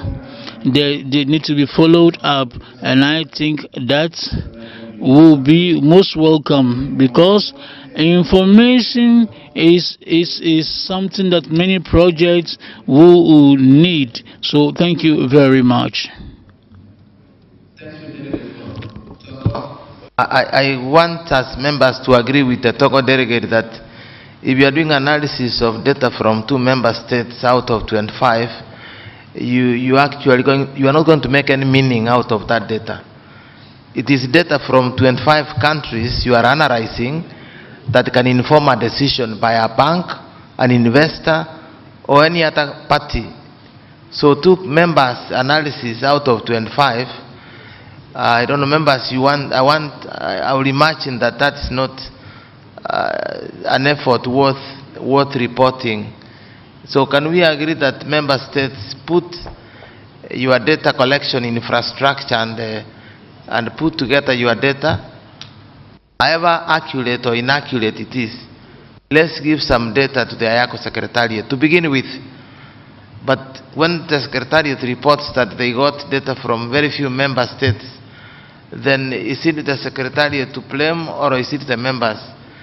Maybe we can hear from members why they do not. I would wish to see a report from the Secretariat of members who complied with the focal point, members who submitted data, members who didn't submit data. Then we take on members right on the floor here. If it's Uganda, please make your comment on this. Mr. Chair and the members, sorry that Uganda has dominated the discussion, but I want to assure the Secretariat that Uganda actually means very, very well. And I want to commend the efforts of the Secretariat because you've moved very far. And I want to commend you. In your speech, you were actually talking about new members who are coming. Burundi, you mentioned the, Zimbabwe, and many others who are on the way. So you're on the right track. But like the chairman is saying, and I raised this in my first comment, it's not enough to tell us who have complied. It's more of those who have not complied. We can also talk to our friends, we can talk to our neighbors so that we encourage them. And you have a very good will. So when we don't know who, for example, it might be Uganda. It might be, I see, for example, Rwanda. Rwanda are our friends here. We can talk to them, so let's have these numbers. The second point, Mr. Chair, is that in the activity report, it's very, very good, but we pay our subscriptions in euros. For purposes of the last column, this is for the administration. We want to see our payments were in euros, the budget is in euros. This last column is not representative. It's not important for us, it's for your administration. Then we have Q1, Q2, Q4. We want to have those targets, which are derived from the targets which were from the expected output. This is a simple request. Sometimes we may not achieve the work plan for some reason, but let's have a work plan that informs the activity of the Secretariat. Thank you. Thank you, Uganda, Dr. Manuel, for those comments. Let's have the last comment, and we respond. The delegate on the extreme right, please take the floor. From which country? Merci, Monsieur le Président. Thank you, Mr. Chairman. It's Togo. Thank you, the Director, for the working plan that you presented. It's just to, not John Rwanda, but make a little comment with regard to the budget. The budget seems, it looks like a budget of expenditure, but not lot of money available. The director said he wants to call for the support of the financiers. What is the portion of IACO in this budget? What's available? How does IACO hope to get the budget of 17 million? So it will be good for the member states to know the income budget, so they know what to do, because we ourselves, we have to know what we have ourselves before we count on others. My second challenge is the fact that IACO undertakes activities in Cote d'Ivoire because it doesn't cost much. I have a little challenge. If we continue this way, does IACO not risk to stay only in Cote d'Ivoire for its activities, because if it continues this way, it is good, we don't have the means, but is it a good means for the other states? You're talking about 25. We are not talking about a single state. This is my little challenge to see how we can create a desire in the member states to contribute for the good execution and undertaking of activities of IACO. Thank you. Thank you, delegate from Togo and Uganda. I would wish to give the SG to make a comment on the conduct of activities in Cote d'Ivoire because of proximity and the feeling of the members, so that we can agree on a more agreeable way forward. Number 2 is on the issues of the quotas approached by Dr. Emmanuel, and the issue of putting a budget in other currencies other than the euros, because the members understand the euros, the currency submit their contributions with. You can make a comment on that. The issue of the budget being more of an expenditure budget without the income aspect, then we can maybe see how we can move forward. SG, you can take the floor. Okay. Thank you, Chairman. I'll start with the last question on the budget. That is addressed in the Finance Committee regarding the total budget of the Secretariat. So that is in a different forum where you have the entire budget in terms of the revenue based on the subscription as the main source of revenue. On the other issue of the currencies, we have members who pay in CFA and members who pay in euro. So that's why we have put the two currencies. There are countries within the ECOWAS who pay in euro. And we are thinking of being more flexible given the current inflation and squeeze on foreign exchange earnings from some member states. We've even received requests from countries that don't have the euro reserve and are willing to pay in CFA. So we've remained flexible whether to the countries that are comfortable paying in CFA or euro, given the tight monetary policies in some of the member states. On the issue of Cote d'Ivoire being the pilot sort of laboratory of most of these new initiatives, like the training school and some of the barristers training there. We are looking at, as I mentioned, these are pilots as a trial. The plan in the next phase is to roll them over to the other member states, especially those within the region, both West Africa, East Africa, those who are paying. Priority will be given to those who are paid up. Yeah, if you haven't paid up, you will not these projects. Yeah, so it is pay as you go. Those who are fully paid will benefit, and that will be the modus operandi in terms of the next phase. Yeah, so we have plans to spread it to other regions and other countries, but the condition and the prerequisite will be you have to be paid up fully with no arrears, so that you benefit from these projects. The other issue was on, remind me, Mr. Chair? Sorry. The quotas. Yes. The quarterly report, we've taken note. I think that is good to have targets quarterly, and I think we shall make that amendment in our activity report. Yeah, thank you. Thank you, SG, for those responses. I hope members, it's satisfactory. The comments by the SG have been recorded. The two currencies, I think you can hear some member states have no reserves for euros. Therefore, they are remitting in that currency of the CFA. That's why we have two currencies. However, it's upon members if they want the Secretariat to convert the CFA into euros, then still we can have a euros report only, where the Secretariat converts on the prevailing international conversion rates from the CFA to the euros.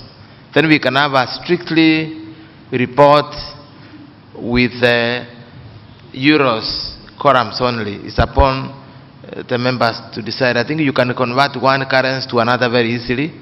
So it's up to members to decide. I think if the feeling is that we have a report with one currency, as chair, I think it's possible to convert any currency to the euros with a lot of accuracy. So it's upon as you, what you think, this Uganda concerned, do we convert all the money to euros in our reports? Or do we retain the two currencies? What do you think?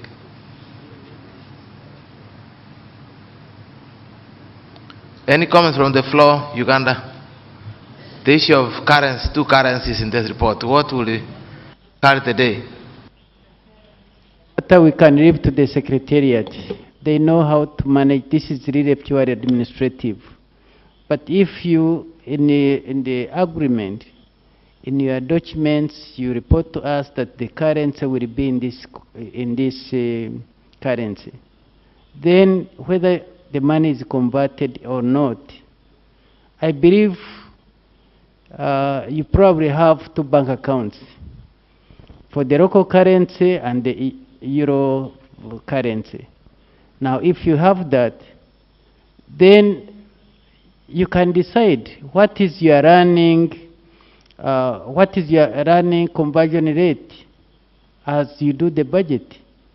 If you have a fixed exchange rate you want to have, either provided by Bank of Cote d'Ivoire, which is determining the exchange rate, because the government of Cote d'Ivoire, I believe, have, at the time of budgeting of the financial year or coffee year, they have an exchange rate. This is a standard for any country. Then you can use that exchange rate to go back to either currency. So to me, this is administrative, and the finance person in your organization should be able to guide. This was purely for purposes of consistency, and I don't have much comment on that. It's a recommendation to be consistent based on the manuals, based on how you present the budget secretariat. Thank you, Dr. Manuel. The Secretariat is guided with that comment. We have closed that discussion. Now, if we have no further comments, I would suggest we go to the next agenda.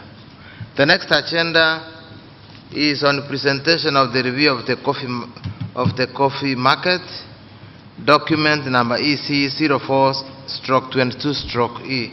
I will invite the director to make the presentation, and please make it short and precise. Then we shall have members' reactions. Please take the floor. Thank you.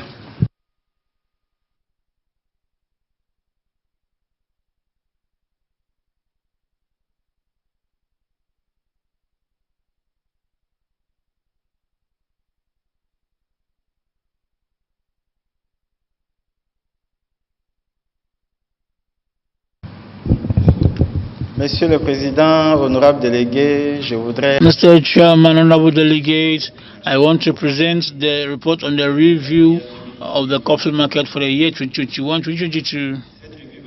This review will be focused on the following points. So we are going to examine the statistics on the coffee production, exportation of coffee, prices, processing, consumption, economic performance in Africa, challenges, and the case study on coffee sector in Cote d'Ivoire. We had a case study in Cote d'Ivoire because we were able to collect a certain number of data that enable us to make analysis on all the aspects linked to the production, processing, and exportation and pricing in Cote d'Ivoire. So this case study is to show a little of what we can do as analysis to help the member states to understand how they can help themselves in order to interact.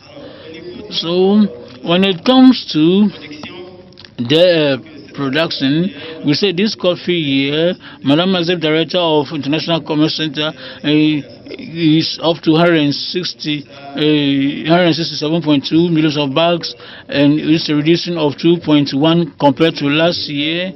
And the members of IACO produce more than 3% of this production, and there is a progress of 33% as compared to last year. And other members had a portion of market of 88.72%. When it comes to this world production, Arabica represents 56% of the market share, Robusta 44%, and we must understand that Robusta is in regular progress because this year as well, Robusta has also reduced on 72.2%, and Arabica is reducing a little because of a certain number of challenges in some producing countries of Arabica. And the African production of coffee, what do we have to understand? We understood is that Africa represents a growth of 3% and represents 11.7% of the market share. And that is to be understood that Africa has 11.53% of the market share of production, of course. That's the production. And Robusta, it has a growth of 88%, and Arabica 87%. Part of the African countries produce Arabica, and other produces Robusta. So we have a challenge in the countries where there is a fall in Arabica. What are the challenges and how do we correct that? These are issues of which we should be able to work in terms of benchmarking. When it comes to exportation, Africa exported 3.5 million percent, and that is 11.5% less than the year 2021, and it represents 10% of the market share. You can see that Africa exported less coffee this year as we wait for the figures of IACO to be written, and then we have real figures. At the end of the month of October 2022, the situation was, as we see it, 13.73 million bags of exported coffee from Africa. In addition, when it comes to destinations of African coffee, we can see that African green coffee are sent, or were sent initially.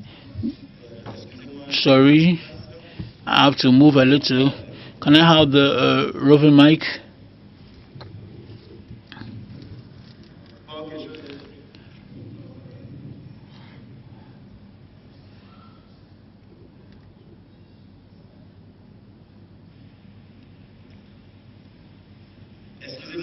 Sorry, the angle of the screen is challenging me when it comes to reading graphics. It's a bit difficult for me. I'm sorry. Thank you. So we must say that the progress of African coffee, I think I'll stand here, sorry. The destination of African coffee, considered in the year 2006 to 2010, was much more to Europe. And it's still the green coffee, it's still Europe, but much more we have new countries, Arab countries like Saudi Arabia, and we have Japan, which is also progressing. Is that to tell you a little of how African export coffee is migrating from one part of the world to the other part? We will have the chance to have more information in the coming slides. But what we should understand is that exportation represents 77.5% of the production. So Africa has a self-consumption of roughly 20-something%. Africa exports half of each product in finished product from Europe and from Latin America, which means there are more opportunities in terms of processing and promoting of consumption. So we have the graph of prices. I wouldn't come back to that. According to the periods of harvest up to the period of the final product, the finished product, And what we should understand that the income out of exports are higher for coffee than for green coffee than the transformed coffee, processed coffee, which means coffee processed in Africa is not exported, not necessarily exported. It doesn't bring a lot of currency. You can see it can be shown on the right chart, and that invites us to undertake activities to see how we can improve this coffee or the quality of the processed coffee in Africa to be able to have a market to the destination countries of green countries. Why do we export green coffee when we can export processed coffee? We must also mention that when it comes to import income, we have, it's clearer here, sorry. You can see, for instance, that in countries like Brazil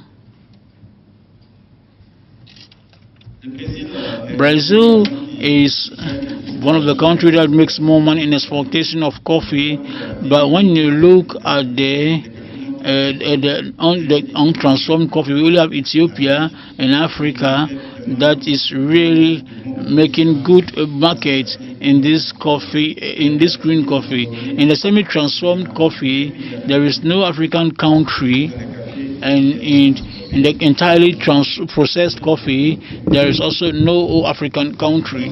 It means the same comment applies to what I've just said and what I was saying. When it comes to destinations, we have initially coffee, African coffee, which we've seen that from 2016, Africa exports more green coffee to Saudi Arabia, and we have a new consumer. For instance, Botswana, Namibia are African countries who have been declared as big coffee consumers, and these are opportunities. We must try to understand why Botswana and Namibia why do they import their coffee if they don't produce coffee? Do they export it from a neighboring country?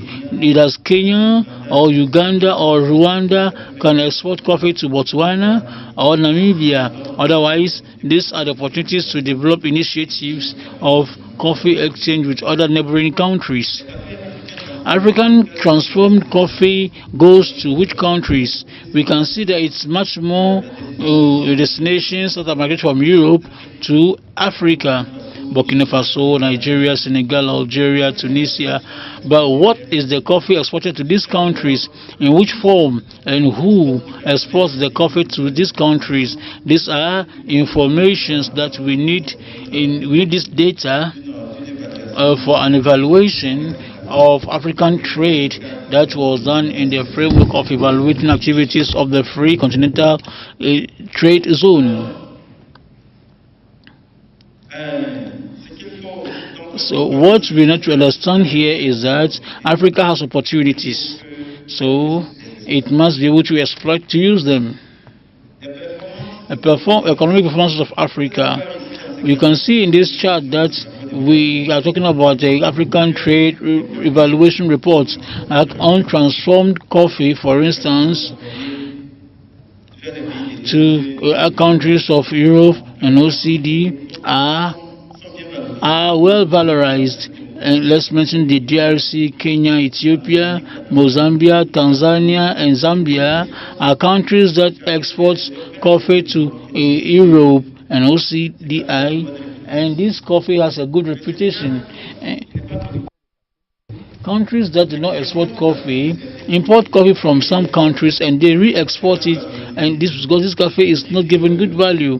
It means that there is an issue with Senegal, but we didn't talk about that. It's not their field, they are not a producing country, but these are countries to which we can learn. Why does Burundi earn much money by selling their coffee, and why doesn't Cote d'Ivoire gain money from their coffee?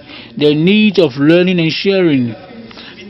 Semi-transformed coffee and transformed coffee, you see that in our case, our coffee are undervalued when it comes to processing. Burundi, where coffee is appreciated as green coffee, when it is transformed, it's not appreciated. Why? Why is it not appreciated when it is transformed?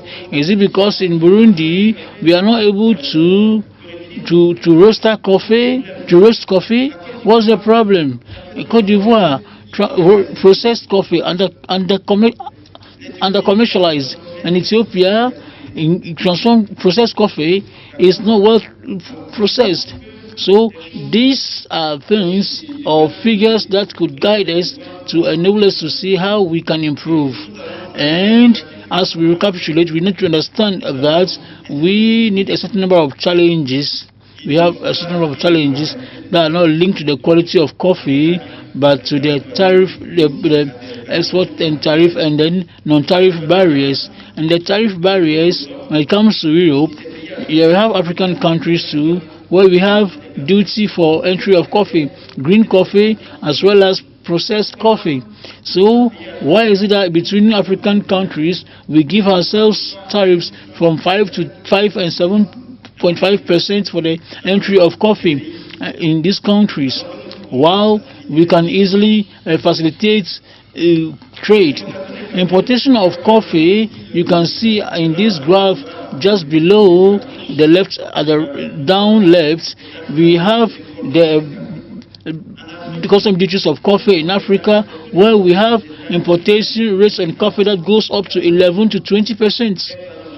Sorry, to 11.5% of coffee.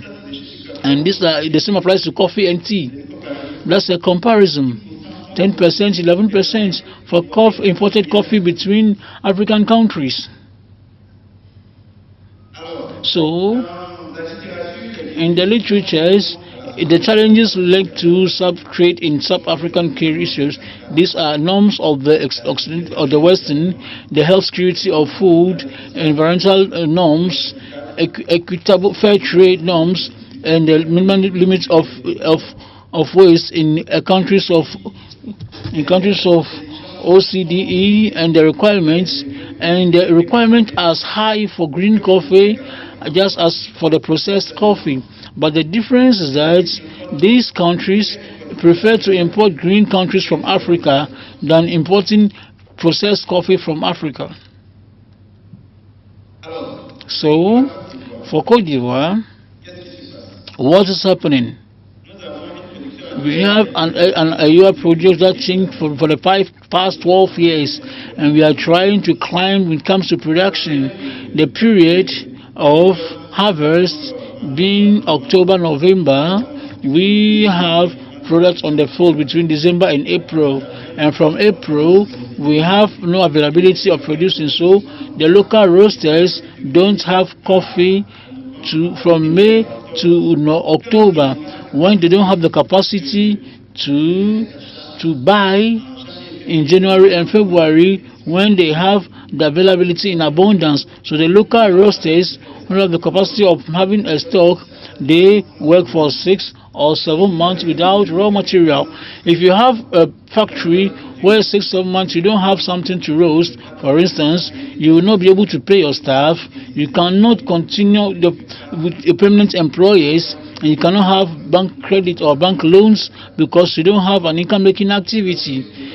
And therefore, the aim of IACO is to see with the member states whether we can, in terms of when there are periods of availability, can we support the local roasters to make a stock at the local level, so that the local roasters could produce on a regular basis from the office of coffee, or with an operator who was mandated to do it, and to be able to work for the 12 years of the year in transforming coffee and trading it at the local level.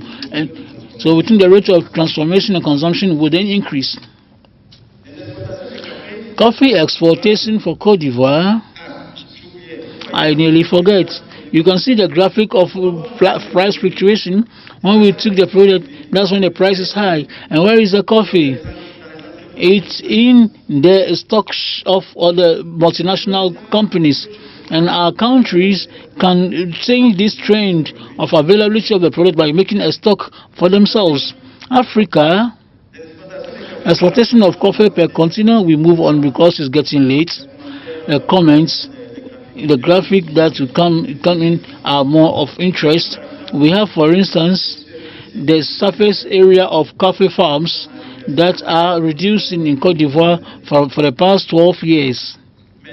But the state has set up measures to maintain more fields which is appropriately balanced. So you see the better farms are maintained around 450 is safer. The production will fail, but the outcome is of interest. There is a huge roaster in Cote d'Ivoire for the past 50 years. He deals with soluble coffee, and 20 tiny roasters have been there for 15-20 years, and they are trying to work despite the challenges. The processed coffee by the smaller roasters is not recognized. They have no statistics on that. So it's time to call on the Ivorian authorities so that the smaller roasters and local roasters will take into account so we can collect data on their activities on real time. Of course, initially and newly, Coffee and Cocoa Council initiated a window for sales on local roasters. So we are waiting to see what that will provide and what that can create at the level of these economic operators. It will help us to analyze and see how the availability of the product for the whole of the year can enable us to improve the performance of these local roasters. Here, this graphic shows, or it rather presents us that 1/3 of the coffee, rather still 11% of the exported coffee is in soluble form. The only thing is that at this level, the 11% of the exported soluble coffee is 36% on their interest on coffee. And when we calculate on them, we can see that the added value enables us to multiply the income of the raw materials by 12. Just by transforming and trading, we multiply income by 12.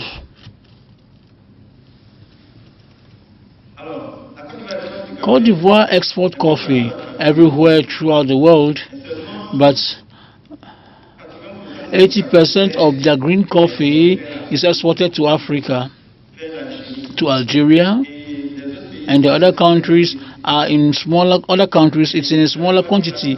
You see that in most of the African countries where Cote d'Ivoire sends its coffee, it's insoluble coffee of the industrials that are set up in Cote d'Ivoire. Algeria consumes 50% of that coffee. Around 30 to 40% are exported to Europe and other Asian countries, and all the other African countries have confirmed that it's a soluble coffee of the industrial producer. So what is happening?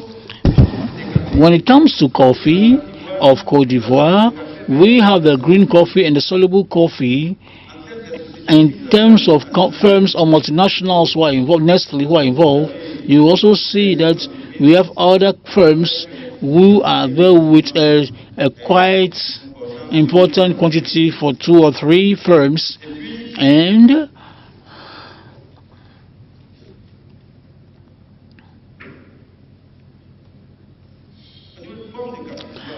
other forms of coffee. These are the companies that export coffee to here, where we have the soluble coffee, where there's a single firm that exports soluble coffee, and that is around 53% of the production and processing of coffee from Cote d'Ivoire. So, what does the graphic enable us to say? We understand that Africa has a challenge when it comes to custom tariffs. So we have to reduce these custom tariffs and revise the non-tariff barriers.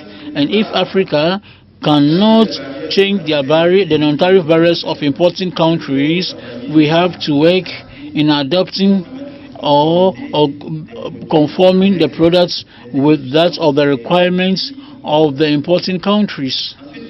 And we have to improve the political and legal environment. We have to appreciate the infrastructural and industrial factors. We have to improve the investment in local processing and supporting the method of roasters and barristers, because right away we saw that transformation helps us to multiply income by 12. We must also exploit the new market, because we have seen that exportations from Africa are migrating from Europe to Asia, to Saudi Arabia. There are also new consumers in Africa, so we have to improve the exchange between African countries. We also have to improve exchange between African countries in terms of experiences. Why does some countries sell better than others? what are the success stories, and especially to support all these, we are talking about sustainability and investments in IACO.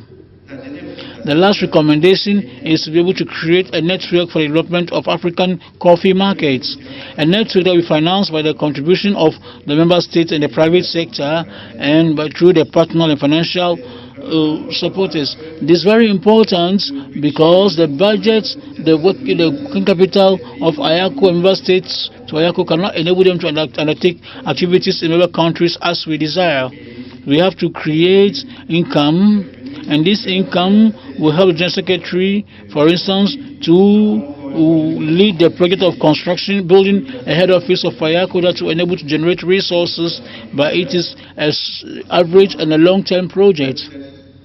But currently, we can think about creating a tool that will help us progress and raise funds in some networks for the contribution of the promotion of the processing and consumption of coffee within the member states. Ladies and gentlemen, this is the end of my presentation on the coffee market review for the coffee year 2022-2023. Thank you. Thank you, Director, for the presentation of the coffee market report. Members of very critical is the recommendations by the Secretariat.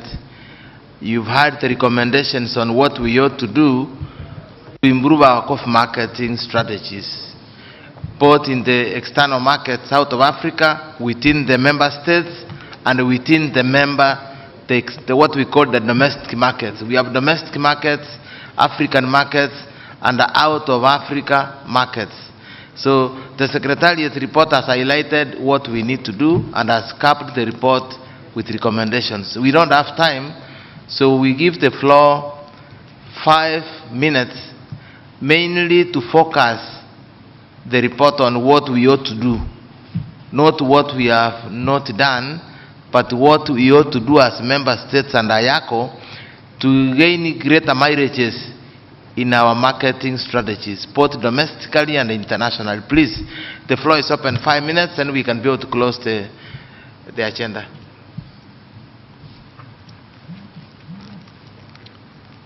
Any comments?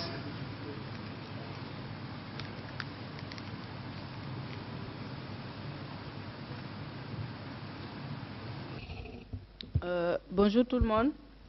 Ici Diallo Djenabou. My name is Diallo Djenabou. My name is Diallo Djenabou, as I said, representing Interprofessional from Guinea. Following the presentation, I might say that lately we have put in place these coffee cocoa interprofessional associations. The purpose is to tackle the different challenges that have been highlighted in the presentation, which is to say that the coffee sector, we have coffee cocoa sector. We're talking about cocoa here, coffee here.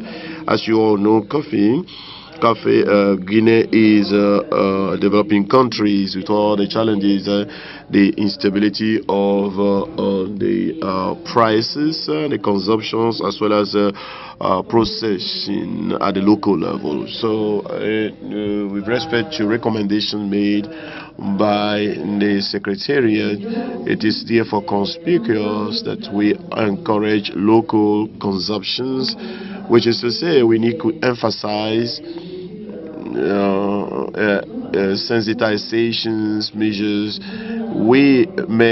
You may be able to produce a process, as you're saying. The green coffee is more exported as against the end product, because buyers are complaining about the quality of the processed coffees. If we could sensitize our people on consuming coffee, for instance, if you take countries such as Guinea, where the consumption of coffee represents less than 50% of coffee consumed in Guinea, which is Nescafe, whereas we produce and process believing that the quality is no better than others. And the General Secretariat have earlier on in his presentations talked about the multinational who are processing coffee right there in the country. I think it is high time that we carry out the sensitizations among the African populations, so that locally processed coffee could be consumed by 60 to 70%. Where there's need for us to carry out a sensitization campaign with respect to coffees, processed coffee in Africa. Thank you. The delegate has discussed on the need to grow the consumption of coffee within the member states and within Africa. That was the discussion by the Guinea delegate. Yeah, thank you. Thank you for those comments. As I mentioned earlier in my opening remarks, the Memorandum of Understanding that we have set up with the Africa Continental Free Trade Area, with the Africa Standard Harmonization Organization, ASO, together with the Drink Africa, Coffee, Build Africa initiatives.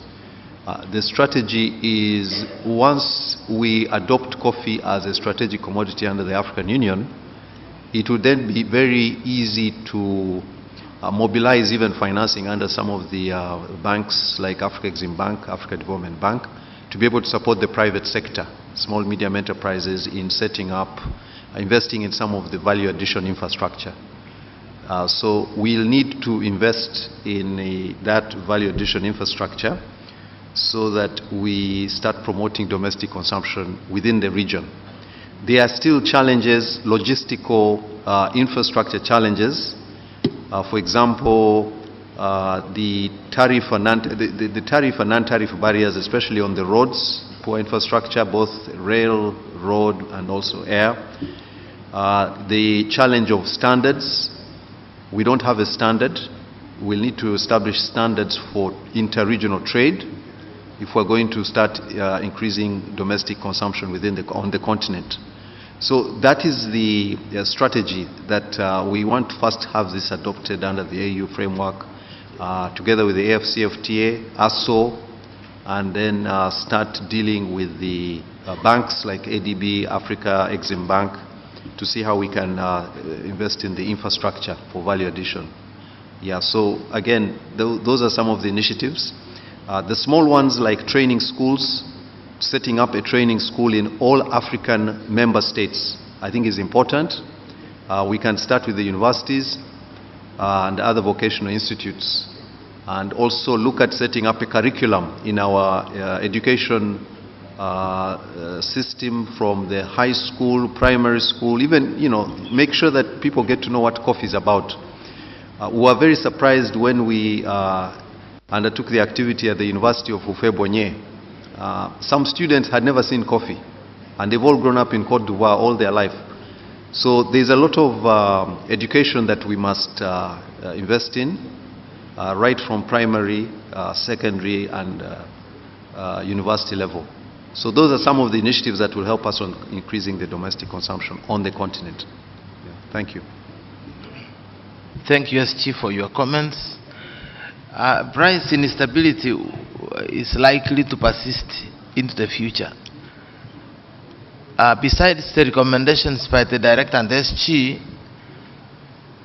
is that our value chains have to be efficient. I mean, cutting the cost along the value chain so that when prices are unstable and they go down, still farmers can survive. That bit is something that Kenya is one of the victims of a very inefficient value chain.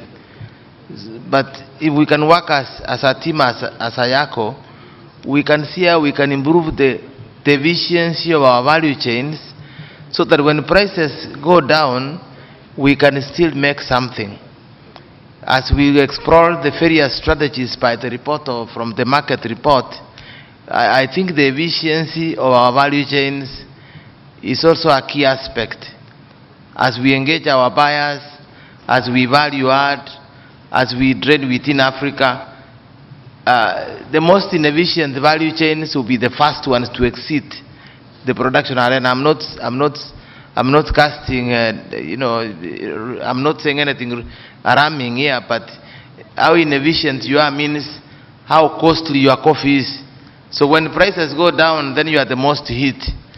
So I will say, from the recommendations and the comments by the SG, I think we need to work hard and see how we can make our value chains as efficient as possible as we engage markets to give us the best prices. So if we don't have any comments, members, I will urge us that we, out of these discussions, the Secretariat comes up with recommendations for to convey forward in these meetings coming in the coming days. Do we have any hot questions or comments on this report? We have Togo with some hot comment. Please, Togo, take the floor.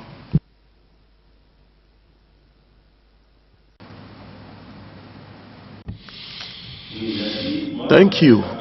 My name is Shade Kokura, the chairperson of the Coffee Cocoa Interprofessional Association in Togo. I would like to thank the Secretariat for the various presentations put across to us, especially the last one, who have emphasized the coffee market.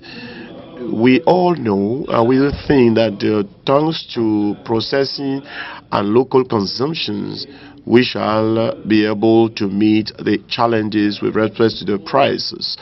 But my question is, if you take the policies in the various member states, do we carry along with us the small holders, or whether multinationals are supported by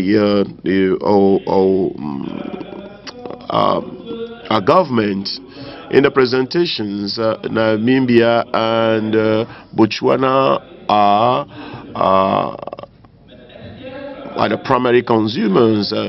Question is to know whether we are trying to engage to be able to establish the liaison between the various countries and then serve as a way of sharing experiences.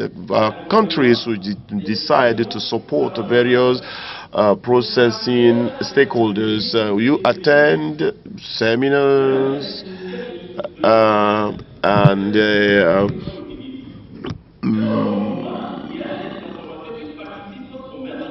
when you attend those meetings, we are drinking coffee from abroad, whereas we should be supporting local processors.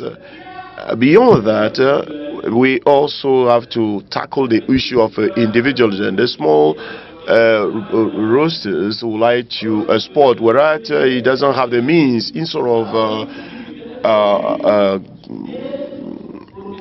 adhering to other existing organizations so as to be able to export, working with other similar organizations. We want to be a lone ranger in the export process, whereas we do not have the stamina to do so. Thank you. Our director, that was touching on your presentation. Maybe you can make a comment on what we are doing to engage some of these African consumers like Namibia and Botswana, among other comments by the Togo delegate.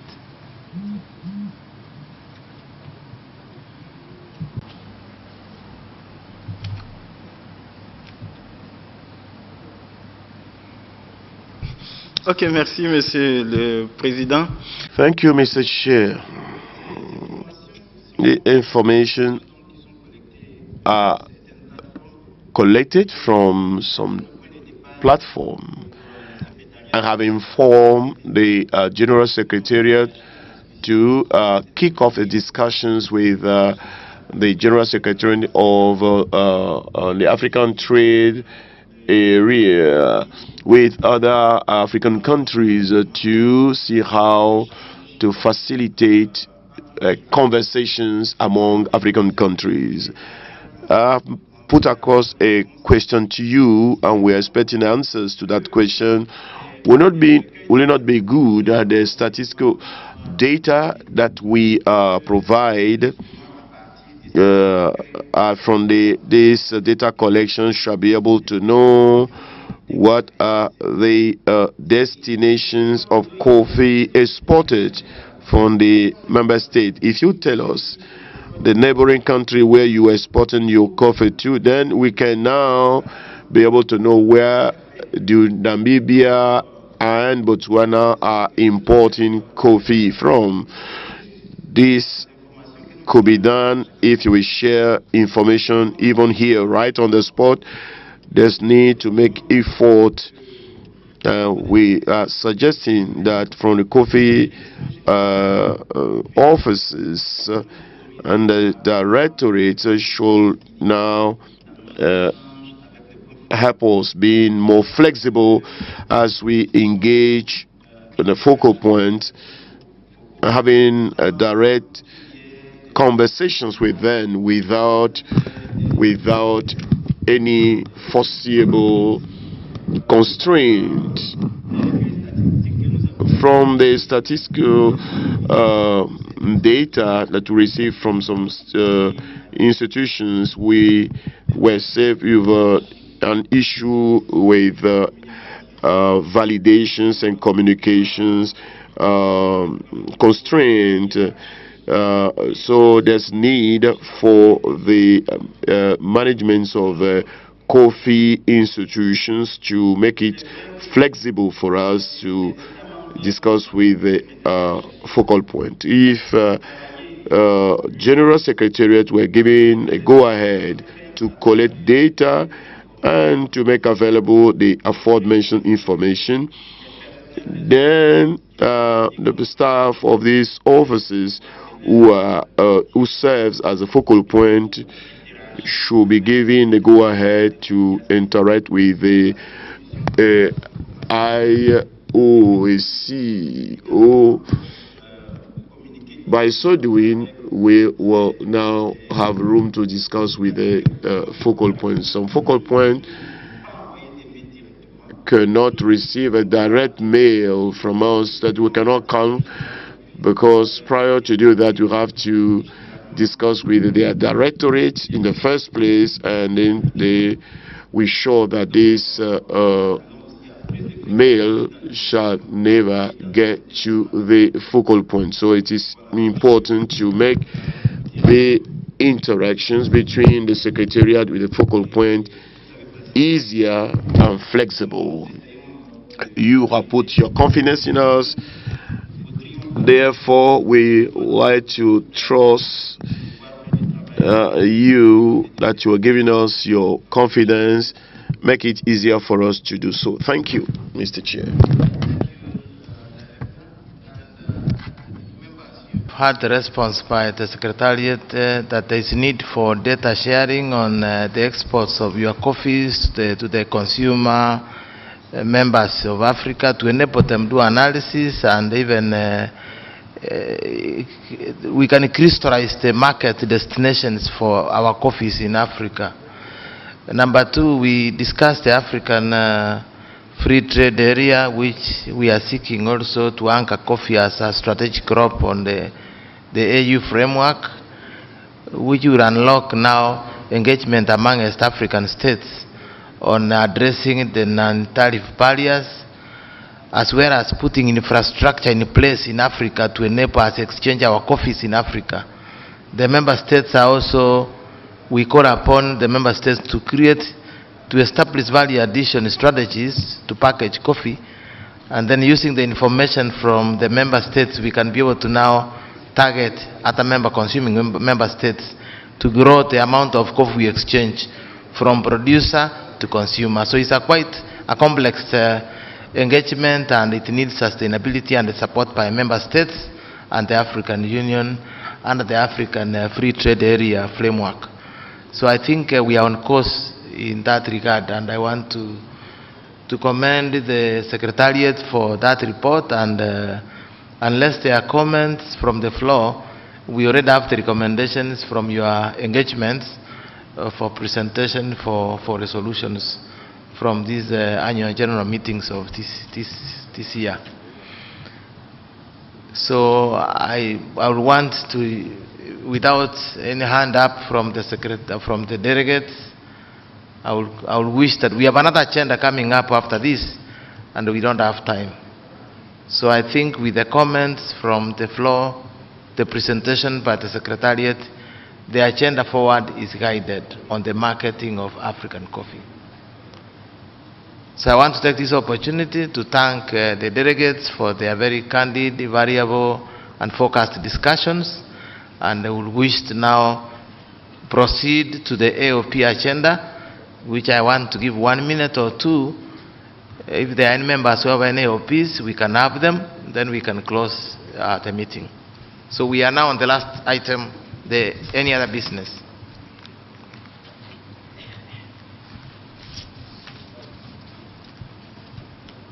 Any comments on AOP from the members?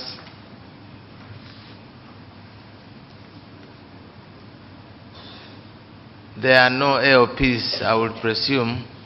So don't accuse the chair to have closed your AOP out, unless, if you have one, please. We have 30 seconds to receive AOPs. Any other business? There are no other business. There are no other business here, so please, Secretariat, register there were no other business, and I want to take this opportunity to thank members for their contributions. Ask the Secretariat to come up with a report from this committee meeting for tabling, and I will take this opportunity to declare that this meeting is closed. Thank you very much.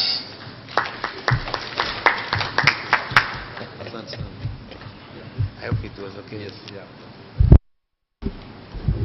Dear delegate, Shall delegate. in the interest of time, I wanted to request the chair of the consultative group to come and take her seat, and then we can move to the next item on the agenda in the interest of time. So, Madam from Gabon, please. Doctor Bema, we'll do it like last year. We'll stay inside. I don't have any paper. No, it's okay. It's just the consultative group she adopts. Like last time, we did last year. You know?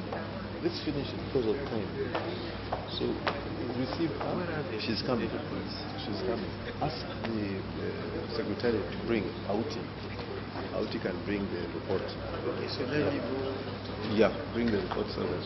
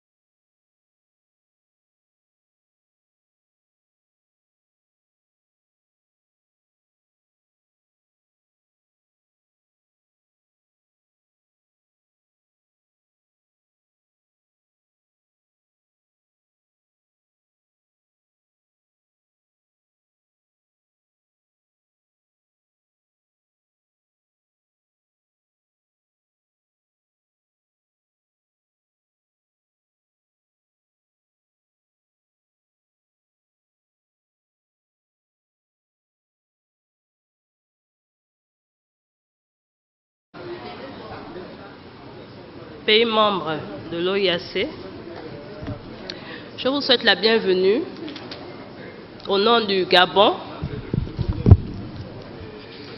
Wish you welcome on behalf of Gabon.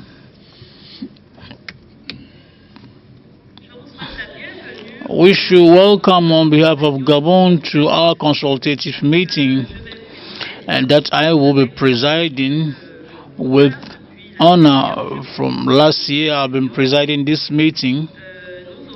We will have 30 minutes exactly to finish our meeting. So, first of all, we validate the the program of the day. So I'll give the floor to the Secretariat that will do the reading of the day's agenda, and the members will have to validate it. Thank you, Madam Chairman. The order of the day for the consultative group is as follows. First of all, we verify the quorum. Second, adopt the program of the day's agenda. Third point, representation and adoption of the consultative group held at the previous General Assembly at Kigali, document GC 0329. The third point is distribution to the member states of the IACO. The third point is order matters. So, Madam, this is the order of the day. Thank you, Secretariat. So, I now invite the members to speak about the validation of the day's agenda. Please come in to validate the day's agenda. You can simply raise your hand. Simply raise your hand to validate the day's agenda. We have Togo, who validated in Gabon.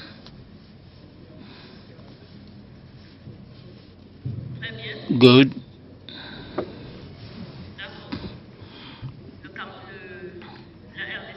DRC.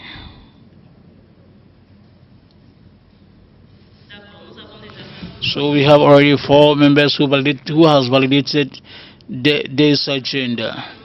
On this note, we adopt the day's agenda and move on to the very first point, with verification of the quorum. And this verification will be done by the Secretariat. The quorum being reached, we move on to the second point, as just we've done, and then we move on to the third point, which is the presentation and adoption of the consultative group held last year at Kigali. And I give the floor to Secretariat, who did the reading of the reports. Report of the consultative group Kigali, Rwanda, 20th since November 2021. The meeting of the consultative group of IACO held place on Tuesday, 16th November 2021, under the presidency of Madam Kalisa Navin, Director of Coffee and Cocoa in Kestab, Gabon. The member states, the following member states were present physically: Burundi, Cameroon, Cote d'Ivoire, Ghana, DRC, Gabon, Kenya, DRC, Rwanda, Togo, and Uganda. The point tackled first of the order of the goodness agenda, principle of power, after verification of the quorum. The President gave the floor to Secretary who made the list on the delegates present of the member states, and second is adoption of the order of the day as is presented was adopted. The third point was adoption of the report of the previous meeting held virtually from Accra in November 2020, and Director of Economic Affairs presented a report on the consultative group held virtually from Accra in November 2020. Member of the committee adopted it as its present. The fourth point is distribution of votes. The General Secretary presented the sharing of voices as the article of IACO in 1998. The discussions enabled us to formulate recommendations as followed. Member states of IACO were instantly asked to pay their contributions, and 40% of which are the active members. The formula of calculations of members at the budget of IACO had to be revised after ratification of the 2020 agreement of IACO. Third point, the 50th is other issues. In the absence of any other comment, the President remembered the members and encouraged them to pay their contributions before closing the ceremony, the event, and it has been the General Secretary of IACO signed by the President of the Consultative Group, Madam Kalis Annabel Bifani. Thank you. Thank you, Secretariat. I will now give the floor to the members present here for their observations on the report and amendments on the report of the Consultative Group of 2021.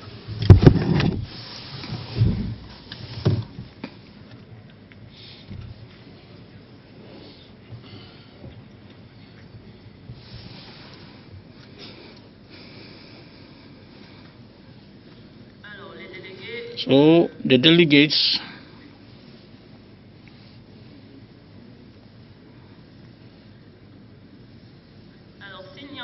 if there is no other observation on the report, we move on to the fourth point, which is an important point of our meeting, and it's has to do with the distribution of the voices of the member states based on statistics related to exportation.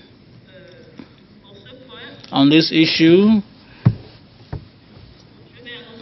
I will once again give the floor to the Secretariat, who will be doing a reading of the document that has to do with the distribution of voices for the coffee year 2022-2023.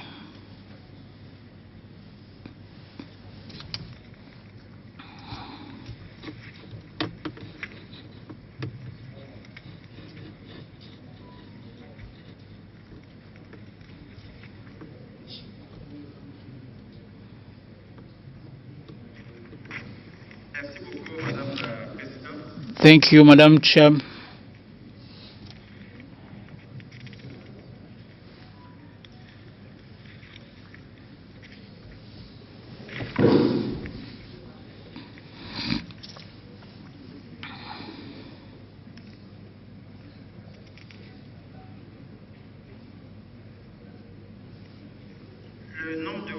The number of voids, I want to do economy of reading several pages of the document, so I want to invite you to the chart 1, page 3. The countries, few countries do not have arrears in their payments, and there is more than half of the member states who have arrears of their payments. And after analyzing the exportations of coffee on the past 4 years and examining of the means of exportation, the votes were recalculated and provides this: on 6,000 votes, 11 votes went to Angola, 10 votes to Benin, 23 votes to Burundi, 19.8 votes to Cameroon. Central Africa had 11.5 votes, and DRC 20.1 votes. Republic of Congo had 10 votes. Cote d'Ivoire had 87.1 votes. Ethiopia has 209.5 votes. Gabon had 10 votes. Ghana has 10.3 votes. Guinea 16.6 votes. Equatorial Guinea 10 votes. Kenya has 53 votes. Liberia 10. Madagascar 11.1. Malawi 10.1. Nigeria 10.2. Rwanda 27.7. Sierra Leone 11.9. Tanzania 61.2 votes. Togo 12.4, Uganda 309 votes, Zambia 12.1 votes, and Zimbabwe 10.1 votes, 1,000 votes altogether. The countries who have the right to vote were suspended, whose right to vote was suspended. On the recommendation of the consultative group, the countries which are suspension of their votes were as follows. They are as follows: Angola, Benin, Burundi, DRC, Burundi, Central African, Republic of Congo, Guinea, Ethiopia, Equatorial Guinea, Liberia, Malawi, Niger, Sierra Leone, Tanzania, Zambia, and Zimbabwe had 450 votes, which led to 46.5 votes of the right to vote on the 1,000 votes of IACO. These are the states who proved to have certain involvements, but their right to vote were suspended because they did not solve their arrears of payment of contribution. Madam Chairman, this is the summary of the sharing of votes. Thank you. Thank you, Mr. Director. I want to give an important information when it comes to the contributions of Angola. Angola is up to date on its contribution because they sent this morning their contribution. Angola.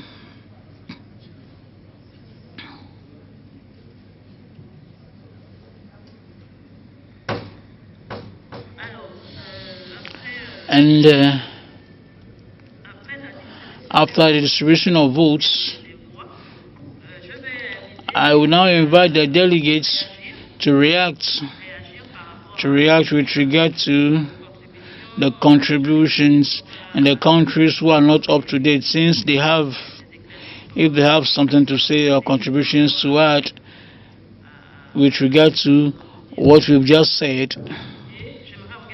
And I also want to give the floor to the General Secretary so that he can invite the members to make an effort on paying all their contributions and being up to date, because the contributions are the income of our organization and enable them to undertake activities that are being planned for every year. So I'll give the floor to them and give the chance to the various delegates to react.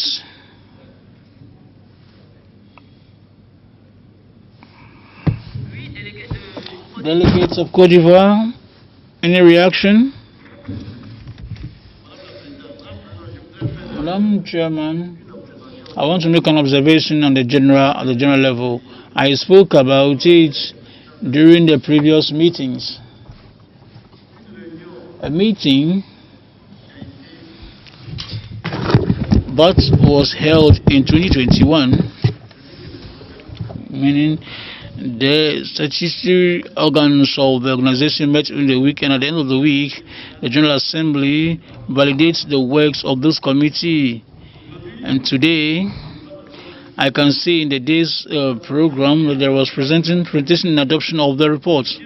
It means that in 2021-2022, you did nothing and you can't do anything because they weren't adopted.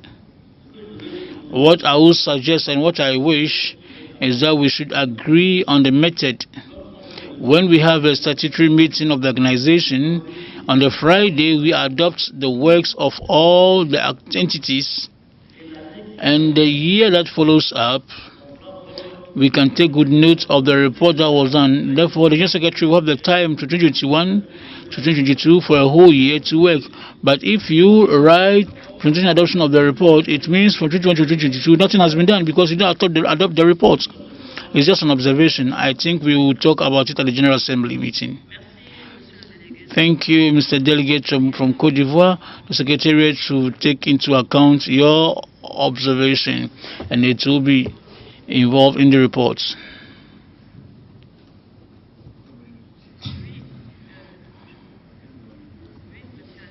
Yes, sir, carry on, sir. Delegate from Uganda, please carry on. Yeah, and I would like to congratulate the Secretariat for a very good report. However, I have two comments. One, the report is very informative, and it brings out the way we are, as a country, we are exporting, and therefore how the votes are shared. My comment is as follows. I take note of the previous recommendation at the 56th Annual General Meeting in Yaoundé, Cameroon, in which some of the members were recommended for suspension, and the Secretariat indeed went ahead and did the same. Whereas I am bound by the resolution of the committee, I would like to observe that the Secretariat has done a wonderful job in bringing some of these members to actually start doing, making contributions. And you seem also to have a good strategy of bringing more members who have not made their subscriptions.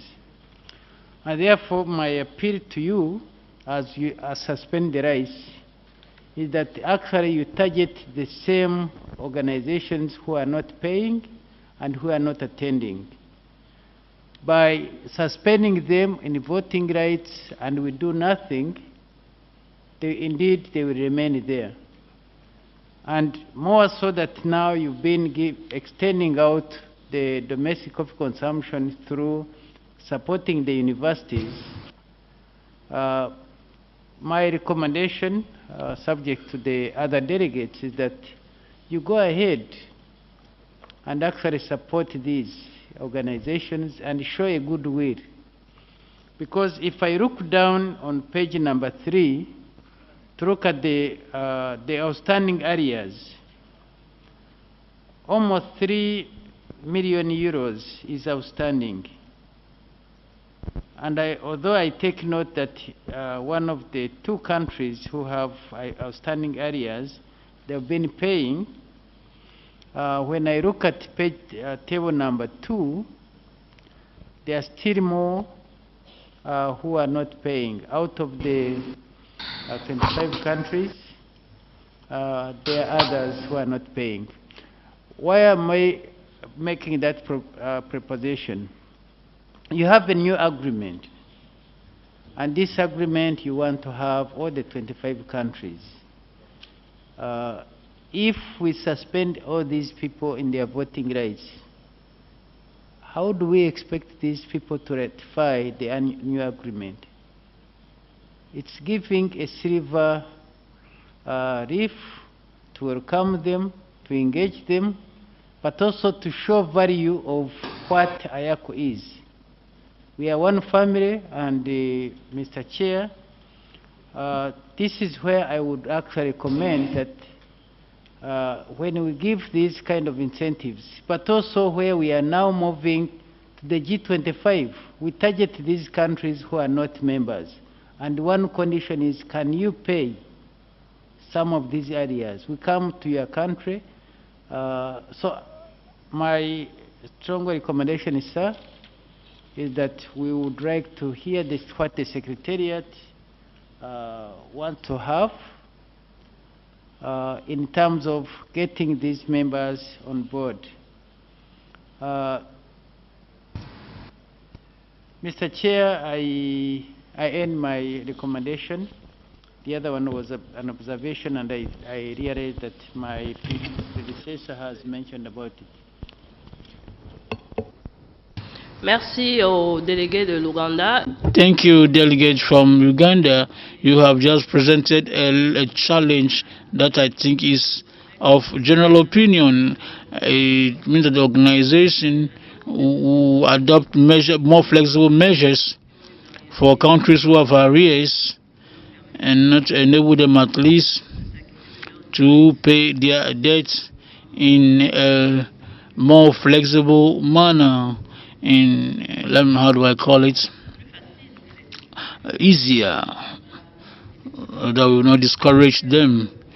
I will now invite the General Secretary, who has surely something to say on this to assure us, a delegate from Uganda and other delegates in the room. Mr. Chairman, Mr. General Secretary, you have the floor.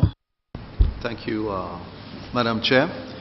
Yes, we've taken note of the submission from the delegate of Uganda. I think it is a good idea to reach out to those that have not paid, and if we're going to ratify the new agreement, I think this is an opportunity for them to clear their outstanding arrears as we try to get them to ratify the new agreement, which should be taking effect hopefully this year.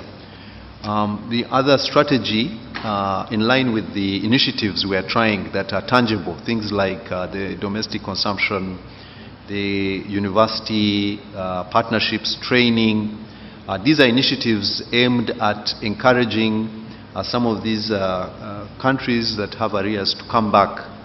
As I said, I'm very happy with the statement from the delegate from Zimbabwe.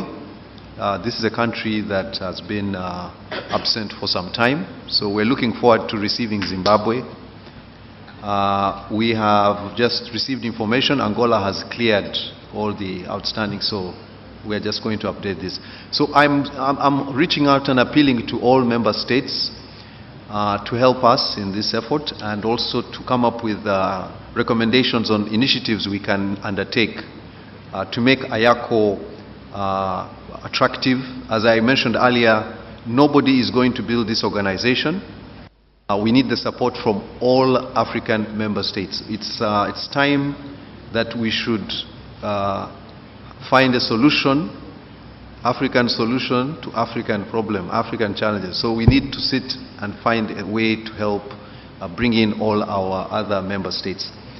So Zimbabwe, I'm looking forward to receiving the delegation, to talk to you and also to receive the outstanding arrears and welcome you back home. So thank you for those submissions. Thank you. Madam Chair, I wish to submit. Merci, Monsieur le Secrétaire Général. Thank you, General Secretary. Well, do we have other interventions? Yes, sir, carry on. Thank you, Madam Chair. What country is that? I can't read from afar. It's Burundi. Yeah. First of all, I want to inform you that I've just been informed that Burundi has already paid even the arrears. Maybe it's the way we communicate that is not, that may not be correct. Otherwise, we've already paid. I've just been informed a few minutes back. But I also want to absolutely ask you for something.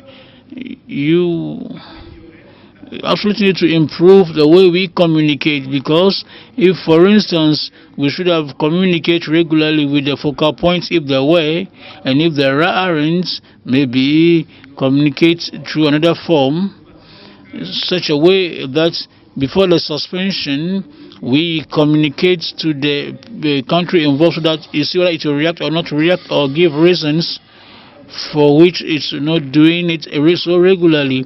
I think it will be a better way to do it. Otherwise, we may, as it is said, as a rep of Uganda said, we may not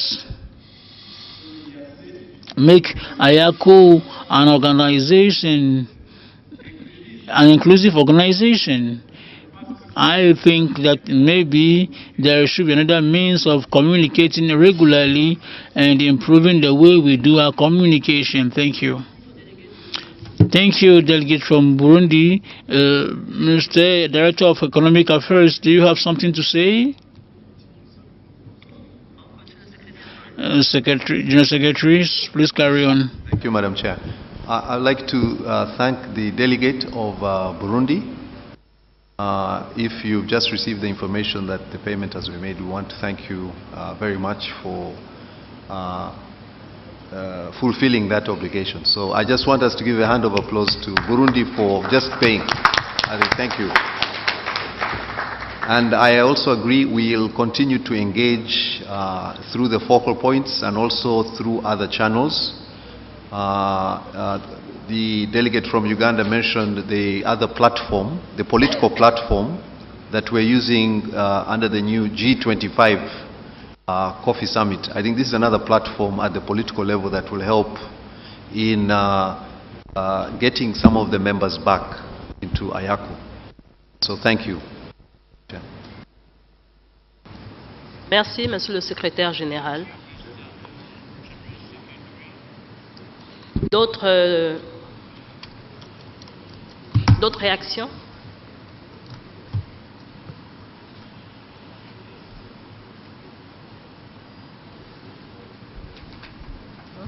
Alors, s'il n'y a pas d'autres réactions, nous allons passer au dernier point, celui des divers.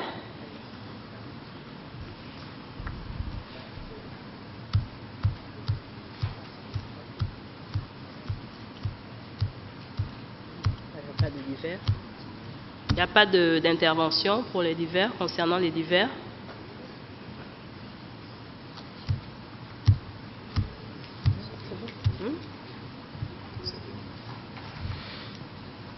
Alors, Monsieur le Secrétaire Général, est-ce que vous avez un mot de fin avant de clôturer la séance?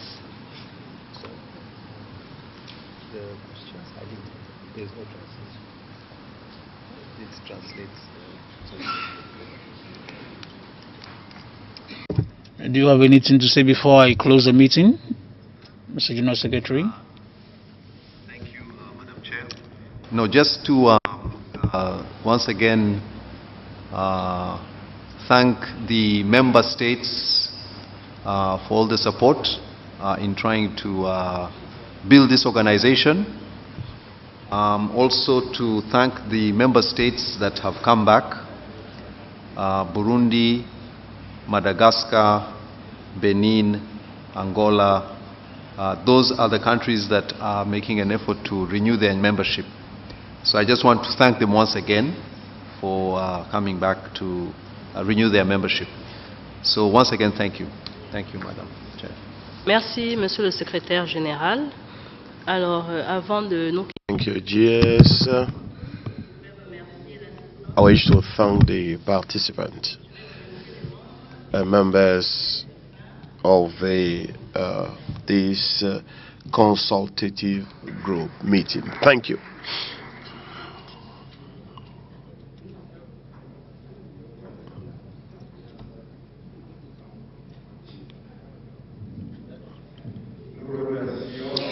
I'd like to thank the chairperson, the Secretary General, and the Director of Economic of IACO, and the Honorable Delegate for what you've done in the course of the afternoon session.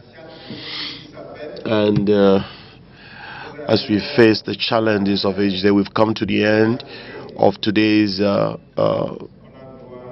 proceeding. We need to take some rest before coming back here tomorrow by 8:30, starting with a scientific conference. As you now go out, you can now take your coffee break. That way, that was served an hour ago. We wanted to finish before going for coffee break. So, good night. Remember that outside the hotel, Lome is very attractive. But make sure that in your outing you come back tomorrow here by 8:30 in the morning. Good evening.